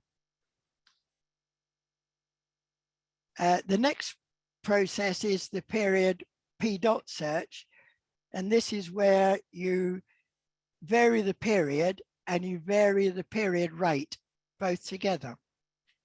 And you see you can get an extended spot here. What you expect to see is a peak at 0, but here you can see that there's a line. Now what in fact you do get is a ridge, because if you vary the period and do a fold and vary the p-dot in the opposite direction, the p-dot kind of compensates for the offset that you've done on period, and so you get a ridge. And what I've done here is that we know that that ridge slope is dependent upon the number of pulses in your observation, and twice the period rate change, twice the period change divided by the period rate change is dependent upon the number. And so I've set these scales so that that comes at 45 degrees. So it's very easy to see. And in fact, of the 25 seconds of those 25 files being produced, this takes 10 seconds because there's 2,500 combinations, because it's a two-dimensional. For dispersion search, what we do is I've got these 16 bands. Here I've shown just 3 bands, and I do it relative to the center band. And because it's all digital, I can advance or delay these and then add them up and then look at the data sum. And this is doing a dispersion measure search, because what I'm effectively doing is varying the rate of the dispersion across here, and I can vary it either positively or negatively. And ideally, when the low band delay is compensated for the interstellar delay, then you should get a maximum. And this is our dispersion search. Here we can see, this is the data as we see it. As we get near 26.7, it peaks up and then it rolls down. And the problem that we've got here is that, as you saw on those period search plots, it's quite a low signal to noise ratio, and so the base noise is affecting the quality here. So what I've done here is that I can patch out. I know where the pulse is, and so I can patch out where that pulse is. I can blank it and do another search, and then I get this line here. And if I subtract the two, then I get just I get this blue line, which is just the part that the chosen pulse is doing. So we're looking at it, and you can see that it's kind of moving over closer to this point. But it's clearly showing that the dispersion, that it is a dispersed signal, and it is close to where we're looking at. This line along here is the bin number that it appears, and there's no change in this period. That's where we get the bin number from, that I can patch it out. With the frequency channels, the green dotted line is the signal to noise ratio of the peak of any noise, peak or signal or noise in each of the bands. The blue dotted line is the signal to noise ratio of the target pulsar, and this is the target pulsar's bin number. And what I've done here is that each one of these, so I'm folding band 0, folding band 1, folding band 2, and looking at the peaks to get these values. Now with a cumulative fold, I fold band 0, and then I add it to band 1, and I fold band 1 and band 0. And then I add bands 0, 1, and 2, and fold those together and get this value. And then I carry on doing that until I've folded all the bands together. And you can see that the green is the noise peak, and the target signal takes over at about band 3, and it climbs up. And this steady climb is what you'd like to see from a cumulative fold. So that's showing quite clearly that there is a signal of varying levels, showing that it's scintillated in each band, but the signal is integrating over all of the bands. Another way of showing that the cumulative band is to show all of the bins as you accumulate the bands, and you can see that the noise gives us these green striations, but once again the target signal rises out in blue to integrate to that. Normally in Presto they do this with section numbers, discrete section numbers, but I've done the cumulative sections here, and they similarly add up. And here you can see that the signal starts rising up by about section 40 of their 128 sections. This is another plot of this is the number of sections, 128 sections. And here I've accumulated the signal. So we're adding up, this is the accumulated fold of 20 sections, 40 sections, 60 sections, 80 sections, and so on. And you can see that once again, the signal is integrating out of noise to give us our peak. What the green and the blue are is the noise. So here I've just selected the target to give me the red line. But the blue is from, I think the target bin number is 637. So the blue is 0 to 630, And you can see that the noise just gives us a sort of level.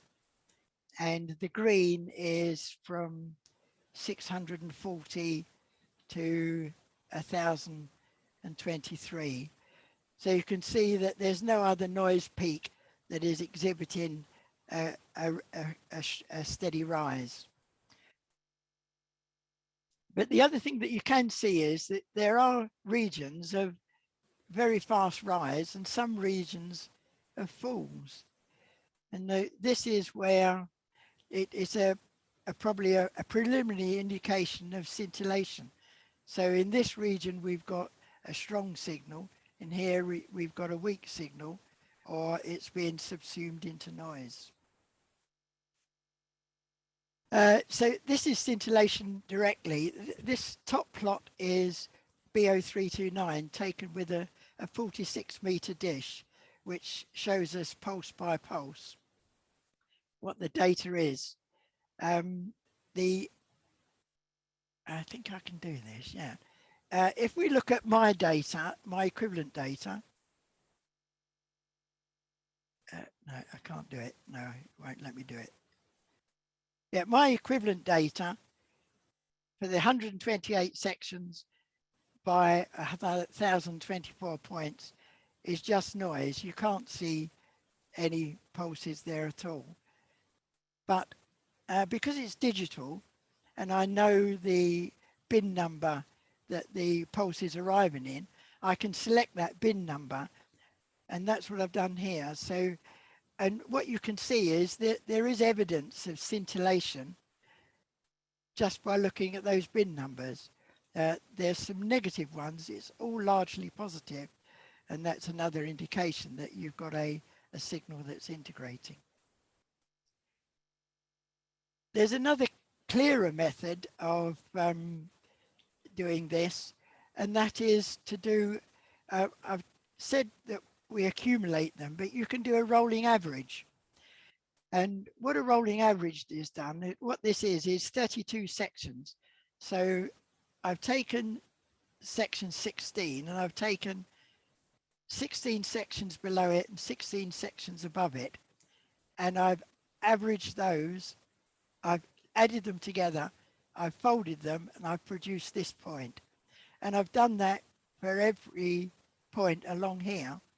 And you can see that there is that these 32 sections, as I move along here, there's a point here where about 48, 49, where the peak signal to noise ratio is bigger than anything that we've measured here. And this is the one that's responsible for that red plot in the profile. So what it's saying is just 32 sections around here gives me a better signal to noise ratio than the whole lot. The other thing it does do is it shows that this scintillation, where we're getting these areas where we're getting strong pulses, because this is all the particular one. But more importantly, it also shows my drift scan antenna pattern. So that's another confirmation that I'm really looking at an extraterrestrial source, because I'm pointed at the sky. So I've done 32 sections and shown that we've got a pretty good signal to noise ratio. But what I can do is that I can do a rolling fold of 2 sections, 3 sections, 4 sections, 5 sections, 20 sections, 40 sections, and so on. I can do a rolling section of all of these, and I can find that at this point here, which is section 96, that I've got a very high peak signal to noise ratio. So that means that if I center it on section 51 and just use the 48 sections either side of that, 96 sections, then I can get a better result than folding all of the data. So these techniques that I've just explained enable you to actually study the observation that you've taken to convince yourself that it really is a pulsar. All of these things all link together and give you a consistent output.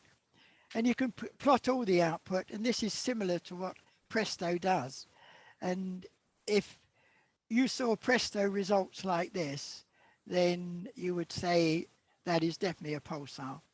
But here we're looking at a pulsar at an observation that appears to be only about 5 to 1. Remember, initially when I did the original period search, it was 4.85 to 1. So in winding up, I've told you about an alternative GNU radio compatible software. It includes fast processing for evaluating low signal to noise ratio pulsars. It collects, compresses, and improves resolution.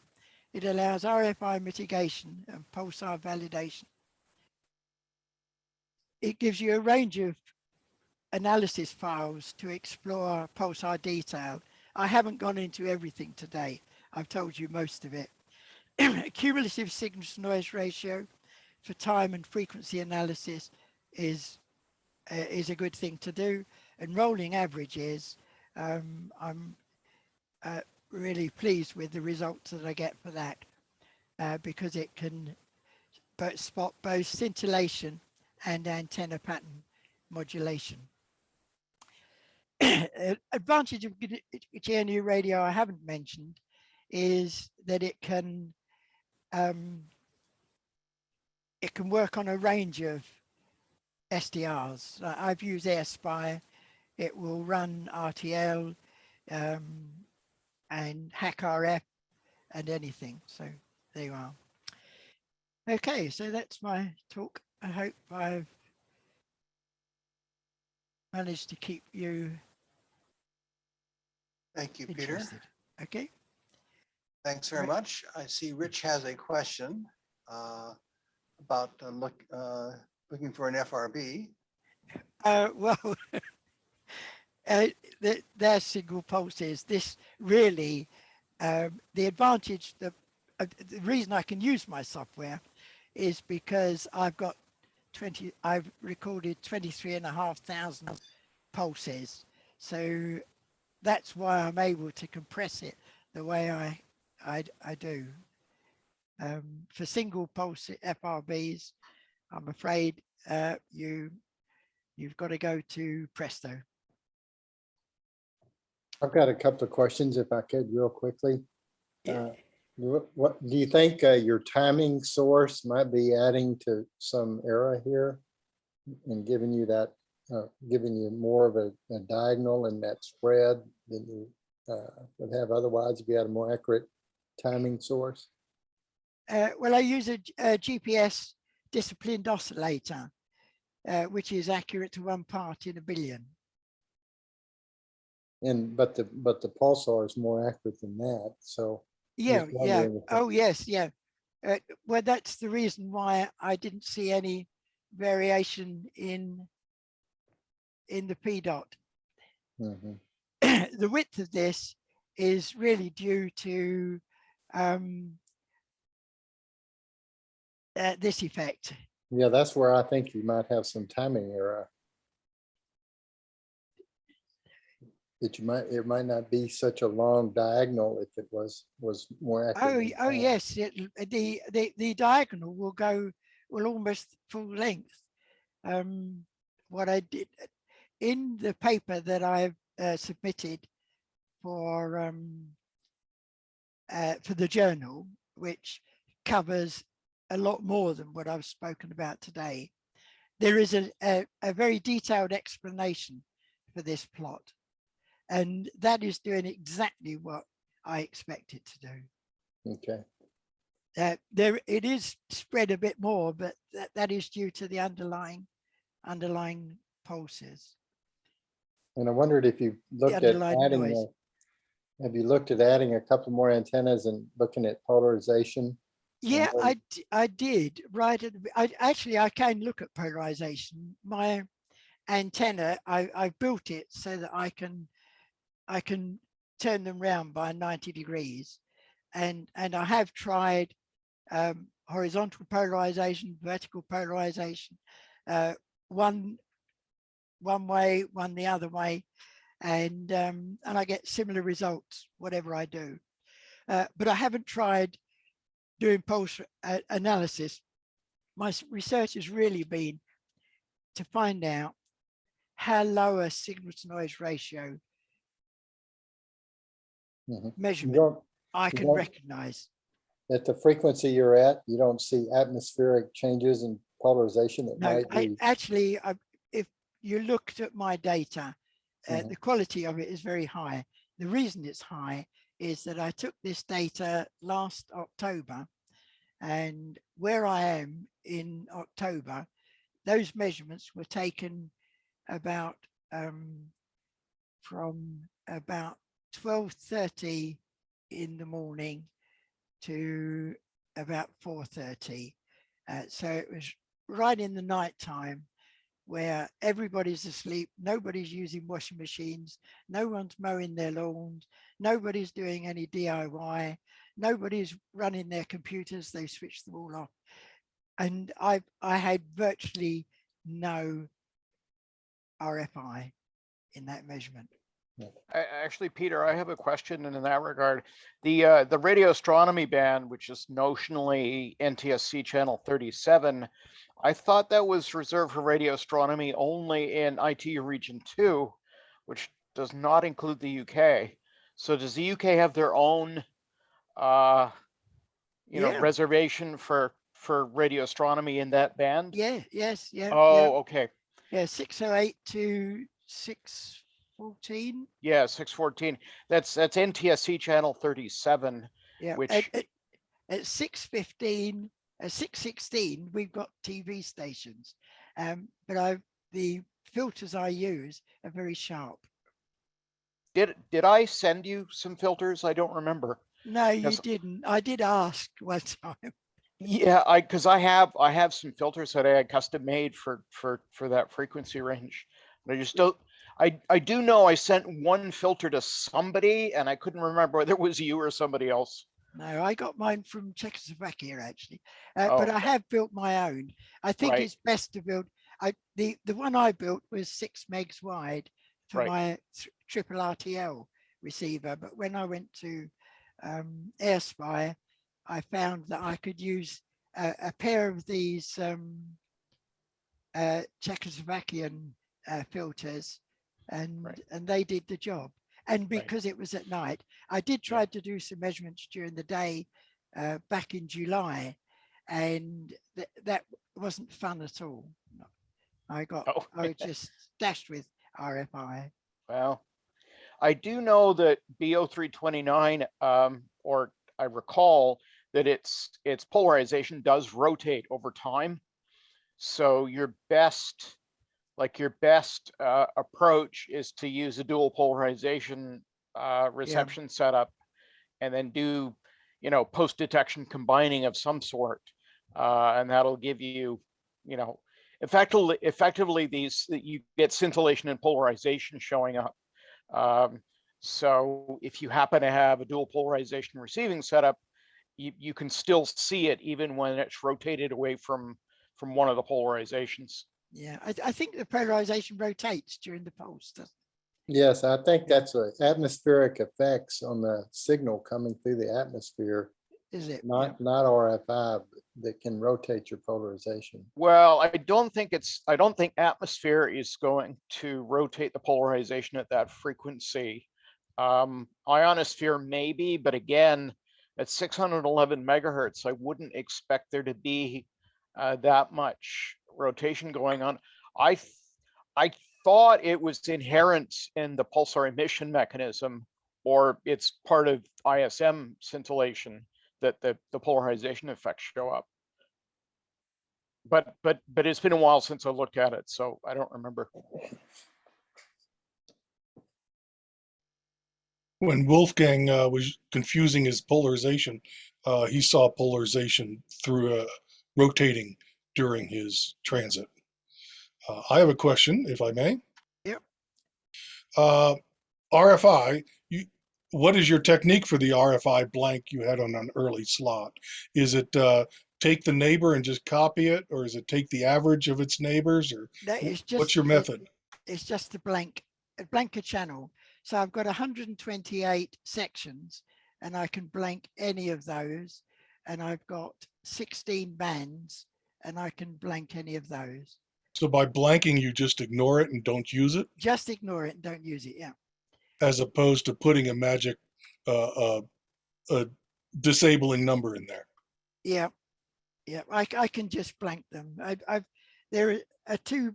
The software calls up, looks for two blank files, and they just have numbers in them. The number of the section to blank and the number of the band to blank. And in Sure. So fact, that's really a mask. Okay. yeah, it's a You had a mask, yeah. plot in there for cumulative SNR, and does that show that that you could have reduced the length of your sampling period, by hours, because you were good enough halfway through? Yes. Cumulative Yeah, SNR. yeah, but I need to do the measurement and to collect the data. I can't dynamically look at the data that's Yes, flowing in but the of course, file. but for next time, I'm thinking. Well, I don't need to. I can do it, but what this one tells me is that in fact, I could have stopped I started off with a signal to noise ratio of 4.85. If I do this rolling average, this tells me that I could have stopped here and got a signal to noise ratio of about 5.9. And that is just 10 sections. Now each section is about, the total lot is 4 hours, 40 minutes. Each section is about 2.1, 2.2 minutes. So 10 sections is 20 minutes. So from 10 minutes in to, what did I say? 10 minutes. So from 5 minutes to 15 minutes, all I needed is just fold in that section and I'd have got a signal to noise ratio of 5.9. I think this on that particular sample, but there is scintillation, so you might have been lucky. Yeah. Yeah. So but 20 minutes is better than 4 hours. So yeah. Oh, it is. Yeah. But I even the best I've had, 4 hours, 40 minutes is about the longest I've done. I usually do about 3 hours. And the best signal to noise ratio I've measured before I did this software was 7:1. And that was a lucky day. BO329 scintillates like mad. I do a dozen measurements and I see of those 12 measurements, 4 or 5, I won't be able to find anything in, or I haven't been able to find anything in. What I need to do now, I've done this, I've only just finished this software. It's not quite finished actually. But if I go back to some of those early ones, maybe I'll find something. But generally with my original software, folding all of the data, then my success rate was less than 50%, I'd say, because of scintillation. And you can see in this one, there's a strong scintillation in this region here, a less strong here and less strong here and less strong here.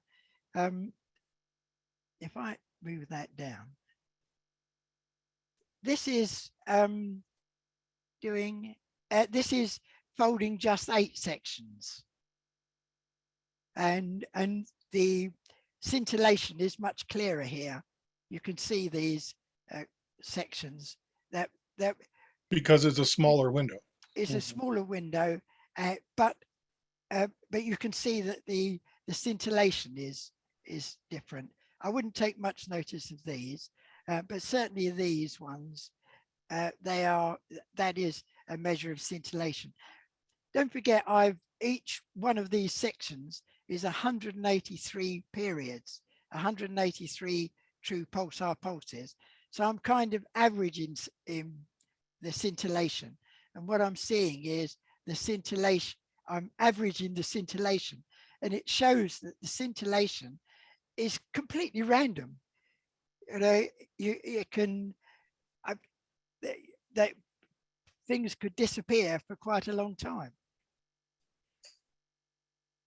Just a comment, I think your presentation is very good, very interesting. And I think that what you've done is you've worked at this for a long time and begin to understand more and more minute details and improving your ability to make this work. And so once you really got it working, then as you increase your sensitivity, you can then really begin to do observations. Yeah. Well, one of the reasons I looked at the low signal to noise ratio was that I mentioned about Andrea Dell'imagine's software. He really is the pioneer. He brought out the software very early, and with my three-band RTL system, I used his software for it, which pours the data into Presto. And that's when I realized that Presto, whilst it's good at finding new pulsars, it's not good at recognizing pulsars at a very low level. It's got RFI mitigation software in it as well. And it can also do searches, and it'll find RFI, and it'll tell you that that's a pulsar at the sort of levels that I'm looking at. It really needs a pulsar at least 10:1 signals that integrates to at least 10:1 for you to be confident that that you've detected something. So I was making a lot of measurements using Presto, and Giorgio Dell'Imagine, and Andrea's son, he produced me a bit of software, a bit of Python software, so I could look at the ones that Presto found to actually look at the signal to noise ratio and check that I've got a pulsar that way. But that was pretty time consuming as well, but it is possible. But I think that the reason for wanting to go to lower signal to noise ratios, I could have easily have built another couple of antennas and had a quad, and I'd have got my 10:1 signal to noise ratios and been quite happy. But I wanted to understand what the noise was doing and what RFI was doing, and what I could find out with the properties of pulsars, whether I could really recognize them at a low level. But this is applicable to people with big telescopes. Everybody with a big telescope all use variations of Andrea's software and Marcus's software, and followed by Presto. And they're really pleased when they can find, I can only find one pulsar, BO329. They can find with their 6-meter dishes or 7-meter dishes, they can find half a dozen pulsars. But even then, they've got to wait until they get a good day so that they can get their pulsar count up. If you can actually recognize a pulsar at a 4:1 signal to noise ratio with a big dish, there are more pulsars at lower level than there are at high level. So I think it would be useful for people with bigger dishes. I did talk to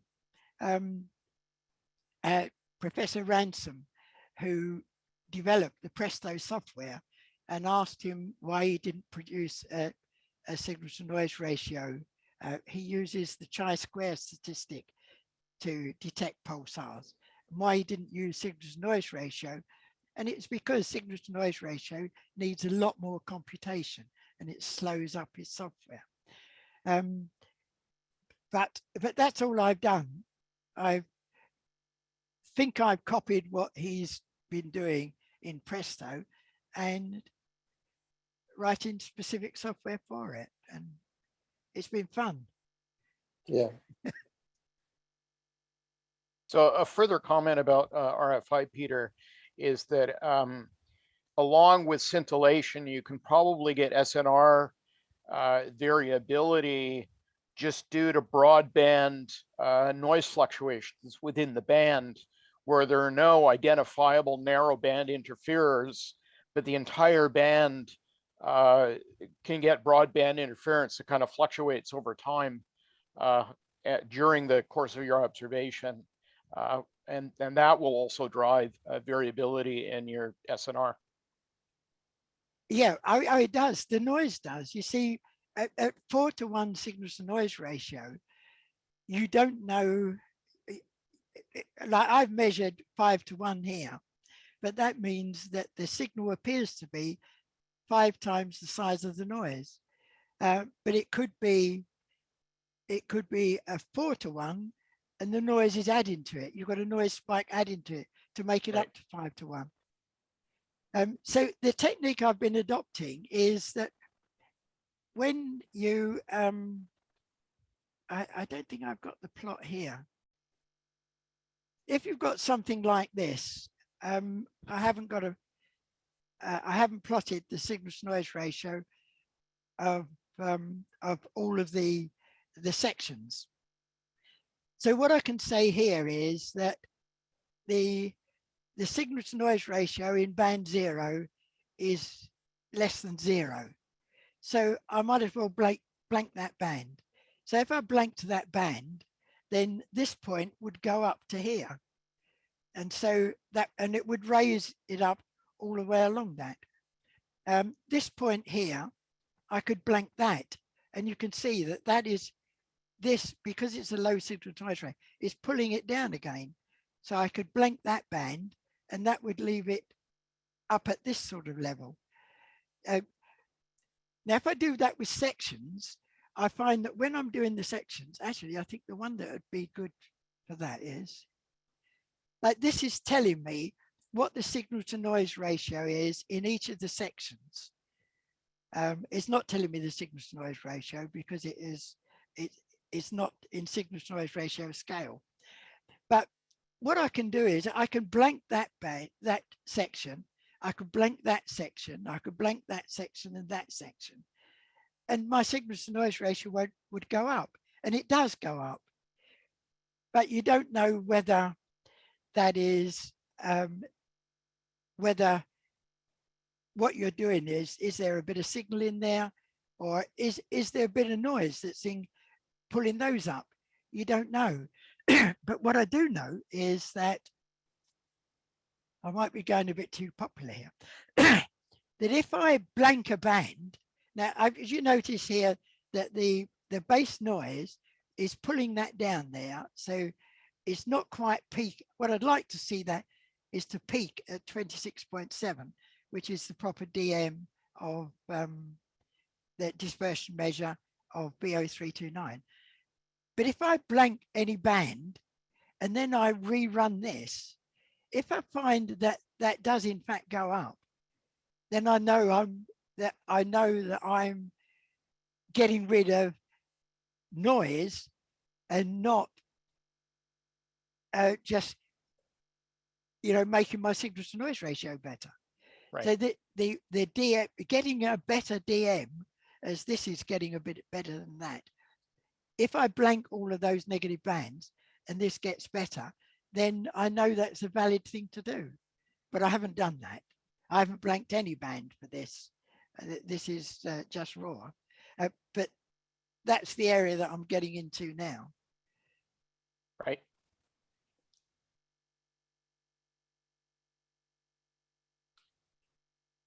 Well, okay, thank you. Everybody a bit too long, haven't I? No, this is great, Peter. Thank you very much. I really glad that there's so many comments in your talk and everything. So thank you, everybody. And I hope that we can see everybody at the VLA next year in New Mexico in real life instead of just doing virtual conferences. I think virtual conferences have been quite an interesting experience for me, and certainly helped us keep together the organization in these difficult years we've experienced. But I'm looking forward to getting back to in-person conferences as soon as possible. So maybe next year we can actually do it that way. And I think maybe Rich has a few final words. For myself, I want to thank all of the speakers for contributing their talks, and especially Dr. Barron for agreeing to be our keynote speaker. And I think we were all very satisfied that this has been a great conference. So thank you all. Go ahead, Rich. Yeah, on behalf of the board and the SARA officers, I want to thank David for setting up an outstanding conference.